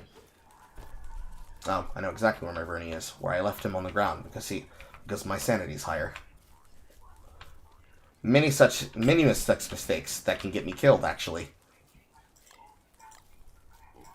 That is a big no-no that I just did. I'm not supposed to be that stupid. But honestly, it's an easy mistake to make. One of the inbuilt things that happens when you are starting out is that you have a lot of undiscovered science. So your undiscovered science has the ability of giving you 15 points boosted every time you prototype a new discovery, whether it be science or magic. And when you do so, you get a boost to your sanity. It is a one-time boost, but sometimes it's the difference of sustaining your sanity in the early game, and certain characters like Willow have side effects to their characters. So she has a smaller sanity scale, but it's very easy for her to sustain it because of how small it is. Anything that gives it direct points is going to be more effective than the ones that have 200 points. And when it's at different breakpoints of that sanity, Bernie activates. And Bernie is basically a protector. He has a sanity plus aura. He follows you around as a protector, and should you use him wisely, he will defend you in combat. But the caveat is that because he can defend you in combat, it is now your job to monitor how much he has as durability. In her passive tree, it is possible. Oh boy, I have killer bees in my island. It is the case that she will need them to be smart and wise so that she can keep them healthy, because there's only one way to properly repair Bernie, and it's getting a form of technology that I haven't made yet because I'm being lazy, because I now need to go find Bloodwolf so that I can connect his map with my map so that he's not lost in the world. Because I know where he is and where he's settled, but I'm trying to bring him to where I am. Because at some point I need to figure out where I'm going to step away to go make my mother dinner and come back. So I'll be away for like maybe 1 to 3 minutes while I whoop that together. But his particular form of protection only lasts when you are nearby a type of enemy until you have a skill tree such as hers, where this skill tree is designed to make it easier for you to not only use your fire magic and also use burn duration to burn enemies and control fires, and then have a 100% chance to ignite enemies and only make your burnable loot not go into ashes but become a cookable version, but also have access to lighter magic, which is what the embers do. And then his burning tree, there is a tool that if I was to take off the version of burn duration, which would make them burn for longer, thus taking more fire damage, would give him access to activate against lunar and hostile shadow-aligned creatures whenever they're around. It is the case that he only activates at a certain level of health, but because of how much magic she actually has the ability to use as a good spellcaster, it is the case that she is able to make it work, and she remains viable because of it. And it's because she can do things like what I'm about to do. So one of these spells she has is Combustion. Enemies around me get lit on fire. And all these bees are now dancing for their lives. If you do it smart, you can all just basically do it almost automatically. Which they should actually just burn to death here. And they are. And then you walk through the field with their corpses. And you collect numbers like this. And this is a way that you can actually collect a resource to be able to use it for combat purposes. Okay. It doesn't do any harm to the beehives. It acts as a method of actually sanitizing these killer bees, because killer bee biomes are actually designed to be destroyed to make bee boxes, and you can do it to normal bees as well. But like killer bees specifically are. Mm-hmm. They're basically wasps. That's what they are. They're wasps. Yeah, I figured. I figured. Then she has another spell, which is the one I just used, which creates a fireball. It is something that's called a solar star. The solar star basically is a form of magic. Normally, you would need to have tier 3 pseudoscience from the caves in order to use this, but because I have this, I can instead do what I'm currently doing to them, which is bizarre and crazy, since I'm basically harvesting them for honey and embers, because I'm trying to stack my embers right now. It creates light for a day, which basically means this acts as a movable fireplace. She is resistant to being burned, and when she stands on top of these things, they actually provide her sanity. So it is the case that she can actually manage her sanity very easily, since she is a battlecaster. She is a battle mage. Very good for general survivability. She's not a harvester type character, but because of the way that she goes through the forest to burn charcoal, it makes her a very good harvester of charcoal. When you get to see how to create tree guards, it is also a great way for her to be able to farm tree guards, because tree guards basically...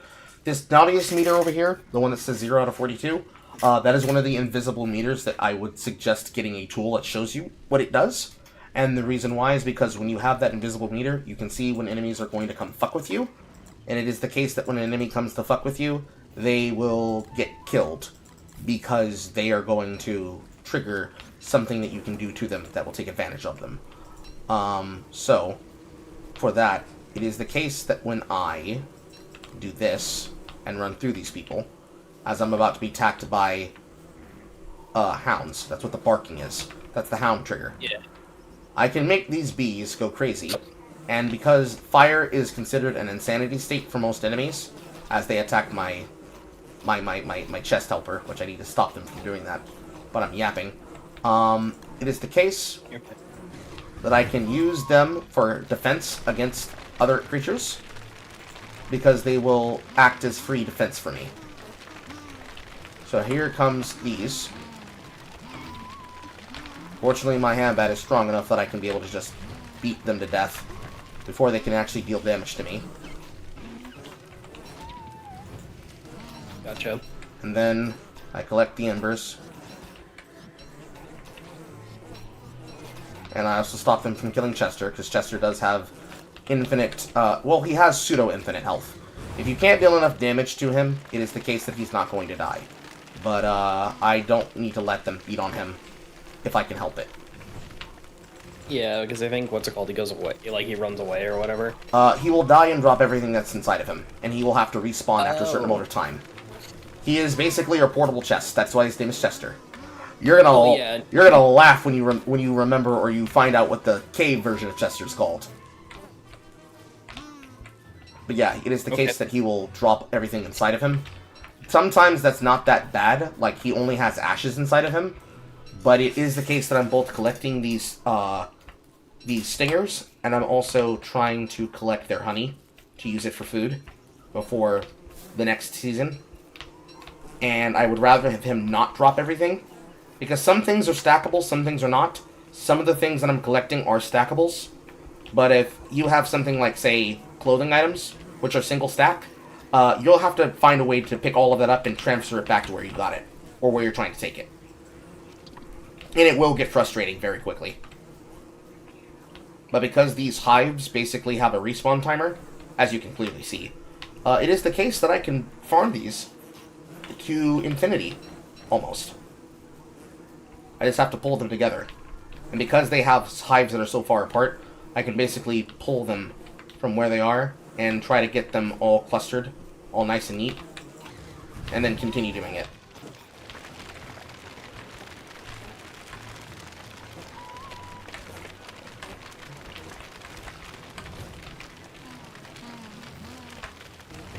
Plus, some of them are actually getting damaged from the last time that I did it to them. So they're actually slowly dying over time in general. I'm also trying to make sure I don't burn the loot, as well as burning the grass in the area, because this is a natural meadow. All natural killer bee biomes, we call this bee hell. All natural killer bee biomes naturally have flowers and grass, and flowers are butterflies. Literally. They're literally butterflies. So I don't want them to burn. I want to burn them, but I don't want them to burn. So I'm trying to make a centralized kill field, where I can burn them with impunity and nothing else gets harmed. It takes a bit, but you can do it.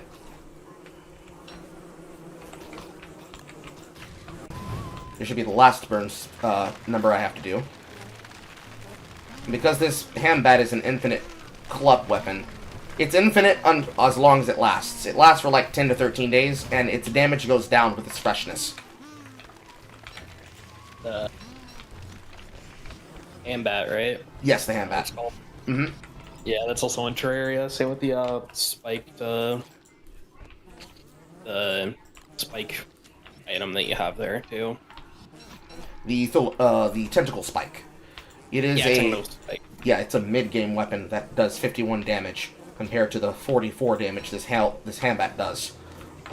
Weapons that have durability in the form of something that isn't freshness or some type of timer is the type of item that the only way to make it last longer is to fulfill the condition to refuel it, or that it has a timer, and then when it runs out, the item will break. Yeah.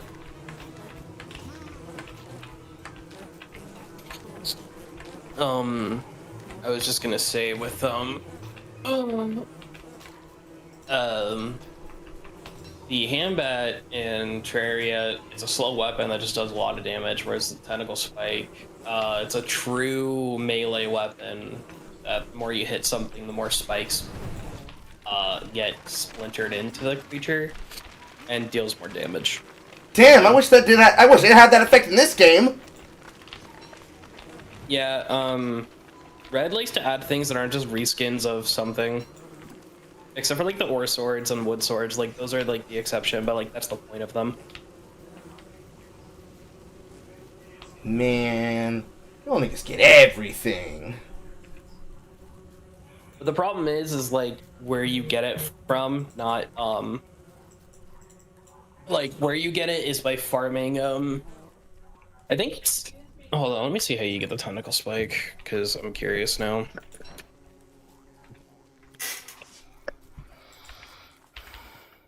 Yeah, I like how the tentacle spike Terraria is the first one instead of the. That's kind of sad. Mm-hmm.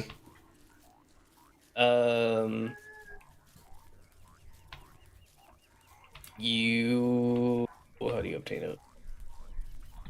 Yeah, you obtain it by it's a 19% drop chance from Devourers, Eater of Souls, Base Monsters, Chimeras, and Blood Crawlers, which are the evil biome. Mm-hmm. There's also the Bat. Mm-hmm. Is the Bat a Yes, the bat is a magic weapon. It restores your health by taking from your sanity and giving to your health pool. So if you're a character that has a method of regenerating your sanity very quickly, it uses your sanity as a battery, basically. It will continue draining your sanity all the way past 0, and the consequence for being under the threshold for your character's particular threshold for sanity is that you begin generating nightmare creatures, which is the punishment for being at the low cost. If you have no hunger, you're going to lose your health pool. If you have no health, you're dead. If you have no sanity, you get attacked by nightmare creatures who are going to threaten you until you either have a way to fight back against them, which by killing them, you get back pieces of sanity to go back up to threshold until they become hittable for you again, or you eventually get ran down by too many nightmare creatures and therefore die. So, resource management between 3 different resources. Oh wow! And it okay. I guess I just don't use the bat all too much.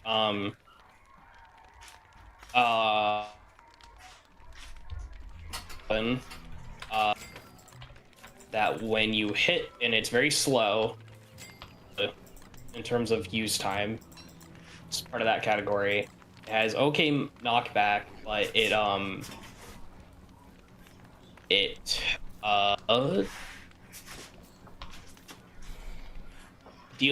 you deal a lot of damage, and then you get 1 health back per swing. Wow, that's very nerfed. Compared to what it does here, it's a static 8 health per swing. I think it's like 33.3 damage, but a decent amount of health per swing. So if you're single targeting something and you're trying to sustain off of it with armor, which usually is going to resist for most physical armor, starting at 80% across the chest and the headpieces for the early game equipment, the football helmet and the log suit, you're going to basically regenerate enough health that you can sustain yourself off of the mid-game boss or an area full of lots of little enemies that you're fighting. Kind of like the enemies that I just finished killing. I need to, So hold on. the Hold that thought. I need to pee again, and I also need to check what my mother's asking, which is probably her saying she's ready for dinner. God damn, this medicine makes me pee something wicked. Okay. Bloodwolf, the server is paused while I'm away. I'll be right back. Ah, shit. Ah, fuck. My bladder!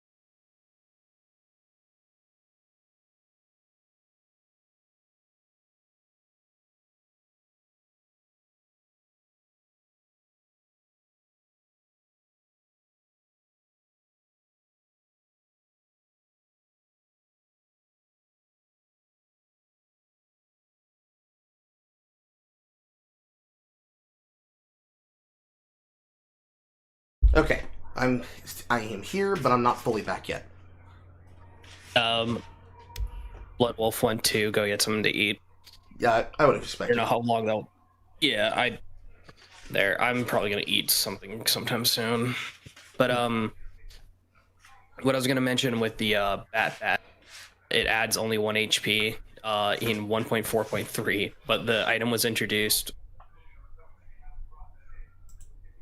in 1.4. Oh no, it's 1.4.3.2, but it was introduced in just 1.4.3 itself. And then so I guess like 2 badges later they added the 1 HP thing to be more in line with don't starve's version. I'm just gonna say don't starve instead of the mouthful that it is. Yeah. See, I understand that in most people's crossovers, they like to put a version of it in the game, but also usually that version is a little bit of a meme. It sounds very much like in what they did in Terraria, that those changes are very much a meme. Because they're either a tentacle spike, as it sounds, is just a much better version of what we have in our game.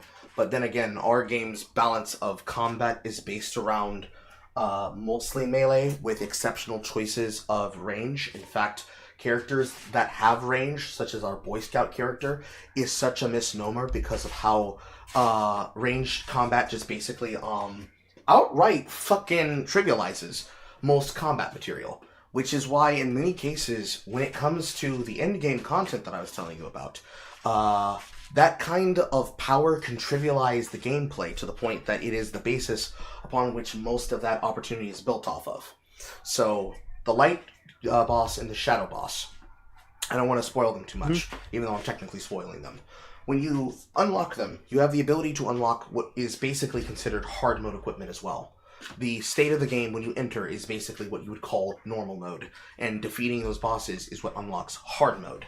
So the caves, if you defeat the shadow boss, undergoes a hard mode change where it now has the ability to open shadow rifts. And from those rifts comes the hard mode equipment, both including the movement for travel, weapons for attacking, armors for defense, and the ability to repair that equipment without having to build another copy. So, repair tools that will repair them 100% durability from 0. Same thing exists on the light side. So, one transforms the caves, the other transforms the forest, which is the overworld constant. And with that material, those weapons become strong against the other side. It is in fact the case that one of the things that you must do, or rather not must do, but you are suggested to do in preparatory work for them, is that one of the tier 1 versions of that light-based equipment is a weapon called the Glass Cutter. It is basically a type of machete weapon that is used as a sword. It has the halved durability of most weapons in the game, but against shadow creatures, it not only increases its damage by 25%, or is it 20? It's probably 25.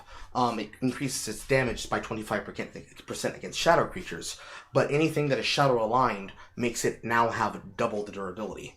So when you go down into the caves to go fight this boss, you want to have 3 copies of it on every person who is present to fight the raid boss, because most of these bosses, with the exception of like the normal seasonal bosses, are designed like raid bosses. It was a scaling up choice that they made. One of the definitive raid bosses that they made is one that happens to be inside of the plains biome, that is basically the gatekeeping tool to prevent you from getting to certain levels of sustainability. So you have both of these bosses with their variant choices being the gatekeeper to the hard mode equipment, which can then help you trivialize or make easier your experience with the game. The shadow equipment very much so, because the infinite boomerang that you can then make from that hard mode equipment is one of the better tools, because it deals more damage the further away you are. And the more pieces of the hard mode equipment for the shadow alignment that you're wearing, the more damage that it does. This is basically the effect that most of them have. The Shadow Axe has the ability to basically heal you on melee hit, and it consumes the souls of bosses that you kill. The more bosses you kill, the more lifesteal it has, but also the more damage that it will do. But you also need to feed it constantly. The less you feed it, the more it regresses to the point that it resets and you have to do it over again. So it's a win-more weapon. Some characters are good at using them, some characters are not good at using them. A character who is definitely good at using it is Woody. Woody loves this new axe. even though his normal Lucidity Axe is his infinite durability tool for cutting down trees, this weapon becomes his powerhouse weapon, because not only does it cut down trees faster, it also cuts down enemies faster. Boomerang weapon would be good for any character who doesn't want to be in direct combat, who doesn't have a down, who doesn't get a negative damage down as a part of their kit. So characters like Willow likes this boomerang weapon, but she also likes using the other tool, which is the Reaper. The more times you hit something in succession, quick succession, enough where it's like you're wailing on them hit after hit after hit after hit, the more damage it does per hit in the chain, from 90 to like 132 damage if you're stacking multiple damage buffs, which is what Willow can do since she is a damage character.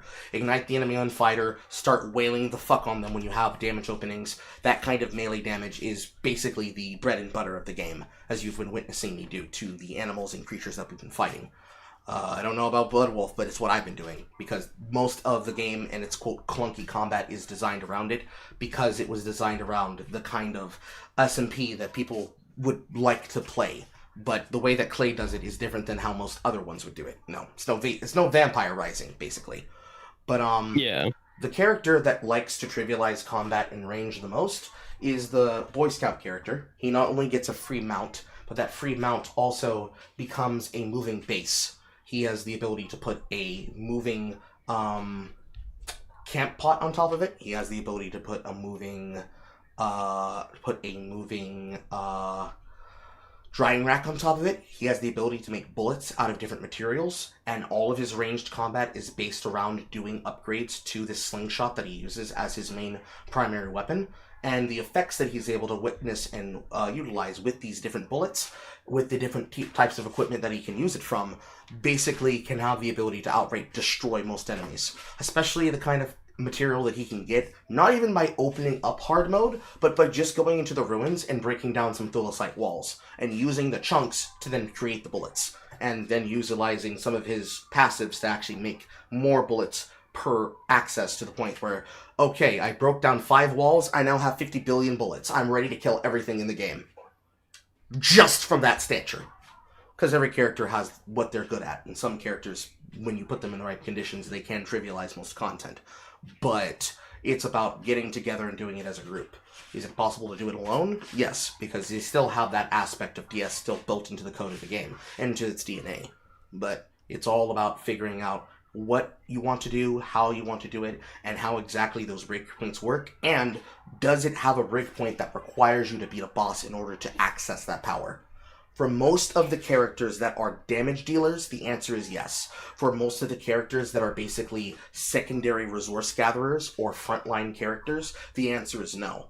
So, for Woody, he gets his power from most of his insight tree. He does get more power if he goes into that insight tree. So, if he's on the lunar side, he could be able to get an advantage that allows him to not transform during the full moon, because that's one of his consequences. He has a were curse. He transforms into one of his 3 were forms during a full moon, uncontrollably. He must wait until the moon... He must wait until his transformation is over after the trigger happens in order to deal with it. If he goes underground during that time period, he can avoid it. But usually, it is the case that he doesn't want to be caught in the moon unless he knows he can use that to his advantage. Because unless he's carrying certain pieces of equipment on his body, he will drop what is in his hand slot and his head slot, and he will have to go back and retrieve it. However, in those transformation forms, he has a were moose form, which is his combat form, a were beaver form, which is his gathering form, and a were goose form, which is his traveling form, and it has the ability to run on water. If he eats random monster meat, he will transform into one of these 3 forms by random, but if he gets the materials to craft it, he can make what's called a kitsi. Kitsi is a word that's hard for me to say. Kitche, kitsi, and there's a Y in there somewhere, goose, beaver, or moose idol that will allow him to transform into them directly.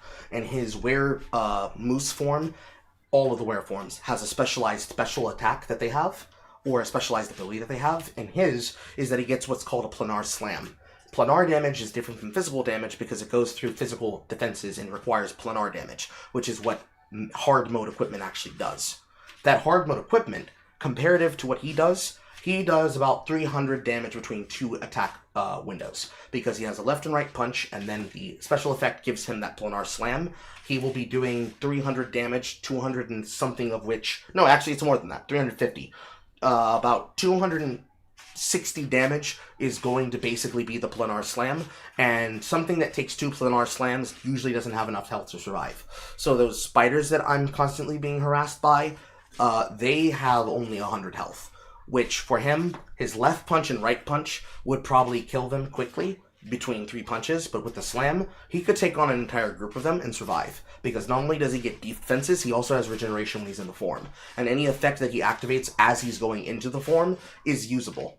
And the raid boss that I talked about in the plains, the Bee Queen, she is the gatekeeper not only of a resource called jelly beans, but she is the gatekeeper of the ability to keep food longer, using what's called wrapping paper. Both wax paper, the resources to make wax paper, and the actual recipe for wrapping paper. And then there's another boss called Klaus that exists in winter that is the gatekeeper to getting easily replenishable wrapping paper, because he has 4 presents, and each of those 4 presents becomes 4 wax pieces of paper, because he presents them in the form of presents. And presents are basically another skin of the wrapping paper in the physical form of a preservative kit. 4 slots of equipment can go into them. 4 slots of anything can go into them in any amount of stacks, and it remains fresh while it's in the wrapping paper. So most food items stack up to 40. 40 pieces times 4, that many in a single wrapping paper, fresh all year round. Because half of the trick is surviving between the seasons, and if you were able to kill her and kill him, he's not very hard to kill, she is very hard to kill. That would allow you to sustain year round without much difficulty. But part of it is getting access to that, getting access to the wax in the first place, and also getting access to papyrus. In the zone in which I'm in, I have access to papyrus. There's another way to get papyrus from the overworld, but I'm not talking about that right now. And the place where all those killer bees are, I wouldn't want to turn them into wax paper. I'd want to turn them into beehives. But however many beehives I think I need to have for a basic farm that could supply 4 people enough food to make honey, and then resource and store the rest, that would be farmable up to the point where when I do have enough resources, or we do have enough resources, plural, that would then become the resources to make those wax paper, because the wax paper to make the wrapping paper is renewable. So once the wrapping kit is made, all you need to do to remake it again is rope, and grass is renewable. It's very stupid levels of sustain. Like, I'm not even joking. Once you're fully set up and ready, you can pretty much survive infinitely, but that's part of the trick of this SMP. Even though you can have all the resources in the world, you still have to survive the bosses that will harass you from season to season. Yeah. Alright, I need to go to the kitchen, deliver her food, and then I'll be back. I think I was actually gonna go because I'm starting to get hungry too, and I don't know if I'll be back. Okay. If you're here when I'm back, we'll probably do a little bit more, try to survive until winter, and then probably change the game. We'll see. Alright, later.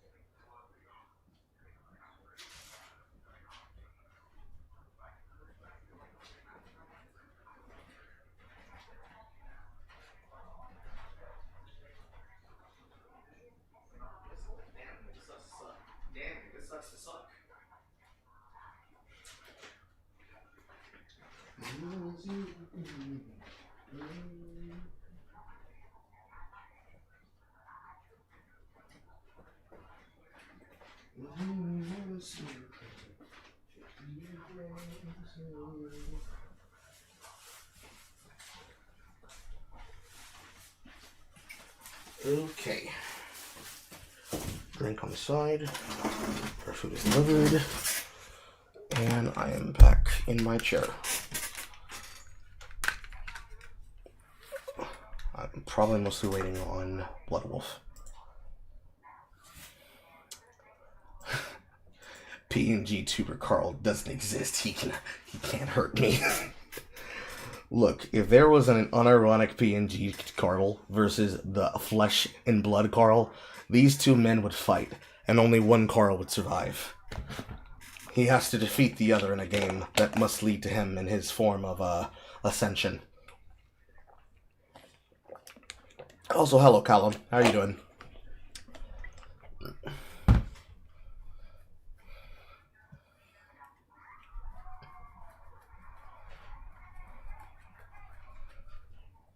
How's my hair? My itchy hair. Don't me shave my hair. My itchy hair.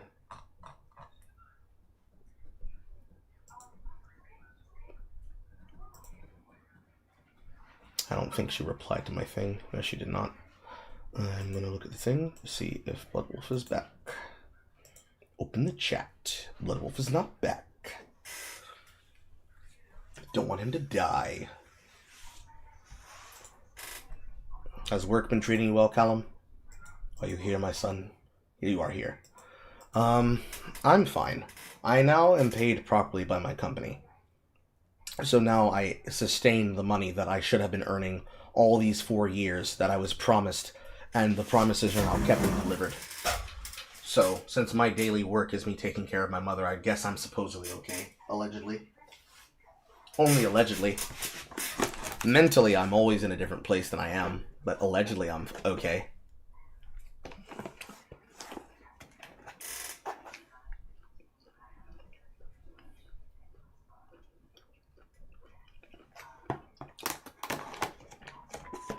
They pay me well. They pay me every 2 weeks. My cash flow is secure enough that if I pinch my pennies correctly, I can have the ability to have fun. Bloodwolf just left the chat room. Hopefully that is just him disconnecting. No, he's in the AFK lobby.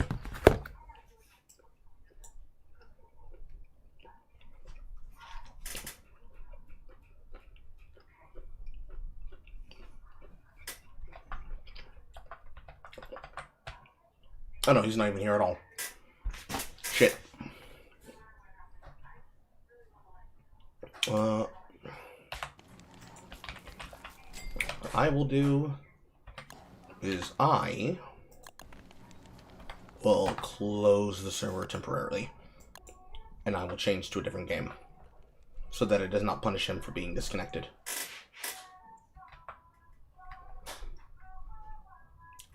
Yes, I have a salary for the care work.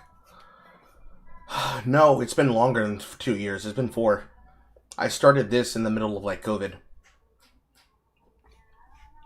You could probably say it's more like a 3.5, but it feels like a full 4 years.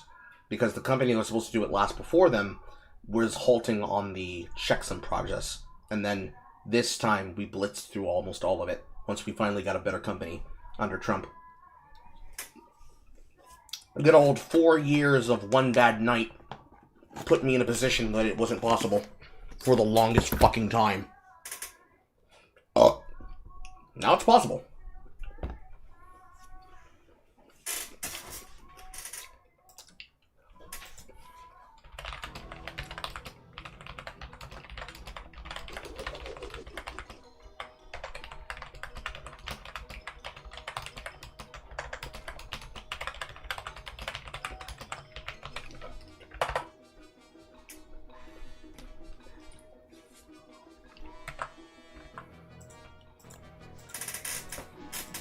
Spectator shoes.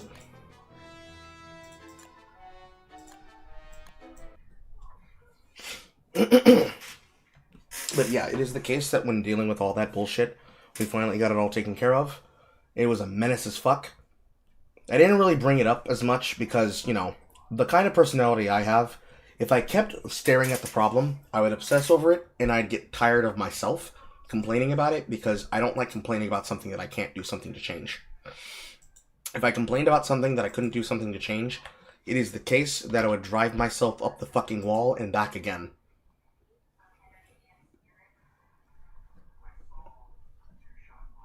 I would want to hurt myself. Unbelievably so.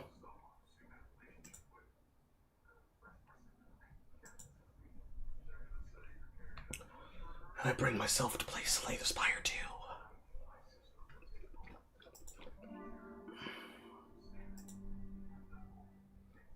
But it has multiplayer, so if he has the game, we'll see how that actually works.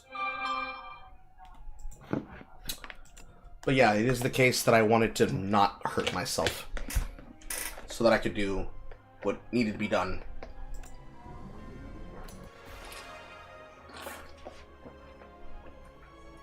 To understand a lot of shit.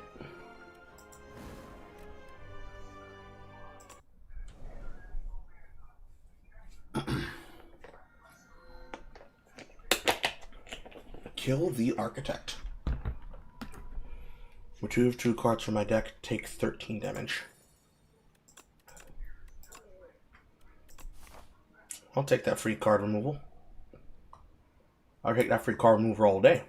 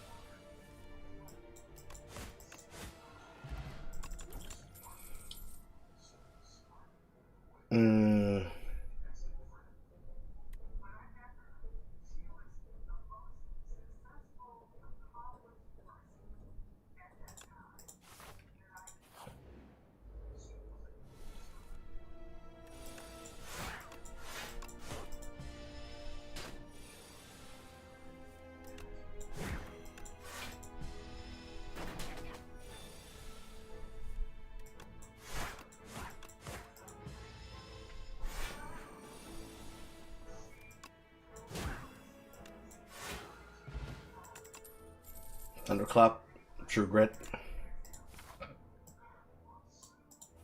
I'm on my way to a shop. Breakthrough. I could have had strength at this point, but that's okay. I have enough for Stampede and a card removal.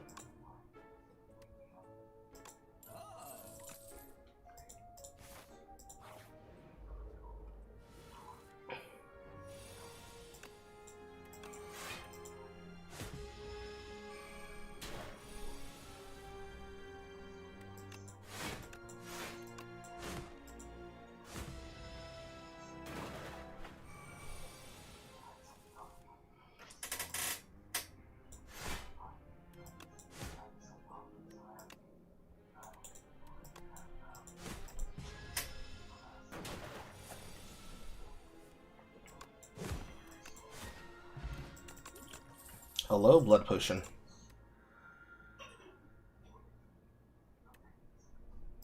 Breakthrough. Do Stampede.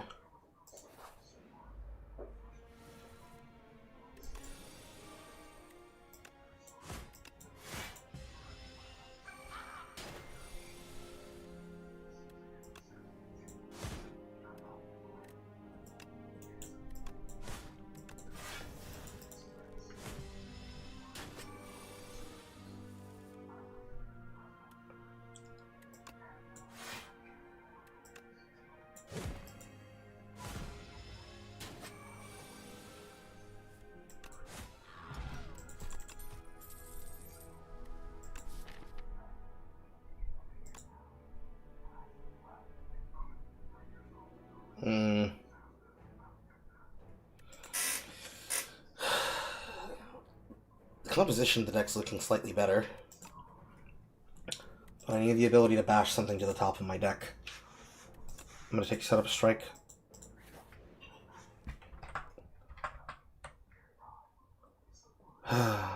He had no other jobs for 2024. He didn't bring it up as much. One of the requirements of this is that I couldn't have an outside job of the home. Technically, YouTube does not count in that regard, but it's the case that anything that would have been a form of monetized wealth that had to be reported by the government and to the government, I could not have. Replay 1? Sure, I'll take a replay 1.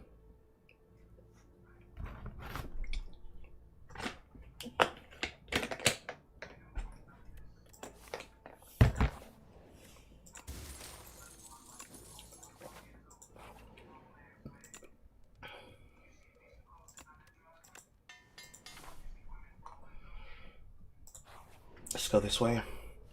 This is a new enemy. Cannot lose more than 20 HP a turn.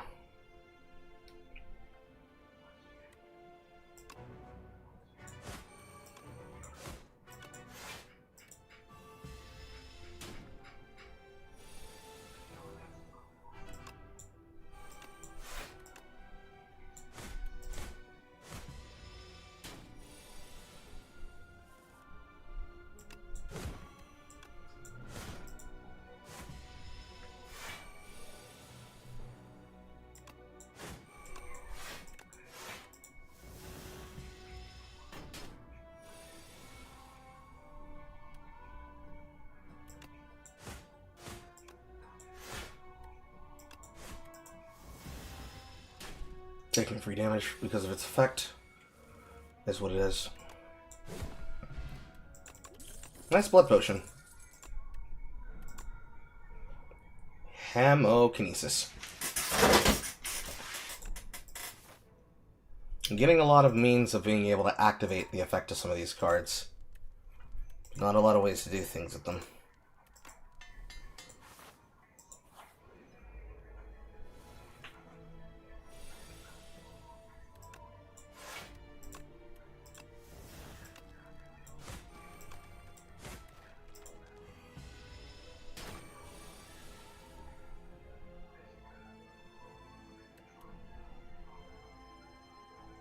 Whenever it deals unblocked damage, get strength. Lord have mercy.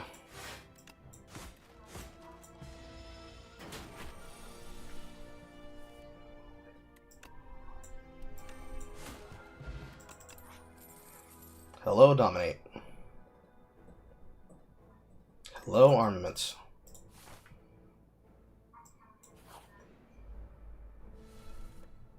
That might be a little dangerous.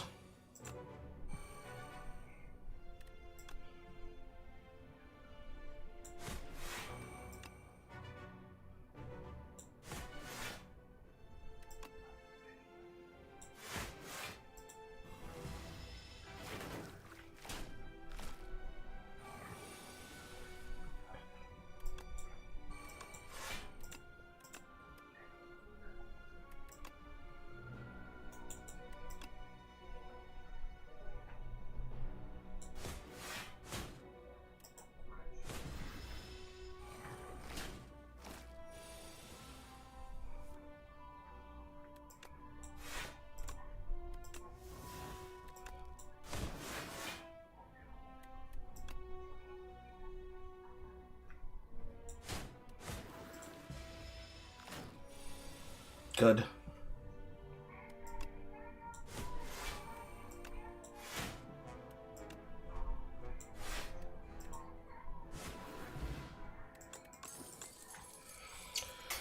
Sparking Rouge, Anger, Twin Strike. I am gaining strength. Benefits a lot from that.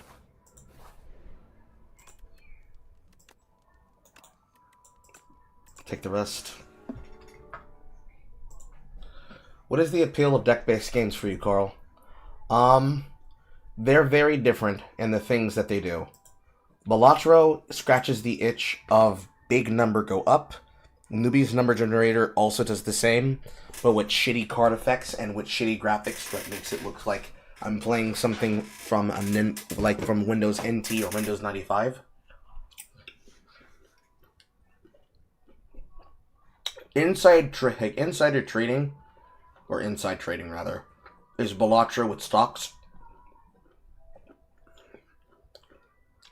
Roguebook, Vault of the Void, and other card effects like them, with the exception of Backpack Battles or Backpack Hero, is the quintessential classic of Magic-like combat, which was a thing that we were talking a very long time about, with Reflex Sight being here.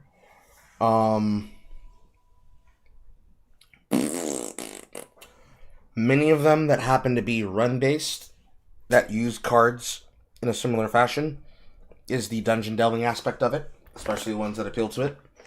Slay the Spire, too, is because I love that factor. Darkest Dungeon 2, and Eugenics, for those same reasons.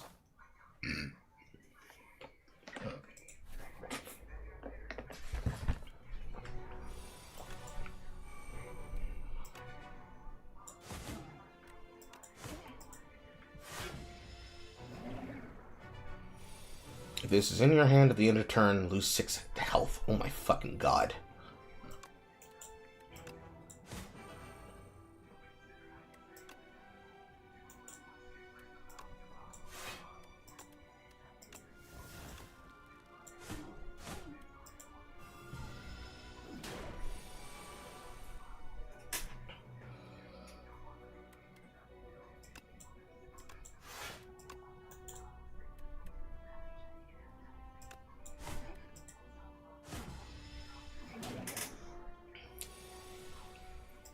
Does it burn them off?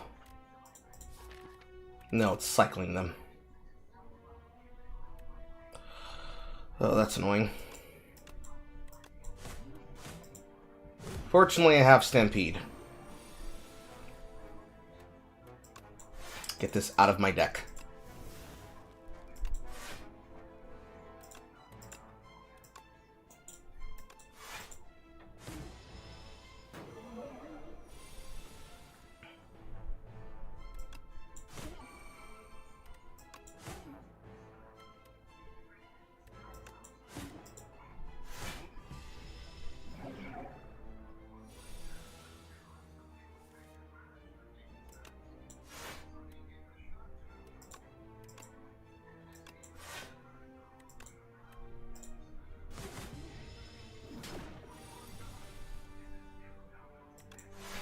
Get it out of my deck.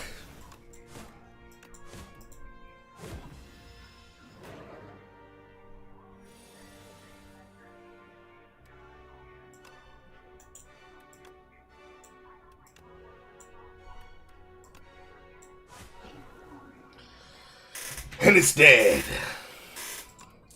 Explosive Ambule. Cruelty, Unmovable, Hellraiser. When you draw a card containing Strike, it is played against a random enemy. Well now. Autoplay? Oh, with my autoplay? So, Slay the Spire is about the design of building a broken build from the basis of nothing until you have something definitely left to show for it.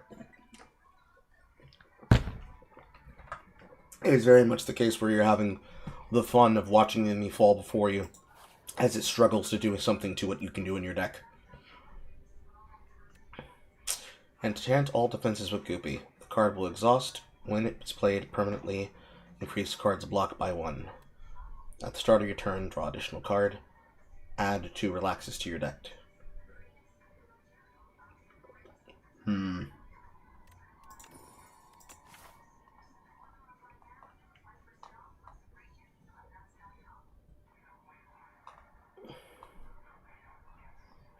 I want the shop. But I also want to take the paths. Because the paths could also be a shop, but they could also end up being merchants.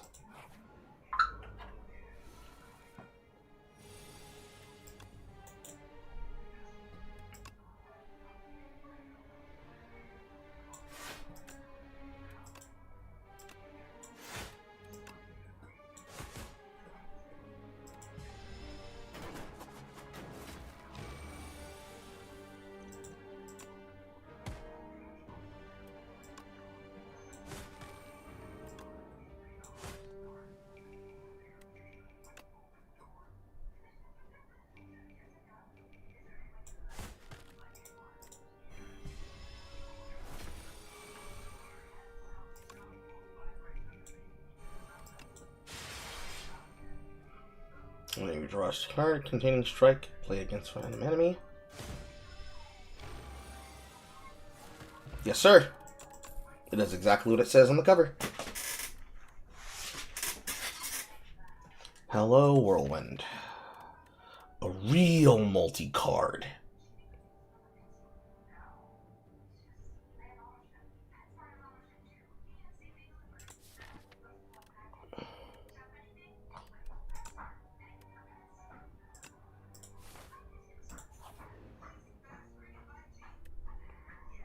Random power, Random cost card.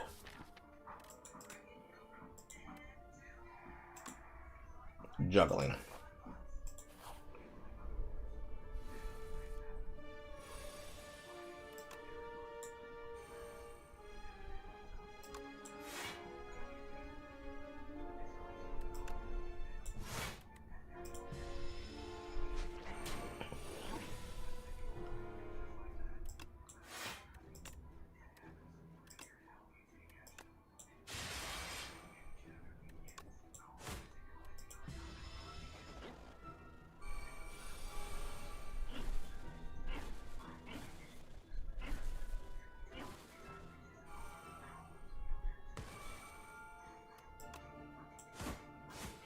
That's a lot of damage really quickly.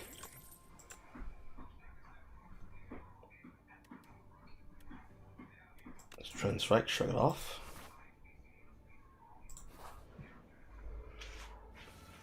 Hunter Killer.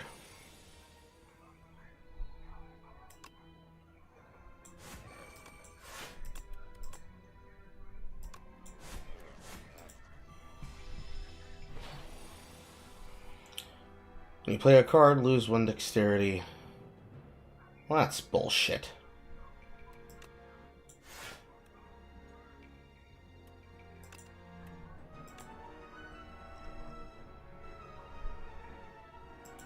Put a card from your hand to the discard pile.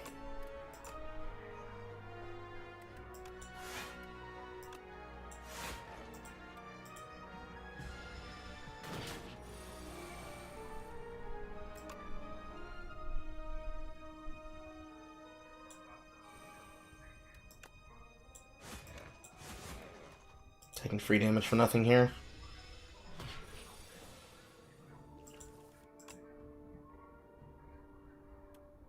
Oh, fuck. I used that accidentally. I expected my draw pile to be bigger.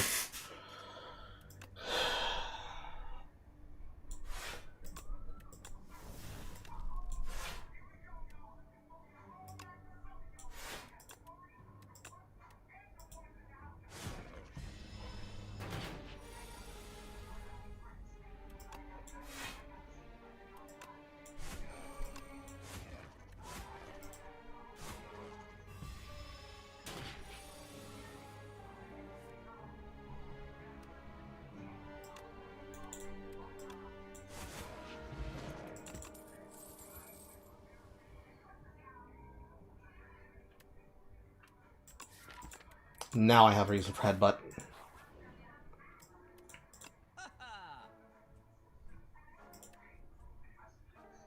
I need more block cards.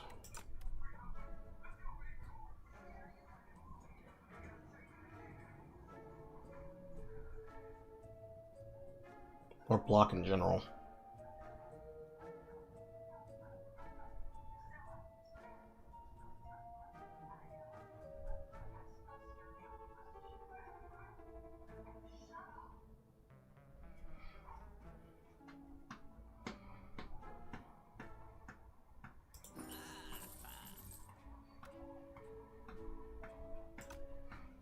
I do not want second wind, though.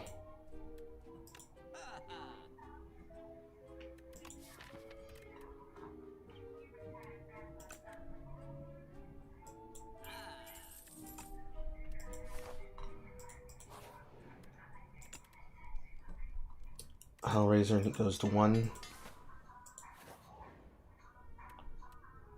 I don't want to lose my health, even though it get good draw power. Hello, Captain's Wheel. I'm rewarded for being greedy.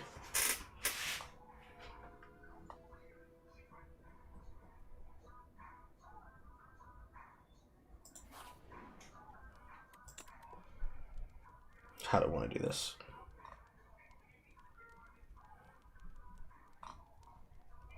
I have 2 armaments. One can use to upgrade the other. I'm going to take the health.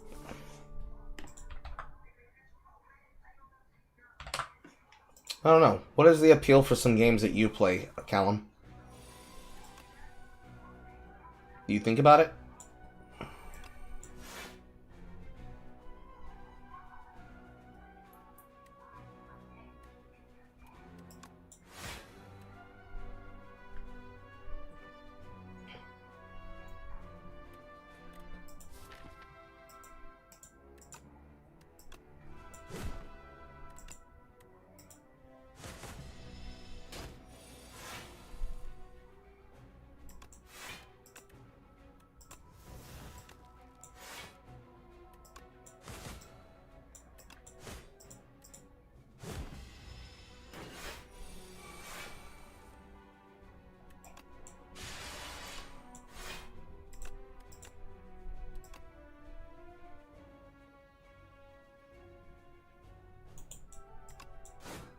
I take 3 here.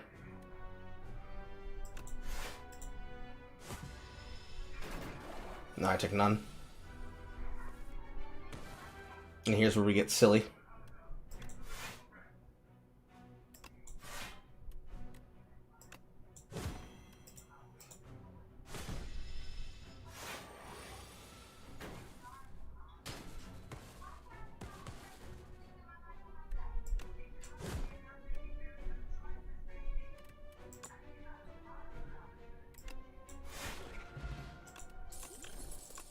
Hello, bag of preparation.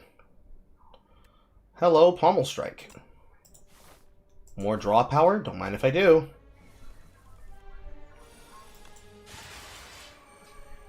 Both powers in the beginning? Don't mind if I do.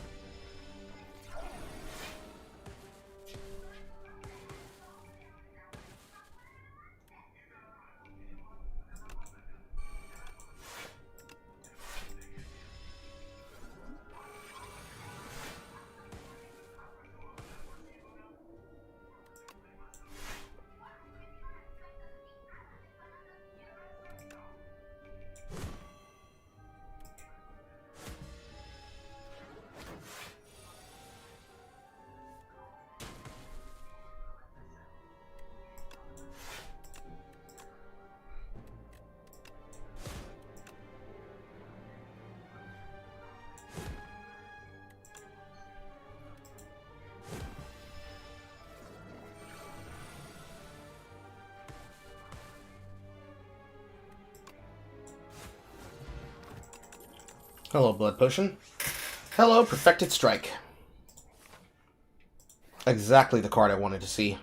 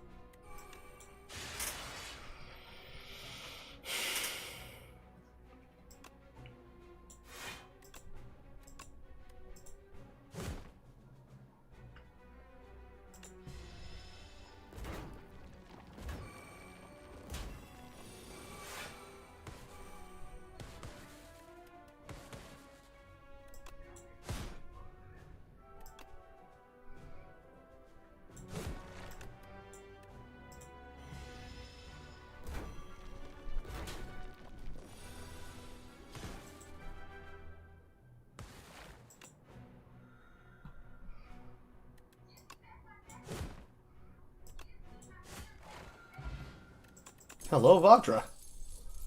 Stone armor, plating.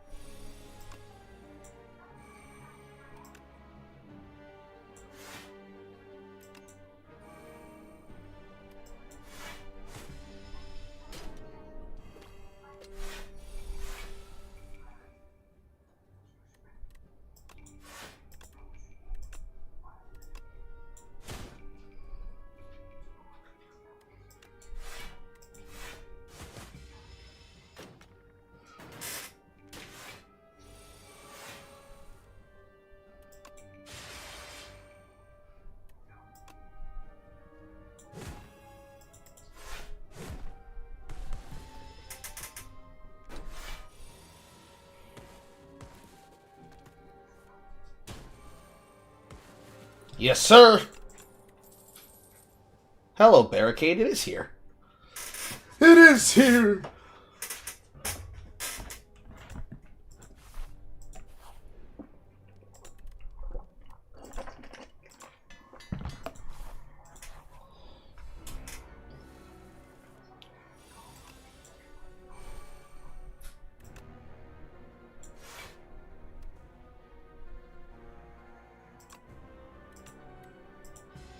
Take the damage this time, Carl.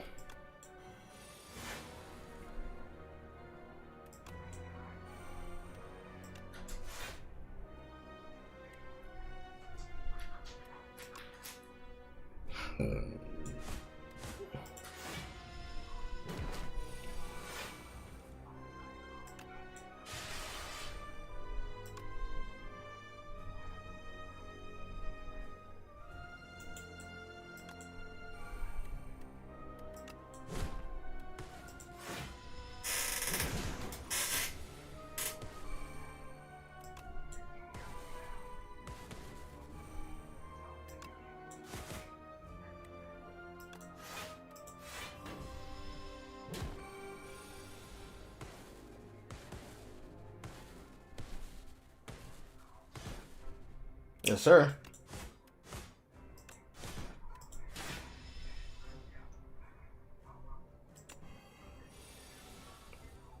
I don't even want to guess if that'll fuck with it.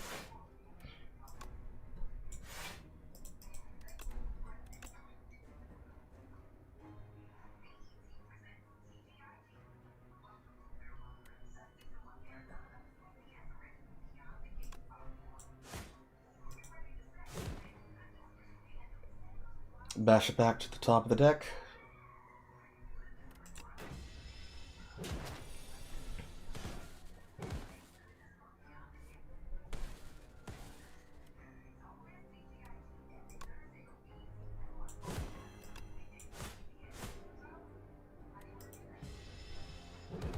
I actually killed myself. That's okay.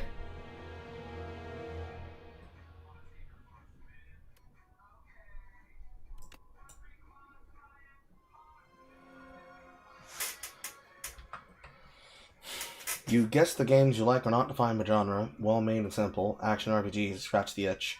New Vegas is a great example. So you like run sims. Grand strategy would be the word, but not many of them are grand strategy.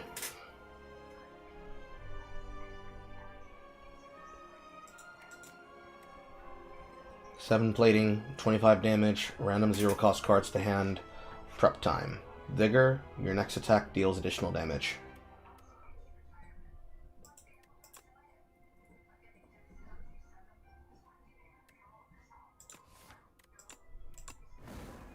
Again. One card reward, procure a random potion, random gold, large capsule for random auras. Let's take the side that has mistakes. I get bag of marbles and blood vial.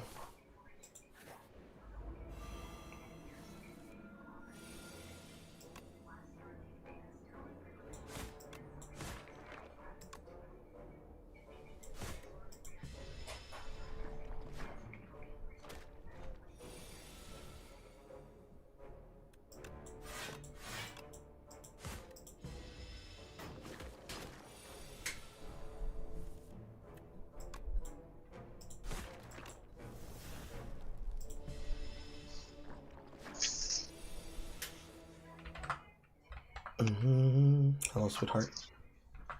Hey, baby.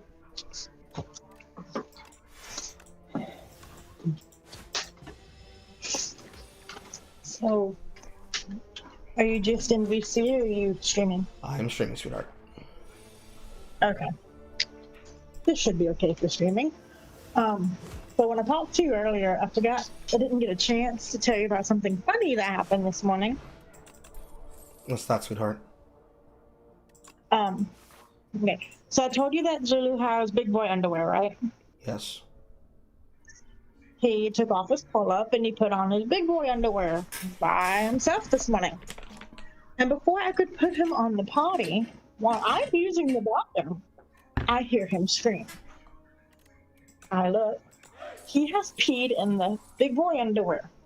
Mm-hmm. And he's crying and doing the big waddle where you're trying like not to let your legs touch each other. But apparently he did not like peeing in the big boy underwear. I thought it was funny. I think it's funny too. Just because you can't see my face light up don't mean I don't think it's funny.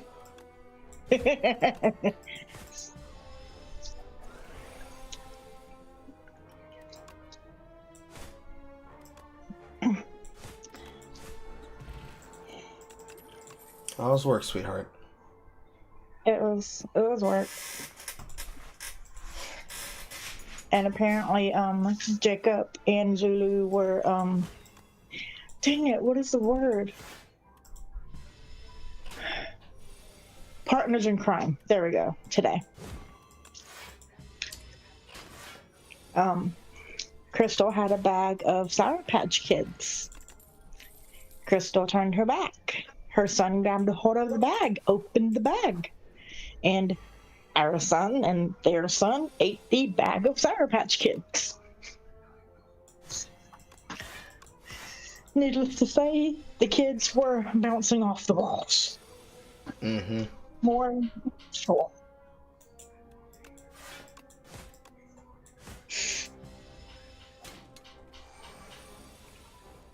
How was your day? More or less fine.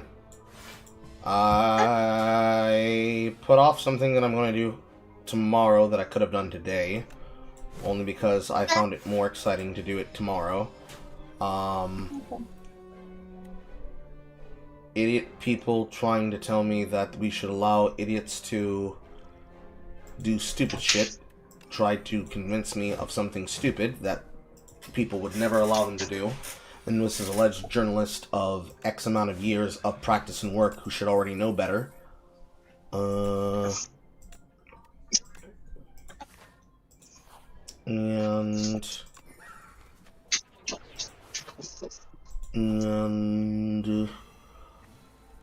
of the things that I got to do that were exciting and fun, I'm currently doing one of them right now while the chat watches. We got to try a little bit of the game that I was playing with the audience together, but it is the case that everybody went off to go to dinner. So now I am here entertaining myself while talking to the chat, and then you came in. 1-2 punch. Take that.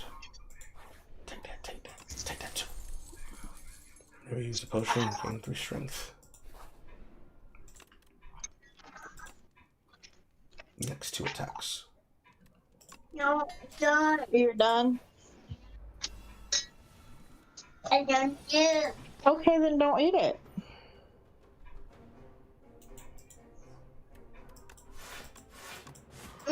Mm.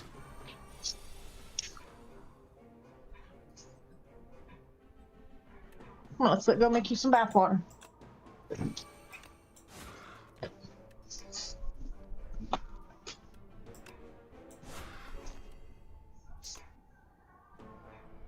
Oh, that's cold.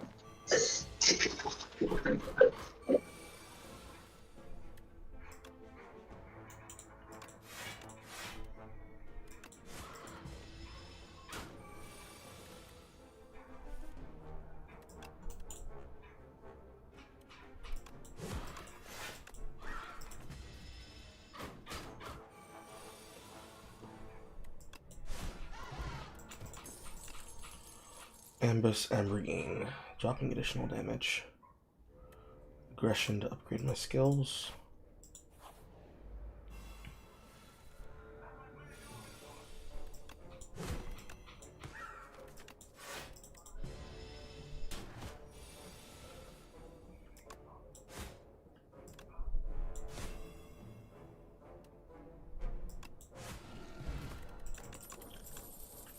Fish oil, dexterity, blah blah blah. Full strike to draw. I do not want to take another elite. Heal to full. Retain. Unplayable. Retain. Kill the tree. Get a random relic.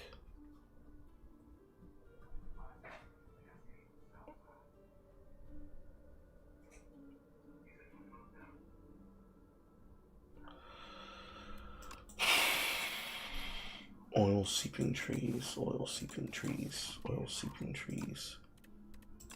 Lose HP.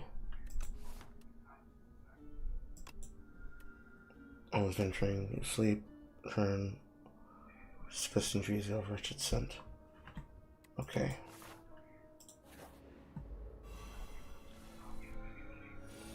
So it's basically a curse that will stay in my hand and block some of my cards.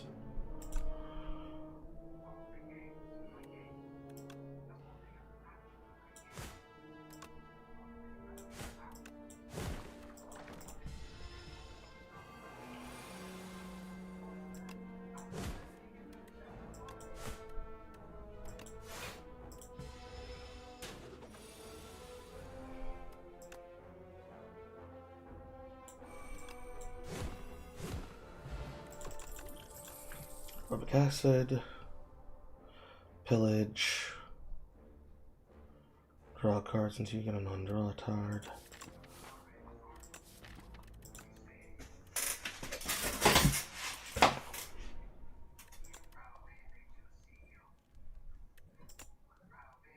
Innate.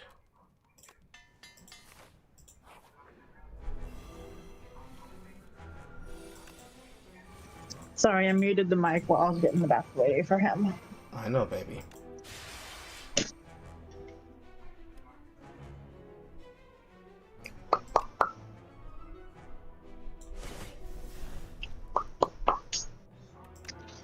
Oops. Okay. I'm hungry, but I have to wait till he falls asleep. He's not gonna let me eat.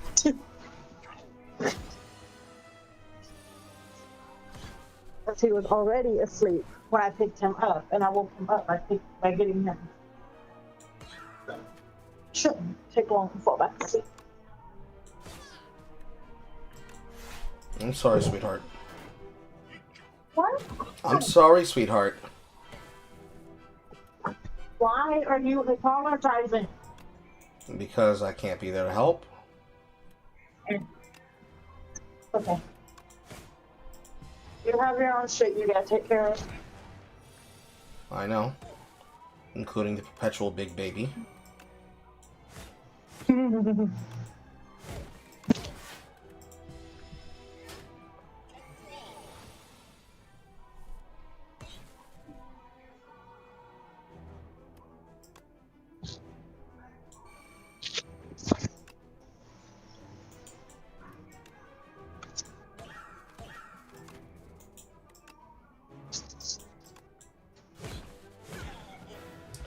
Yes, sir. Now let's get that Hellraiser for real, for real. Powerful cards. Relax. Sacrifice cards. Gain a relic. Pale Wing. Get that merchant. I need to find a way to get that shit out of my hand.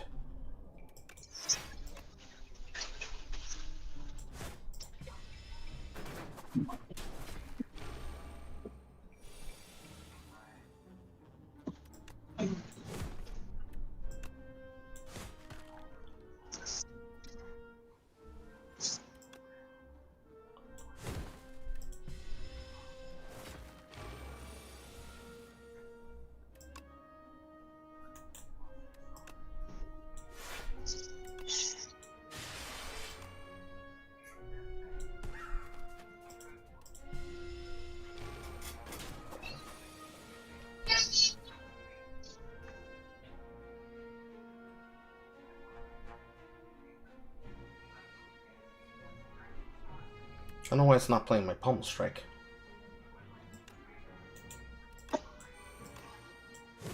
I'm gonna hop out of VC, okay? Okay, sweetie. Alright, I love you. I love you too.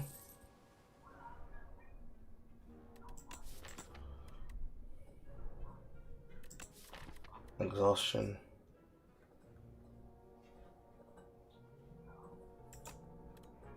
Use True Grit as a way to burn it out of my hand.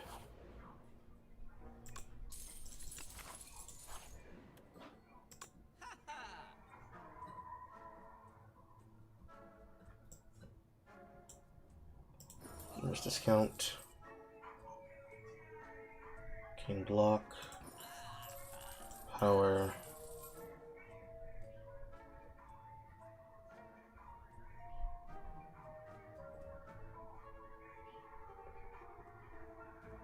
Try your turn, play the top card, you draw a pile.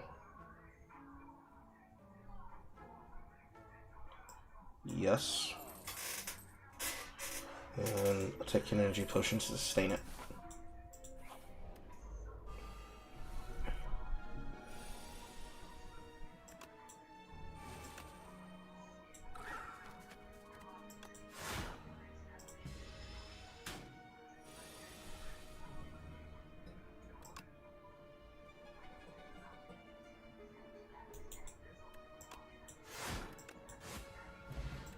Just kill the man. Another one. This fucking enemy.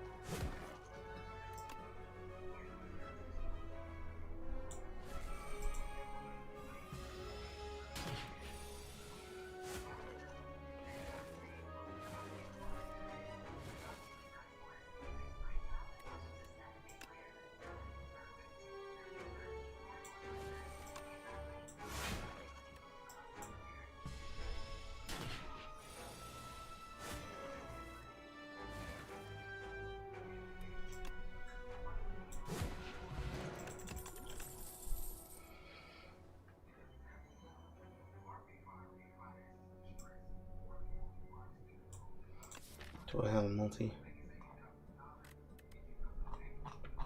I in fact do not have a multi.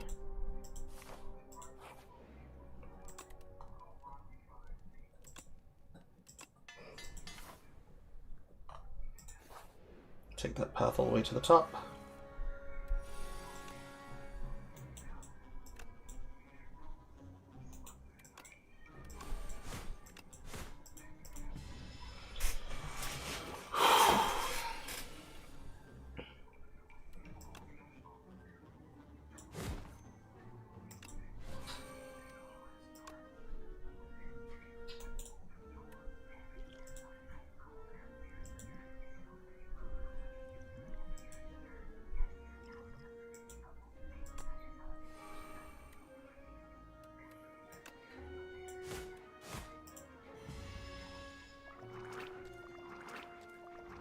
Taking 3 damage.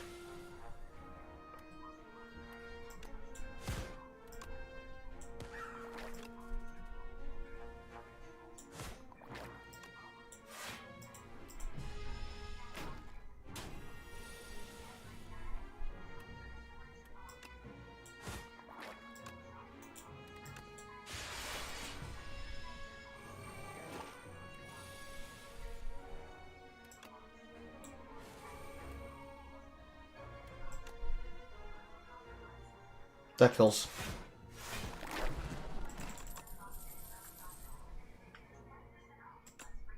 Blocking cards. Hello, Regal Pillow.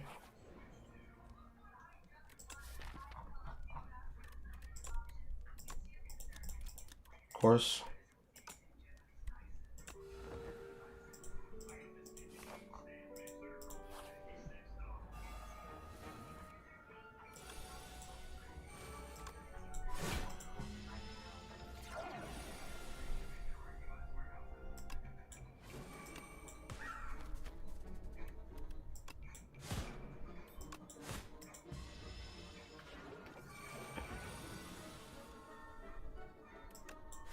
Burn the shit on my deck.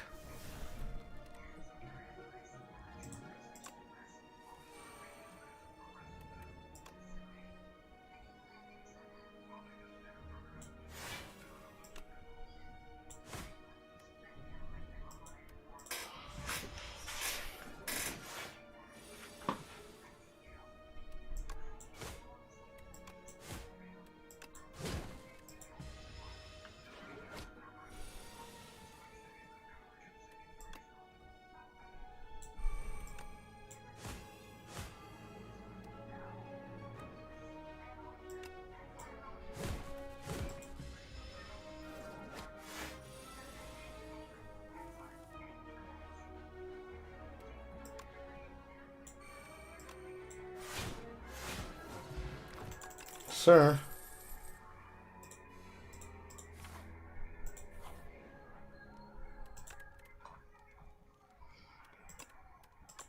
Hellraiser Online.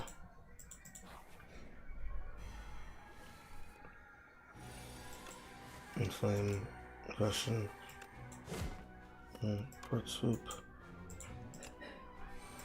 Hellraiser. Defend. Swoop. Now I get hurt.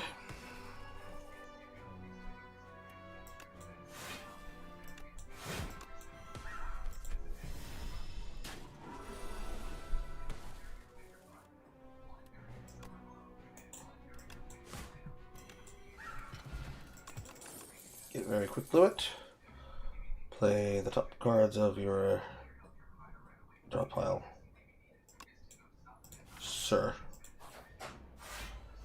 Play them for free.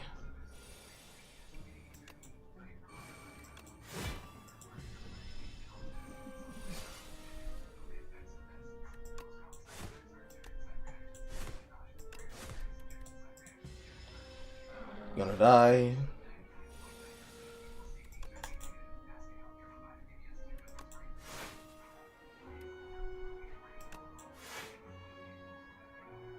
Nope, dead.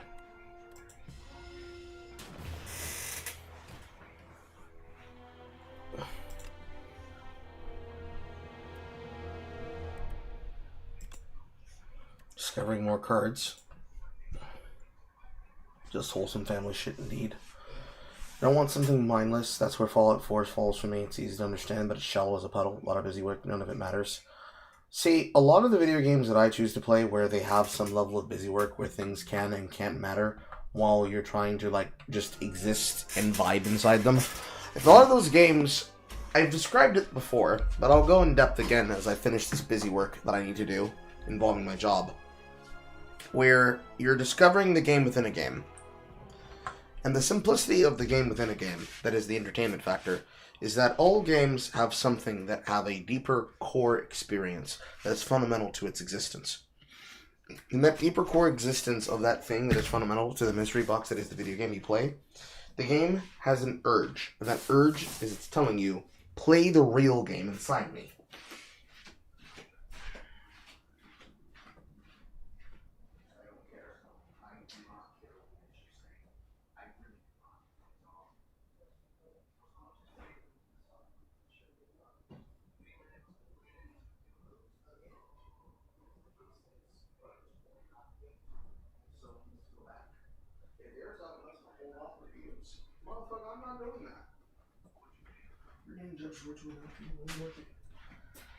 So, the game within a game. Many games call that the metagame, but there isn't a real word for what it is. Because it has nothing to do with the most effective tactic available, and it has nothing to do with necessarily with the meta sense of what the game is. It's more like the deeper list of instructions that the game has as a part of how to properly play what that game is. So, the game within a game is hidden within not necessarily the optimal strategy, but the beauty of what keeps you clicking to start another run. So, let's say every game ever existed, every game ever invented in existence, was a well elaborately designed trap. And what the well elaborately designed trap was designed to do is that it was designed to burn your time.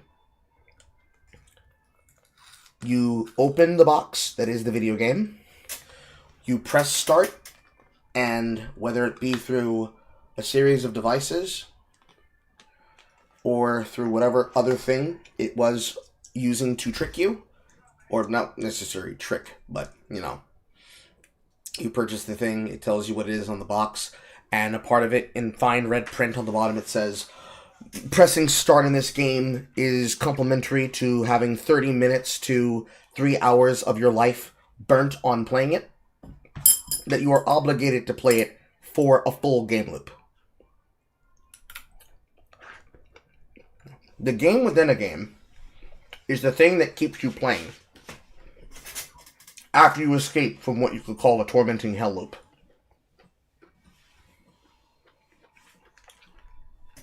So, to exaggerate the point, and demonstrate my point. Let's say Dustborn. I've started a game of Dustborn. I cannot stop this game of Dustborn. Jumanji. Let's say it's like Jumanji. Every game is like Jumanji until you finish it. Jumanji, Synthura, etc. While you're playing a game of Jumanji, let's say the game in question is Dustborn. I can't quit Dustborn in the middle of it. I have to see everything it has to offer. The game within the game is like a secondary lure, where, such as the function of a Venus flytrap, or a potter plant, the one that has the internal chamber that a insect falls inside of, and then it feeds the plant. The goal of the game is to hostage you while it gives you access to what it wants you to do.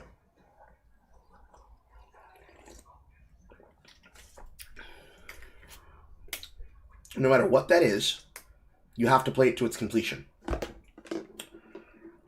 When you finally escape from the Torment Nexus,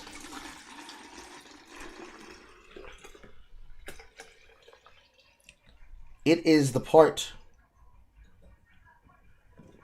of the game that brings you back to it. So, there's nothing in Dustborn that would get me to play Dustborn again. Dustborn was dog shit. There's nothing inside of Reloaded, although I don't own it, that would make me play it again. It is dog shit. There is nothing inside of South of Midnight that would make me play it again. It is dog shit. The final experiences of these particular torment devices and their particular loop of Jumanji does not give me a satisfying experience. It doesn't teach me a lesson. It doesn't show me a worldview. It doesn't give me a story. It doesn't give me an interactive movie that I decide is worth my time.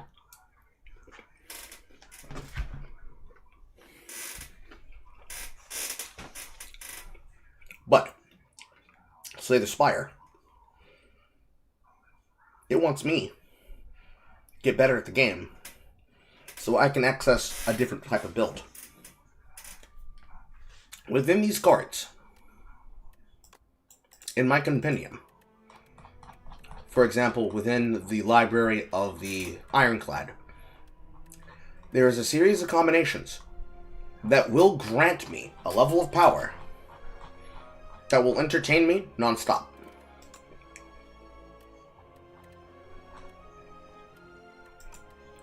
Now, accessing them, that might require another run. But if I do it, I will benefit, and I will have fun. And I will be able to rationalize to myself, it wasn't that bad, let me do it again. All games that are able to capture your attention in this way are games that we can quintessentially say are good. And when a retard or a disingenuous liar says, but why is the game good? But why is the game good? Why would you want to play it again? There's something in it that you can explain as, rather than just saying, it's just a good game, you can say, the way that this game holds my attention is the reason why I choose to play it. But that is itself a cyclical answer. The way it holds your attention is the reason you play it, therefore you play it, therefore the way it holds your attention is the reason you play it, is why you play it. Definitively, for a genre for those that like grand strategy, the ability to change and create a world and to simulate the reactions of what that world does based on your choices is what keeps you coming back. For those that like to play games with short loops, such as multiplayer games, the content within the experience is the thing that has you coming back.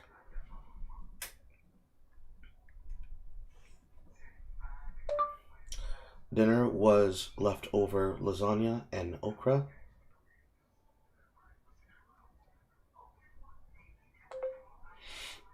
When it comes to games such as Slay the Spire 2, the ability to build and complete yet another deck is a part of the experience that brings you to the Torment Nexus that is its game experience.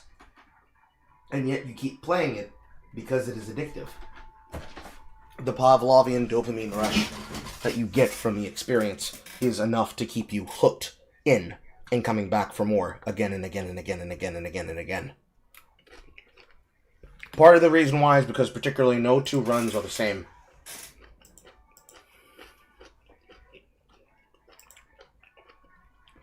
You could be entertained forever and ever.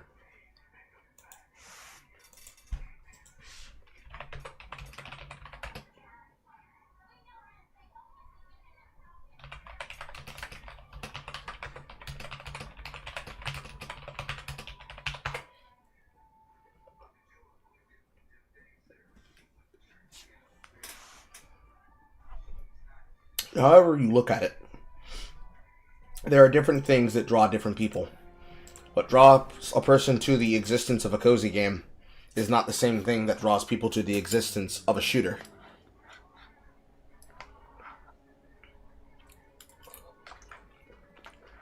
They're all explicitly different in different ways.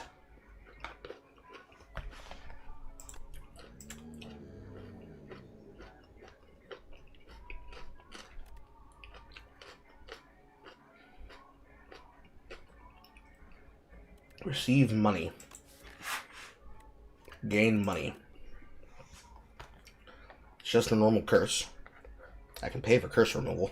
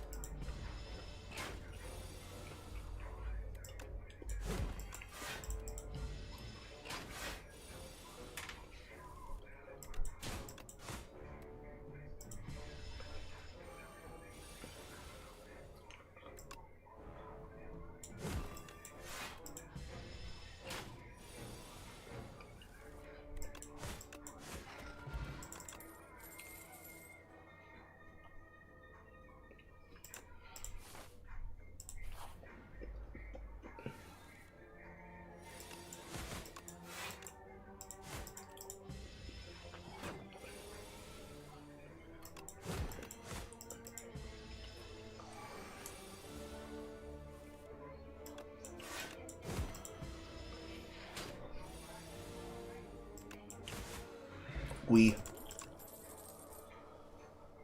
almost strike. So, oh, I can't remove this curse. Well then.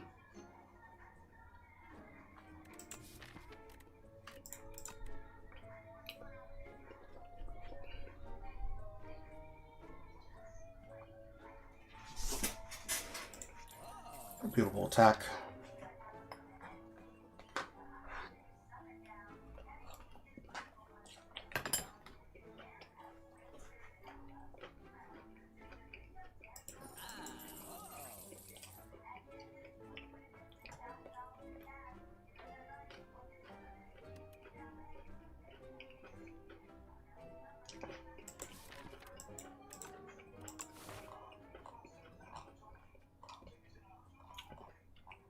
Not a boss for a while. I need to get my handle on something for that.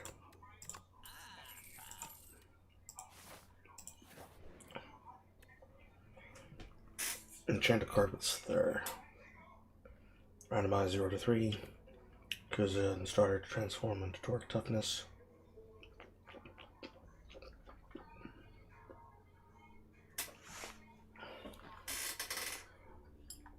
Gain blocks at the start of the next 2 turns.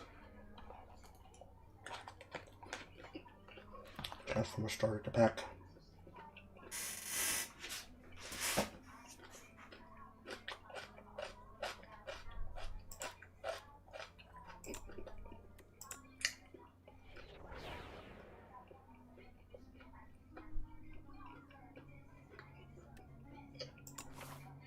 Okay.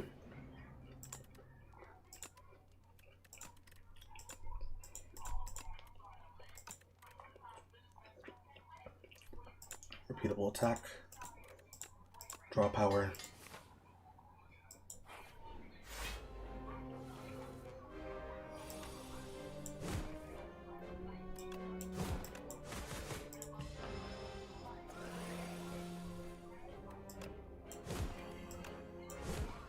And Rowdy.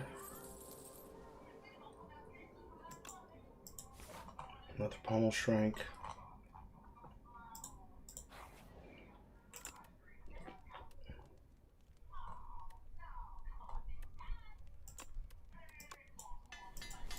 A little bit more damage.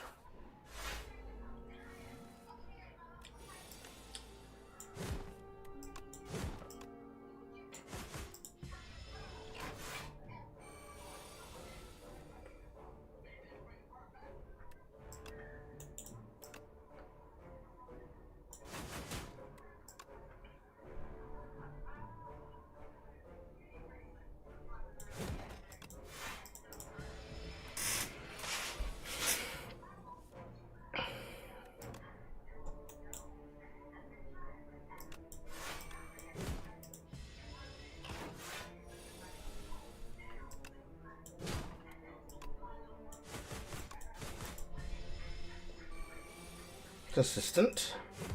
I like that. Inflame. Start your third turn and gain energy. Procure random potion. Remove a card from your deck. Be guilty. Remove from the deck after 5 turns. 5 combats.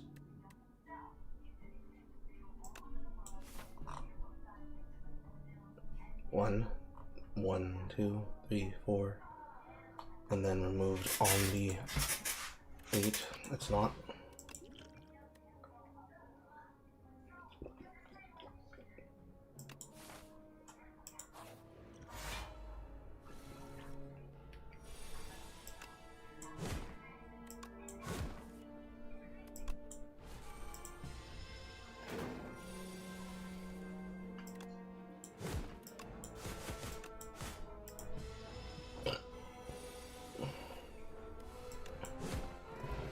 And we're in there.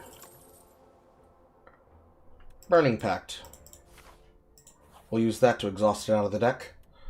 See the spoils map. Mark a site of extra 600 gold in next act. Lose 8. Cure potion.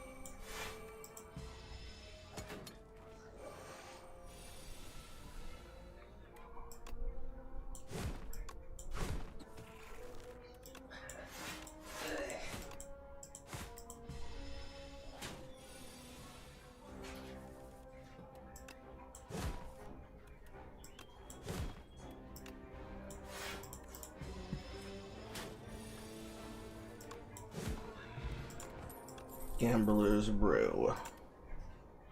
Spite, Thrash. These are not good for me.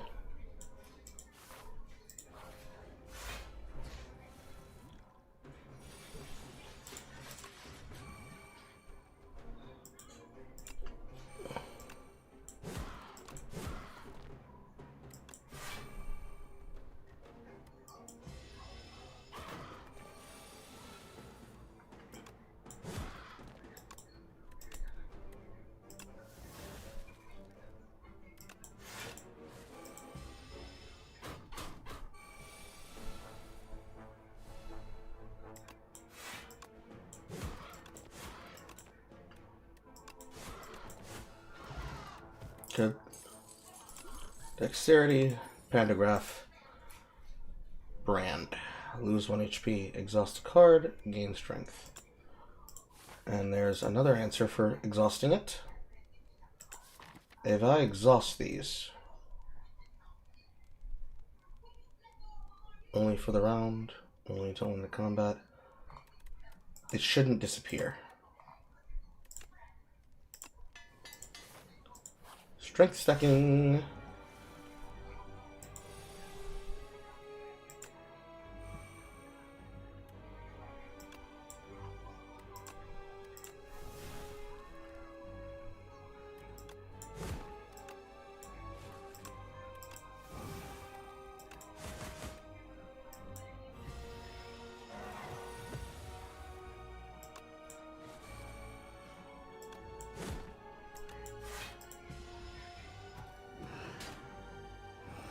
Doofers.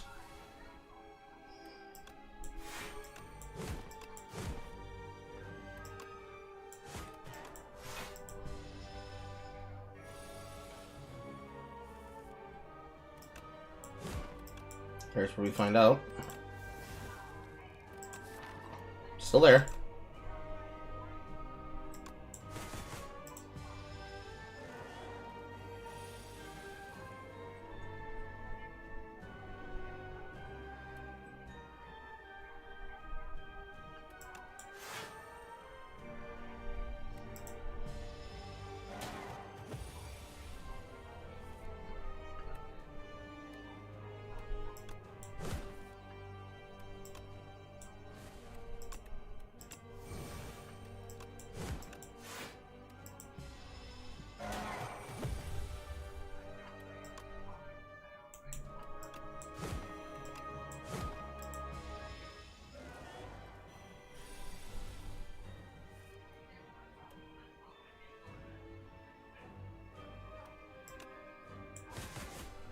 Glotting.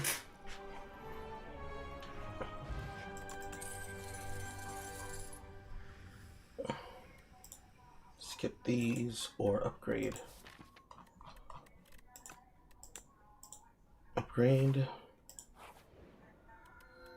Gain additional on the start of third turn. Every turn after that, remove 5 cards. Each combat, ran one, add one randomly back. Upgraded at the start of the turn. Draw an additional card.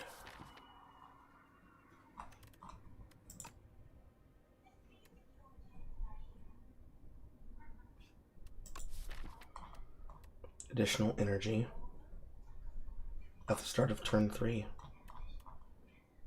Drawing 1. I already have draw. Found the X.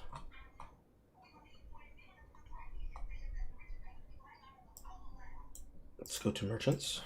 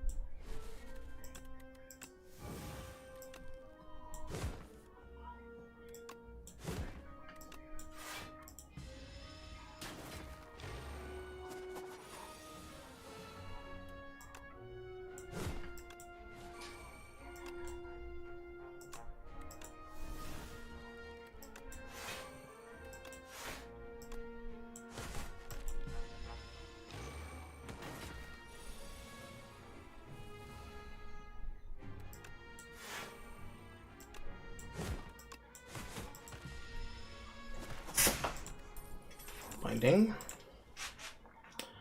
Forgotten Ritual. If you exhausted, this gains 4. Get more block, get more attack. I don't have a lot of block. This is good energy. Can I find some block here? I don't.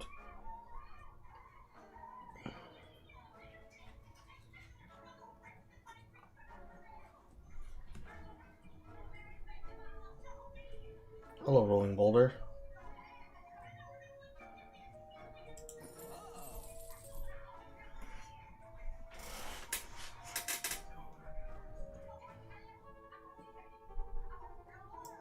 Carol. That could have been good multi, but oh well.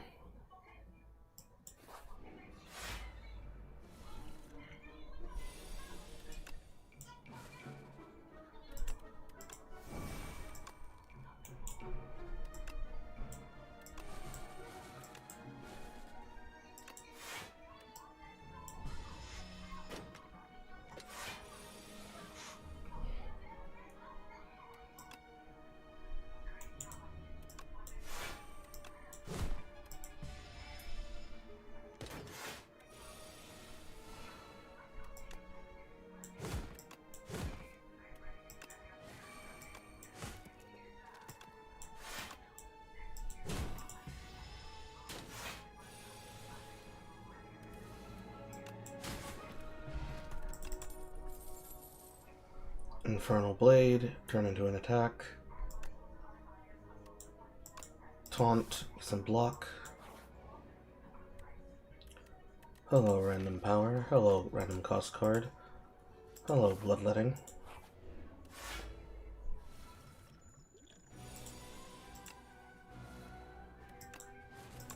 Get this shit right out of my deck.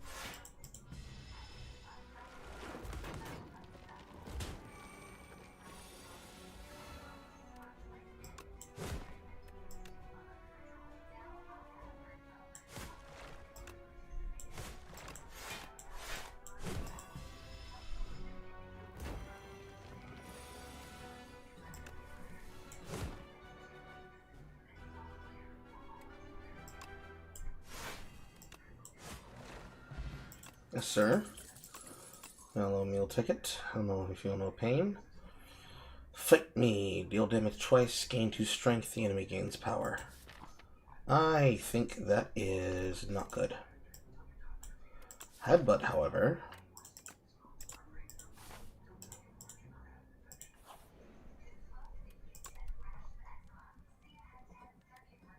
Bash a shield card to the top of the deck. Forehead Kappa.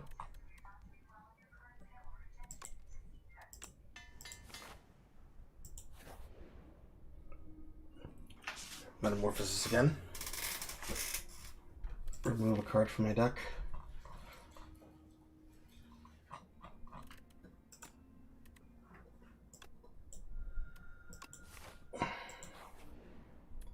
Money. Now I lose it. Or Calcum.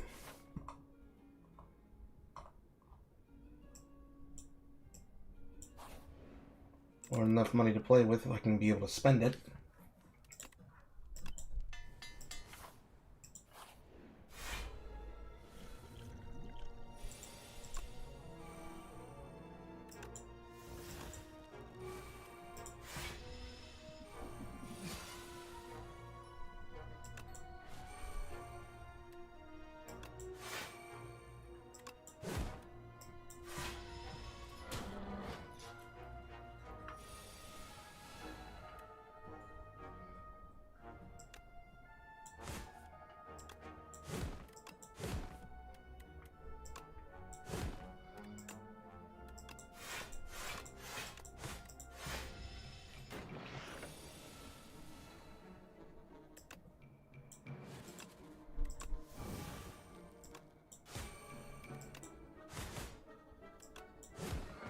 Got him. Oh, Legend's here.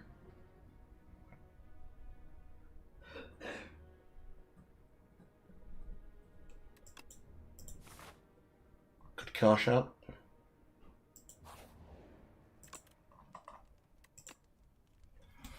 Nine damage to all. Deal additional damage for each other attack you play. Increasing the amount of cards we draw.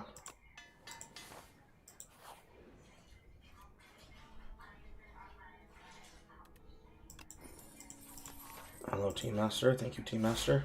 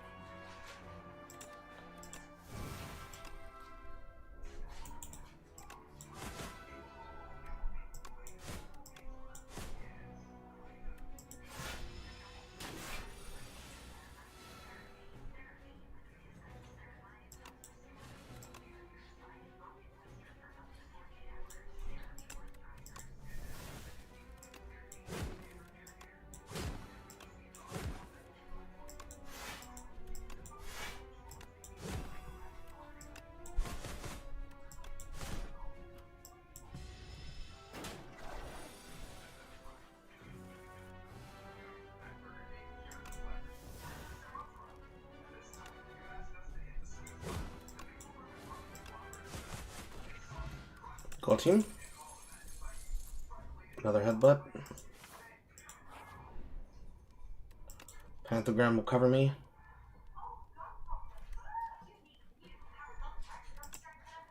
Innate.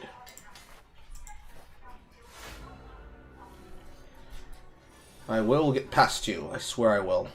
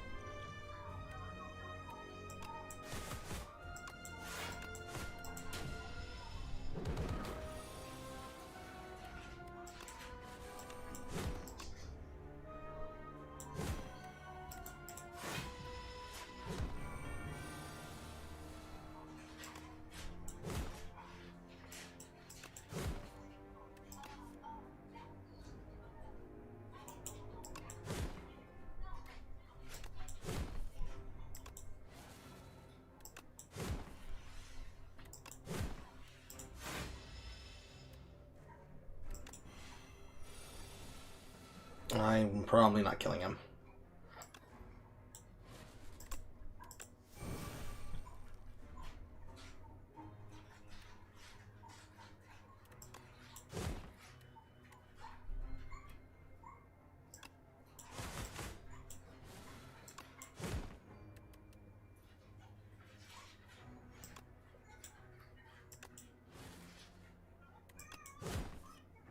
Actually,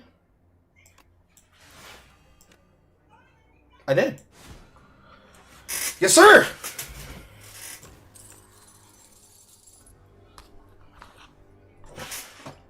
Two scrolls.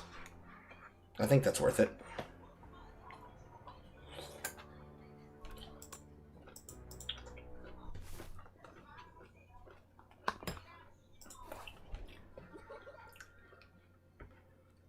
Fifth card you play each turn is free.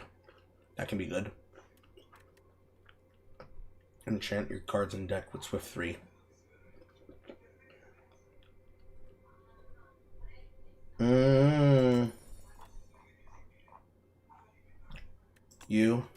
You.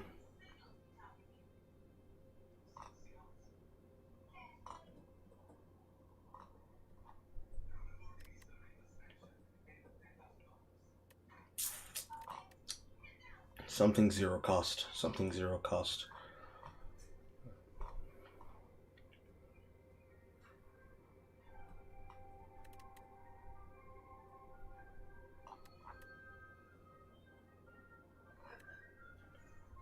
You.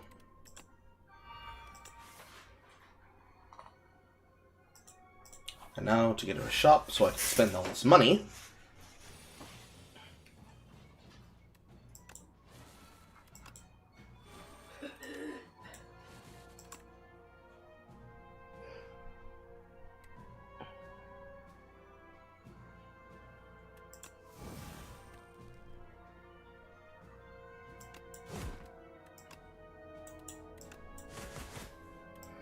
There's a chance I could have put it on Forgotten Ritual. I don't know if that's a mistake.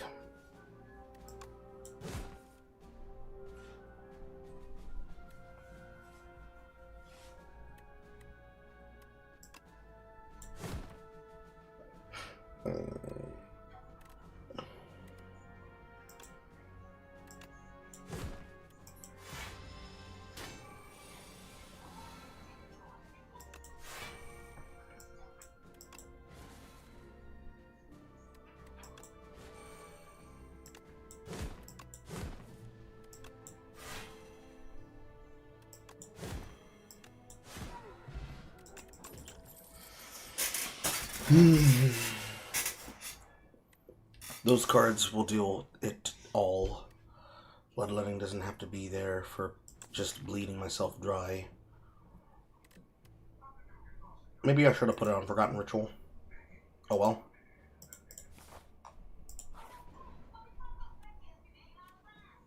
Upgraded common.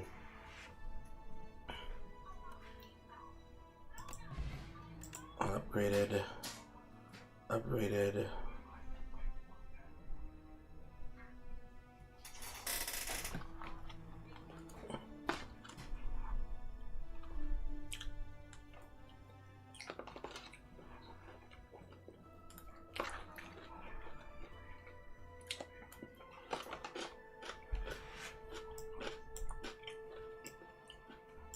Those aren't good. And now to spend money.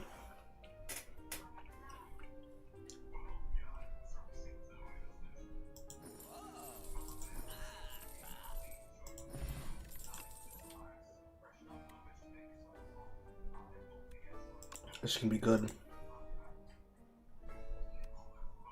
This can be good.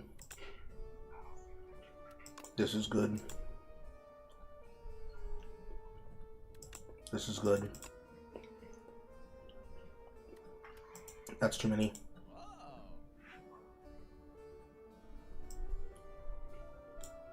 This is good. This is good.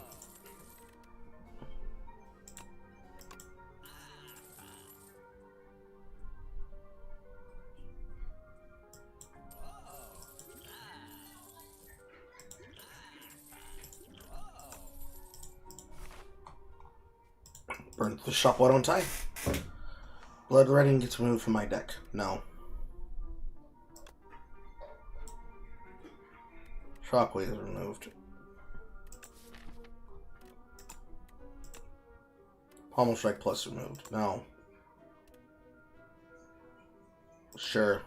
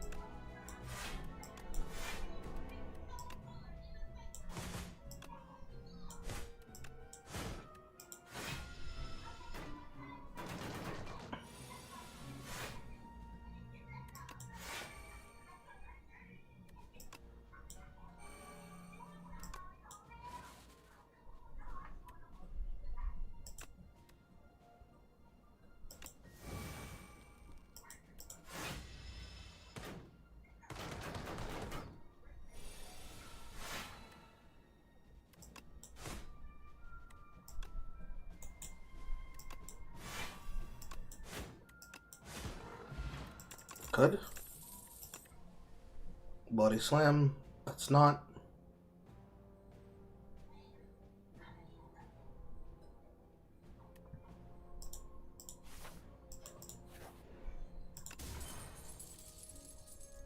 Tuning Fork. Risk it for the biscuit. You need to die immediately.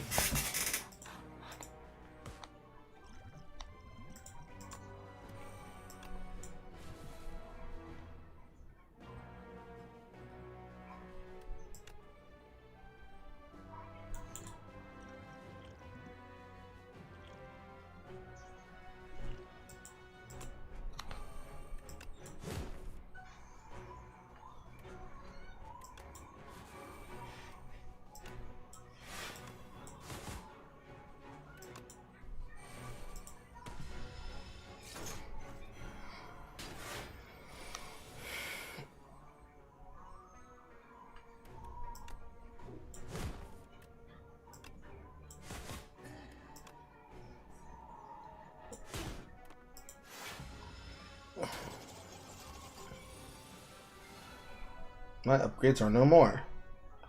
All my cards are downgraded.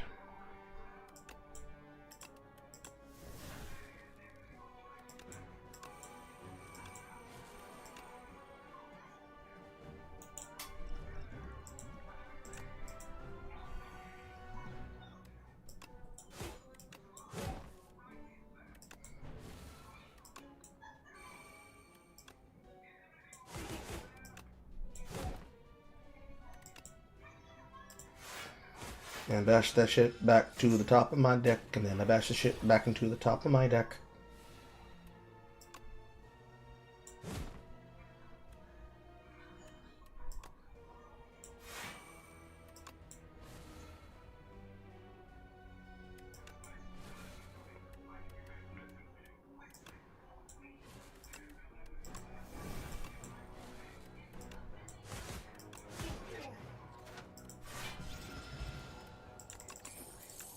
Courier.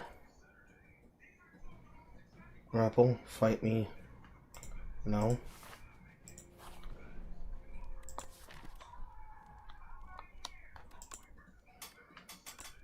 Additional side upgrades. Please tell me this goes down. It does not go down.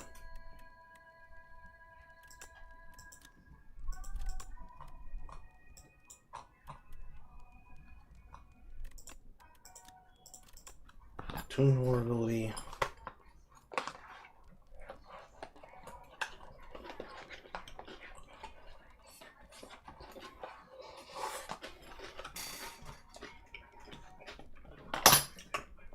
It's going to have to work. I got rid of bash.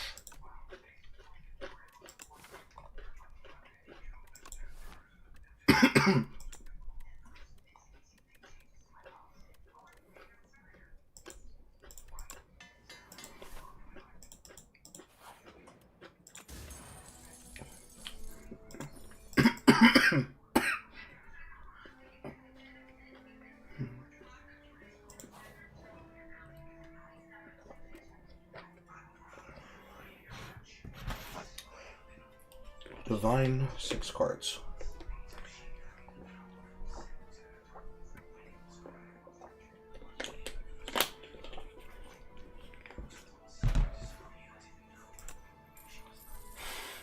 Big divination, solve divination.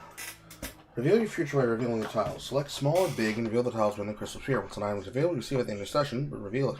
Careful, revealing some things may have dangerous.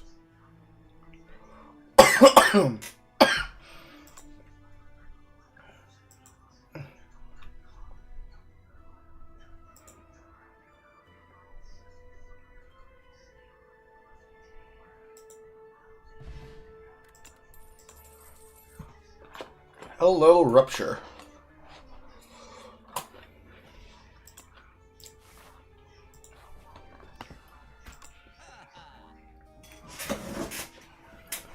This.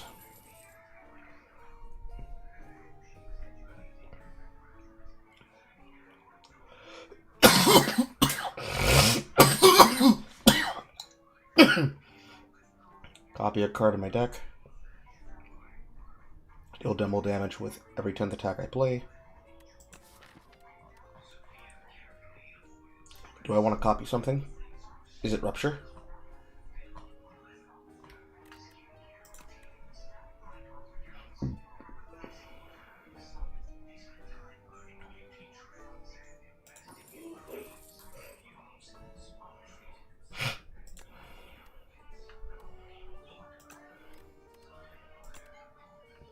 How about Stampede?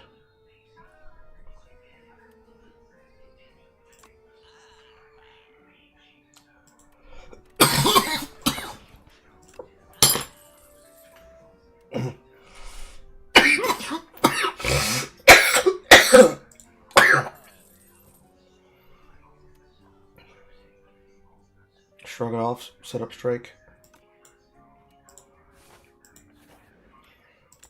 I'll heal before. Shockwave upgrade. Door.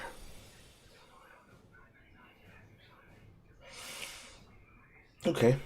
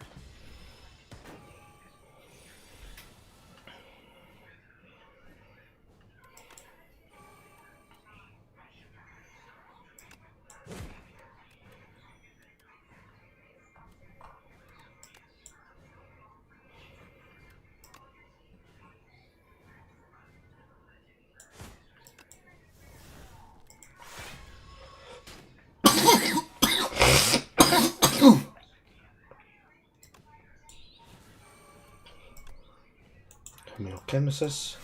And he's already dead. Now it's the door maker.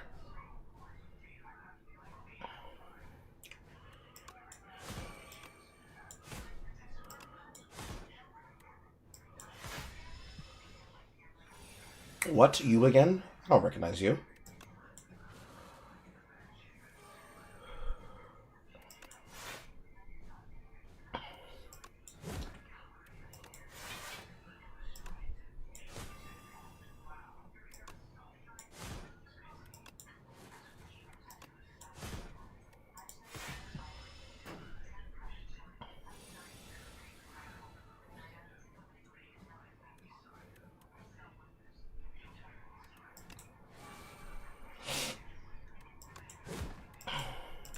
This.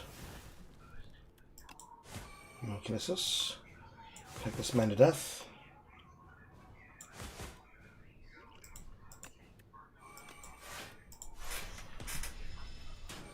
He is going to leave at the end of his turn. So I have to open the door and then I have to beat on his ass. Boy, if that isn't annoying.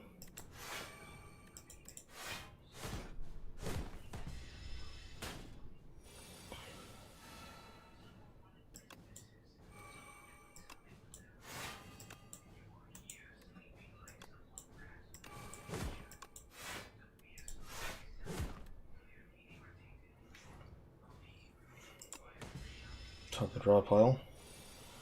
Door maker again.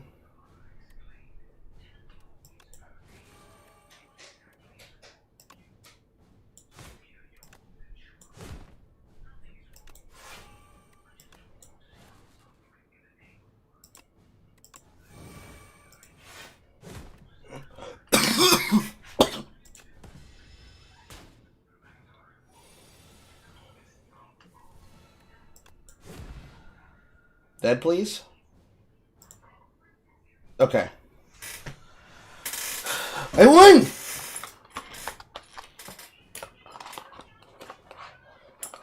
Easier than test subject.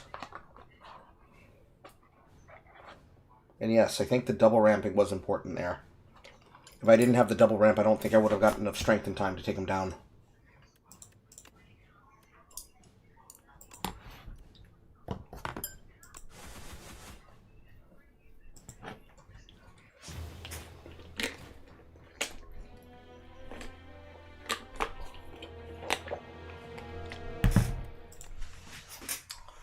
Oh yeah.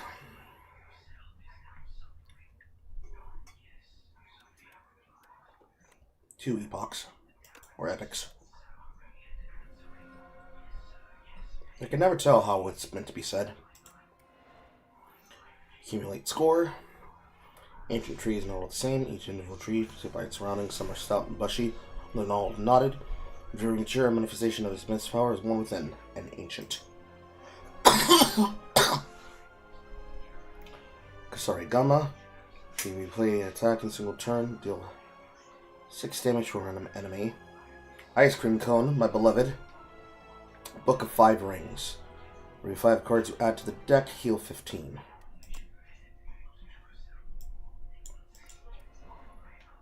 Ablaze, the Ironclad. The Ironclad slays the heart with its full might, and the demon's contract hunter absorbs the blight into itself. Immediately, the warrior and blight are set ablaze. The parasite is drawn to the flame, its writhing form concerned like wax, wicking into a fire.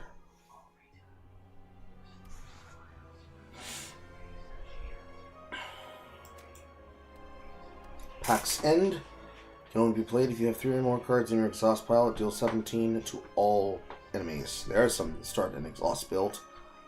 Cinder deals 17, exhaust the top card in the draw pile.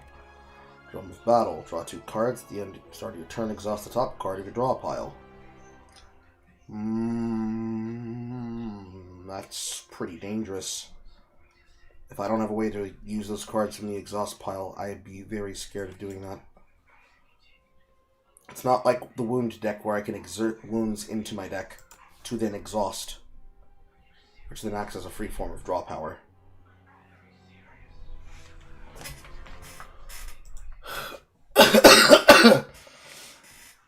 This is why I found your Elden Ring playthrough so fascinating. Your strategic mind made it so that you put less focus on stats and more into a strat to beat what's in front of you, even if you were underleveled.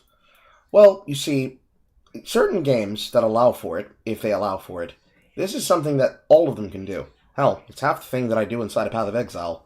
Path of Exile is the fun of which every single run is basically Elden Ring, and every single season you get to do that over and over again. In most cases, if we use Elden Ring as the strategy, being underleveled from the enemy doesn't matter as long as I understand my basic gameplay, right? So, adding blocking to the equation. Blocking, repelling, and then parrying. If I can parry an enemy, like Loretta the Mage, in his tower, and then yet again in the Halig Tree, it does not matter if he is overleveled and I'm soul level 1. If I have a basic understanding of the tactics that are allowed, it is the case that I will find a tactic that will defeat him.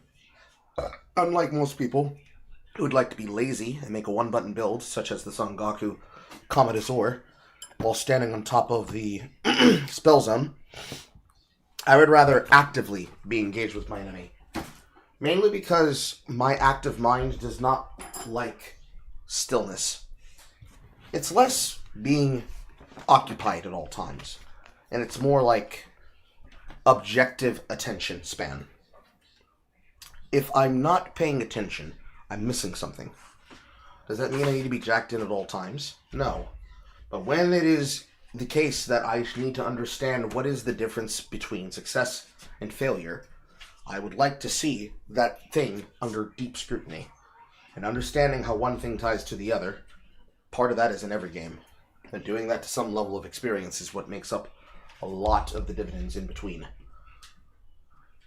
In Elden Ring, there are various techniques, and even more so now, because I only played during the time where the DLC was not available.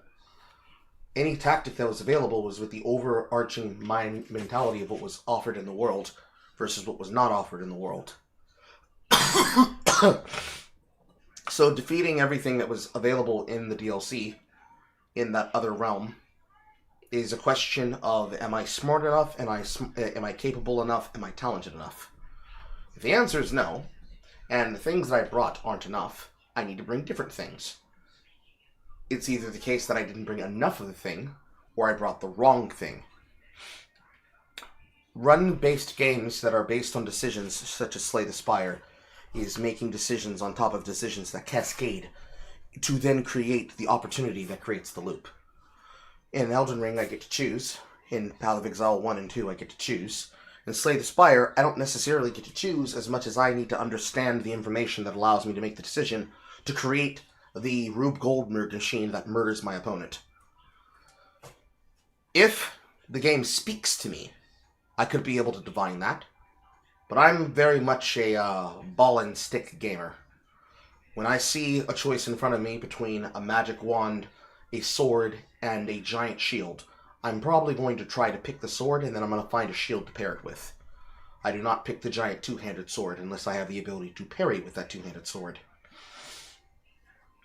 I like being mechanical. It's less about being methodical, and it's more about using everything that is at my disposal. If in a restaurant and you tell me that restaurant is all you can eat, I'm gonna eat all I can fucking eat. If I'm going to spend the money, and I'm going to take the opportunity cost, I'm going to ensure that that opportunity cost pays off. If the opportunity cost does not pay off, then I have done something inextricably poor to put myself in this position where I am now losing opportunities, not gaining opportunities. Most of the games I play do this, and it is part of their design. Some are more brutal with how they do this, but many of them do this. It is just the way that I grew up, really. I was exposed to more ARPGs than I was Cozy Sims. But even inside of Cozy Sims, they also have a similar direction of what you want to do as well. Use Stardew Valley as an example. Stardew Valley gives you the ability to make your farm as you wish, and there are various ways to get to the level of being extremely, totally, completely broken. But how you choose to get there, and the particular dating partner you choose to do while you do it, is half the fun. Realistically here, we're dealing with a kind of game where it's about, here's the challenge in front of me, Here's what the enemy's going to do. Do I have the juice, as one would call it, to get past it? If no juice, no get past. If juice, get past. But do I know how to put the cards in the correct order that create the maximum amount of juice, offensively and defensively, to survive long enough to get past the challenge? There's the game within a game for Slay the Spire, too. It can be different from various different games, but all of them have a similar connection in this way. It is hard to say, as one would say, and part of that is the fun of being able to do it, and it is what it is. However, it's harder the more difficult a challenge might be in its term of overlay. For example, this might not carry over with another character. The Ironclad is the Ironclad. Therefore, the builds that he can do, the other characters can't do. Unless, of course, they get a card that gives them colorless cards that allow them to copy it. Whatever I have accessible with these unknown cards, and this unknown card, and this unknown card, and this unknown card, and this unknown card, is the barrier between what is possible and what is not possible. If I can know what is possible, like with my X-Cost skills, I know that I have a gold version of Cascade and then a blue uncommon of Whirlwind. I'm not always guaranteed the rare. I'm not always guaranteed the uncommon. So to get there, I have to probably use the uncommons. In the cost of the 3 costs, almost all of these are either uncommon or rare. So what about the 2 cost? Some of them are common, some of them are uncommon, many of them are rare. What about the 1 cost? Same thing. Some of them are common, some of them are common, some of them are rare. Whatever combination of them, especially including the 0 costs, which are usually 2 of them are common, some of them are uncommon, and the others are rare, especially that's the first time I got Brand this run. It is the case that whatever order I have to use them in order to give myself opportunity to use them is the case what it is I'm dealing with. I'd always like to take something like Battle Trance, but I'm not guaranteed Battle Trance. So I can only take what's in front of me. And when I take what's in front of me, that is what dictates what power I get to have. It's kind of the same thing with the other game. With Path of Exile 2 and Path of Exile 1. Which I need to remind myself I need to go donate to a streamer so I can get that reward they're offering.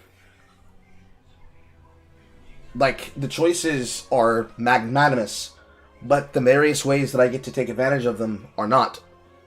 Guaranteeing myself the opportunity to use them in this way is not something that I am allowed to have, per se, forswear. And that's just the way that it is. How many games are. Realistically, honestly, the stat part, any game that has a type of stat, it's going to be in mind, but you can only level up your stats so much until you have to just make better strategy. If your strategy is to bang your head against the wall until you break the thing, I'm probably not going to do that because I don't like smashing my head against the wall. I give everything about 3 chances to do that, and then I try another tactic.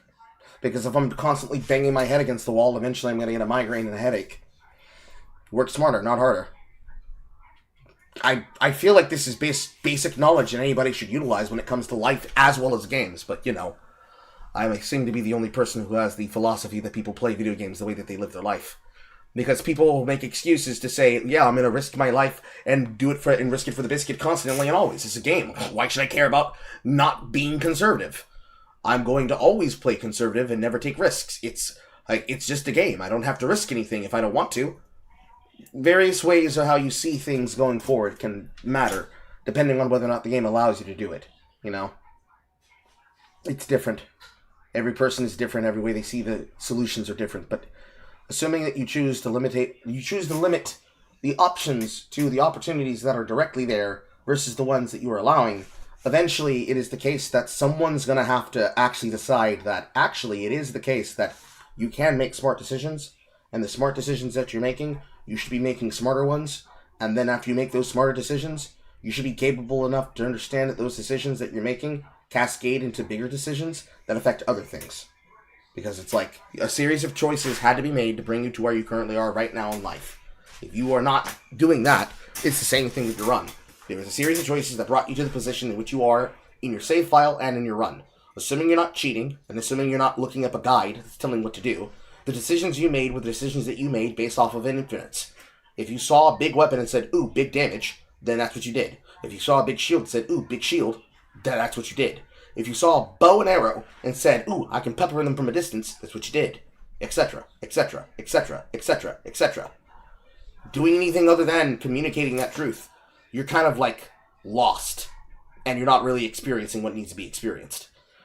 And that's like half the fucking problem with various video games. Especially the ones that feature hardcore. Where it's one run, one life. One run, one life. Because many people, they are very lax. They're very softcore about things. Usually I play things that have some form of medium core. And of course they are willing to do hardcore, but most people are not willing to do hardcore where you're losing your gear and then you're expected to play a video game from solid. Because, the gear that you had was the gear that you had. How are you going to farm it over again? Other than, doing it again. And I guess that's part of, the trick, right? Because for those games, that is the game within the game. The game within the game is doing it for the love of the game.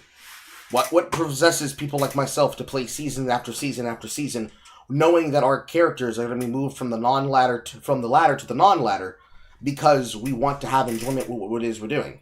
The answer at the end of the day is, that's the game. You can't get mad at it. The game's not doing it on purpose. He doesn't know what it's doing. The bosses designed by people with a malicious intent might know what they're doing, but the game is just the computer and the dealer. If you view it that way, it's a lot different, and it's a lot more cantankerous and cantankerous. You stop viewing it as an antagonistic force, and you view it as just a unwilling and or necessary part of the process. The same way that a tabletop game requires a DM to do the choices for you, this is where the computer serves as a CRPG handler, as well as the one that's spinning up the dinners and tailors for you to overcome, and or succumb to. If you do it right, you don't suck. If you do it wrong, you suck. Simple as. Simple as. Simple as. It's 10:53. I and Master Wolf are the only ones here, and I bet he's already back from dinner. He's just been listening to the cool, sweet, dulcet tones of my voice. So suppose we will wrap the event up for tonight, and then, assuming in the chat room or in the server, I'm going to begin floating the idea of how we feel about the private league. While I go do uncomfortable things with my own cash because I'm a grown adult, and I like it that way. The server that we were playing on for DST will remain as it is because it saves the feature. It saves where you are in the world, so there is no risk to your character when you restart. And figure out how I feel about that, because I feel like DST might not be a good game for gaming night. It kind of predates people getting upset about it. That's a thing I'll have to ask myself. But wanted to see how it would work. People I expected to come tonight did not come tonight. It is what it is.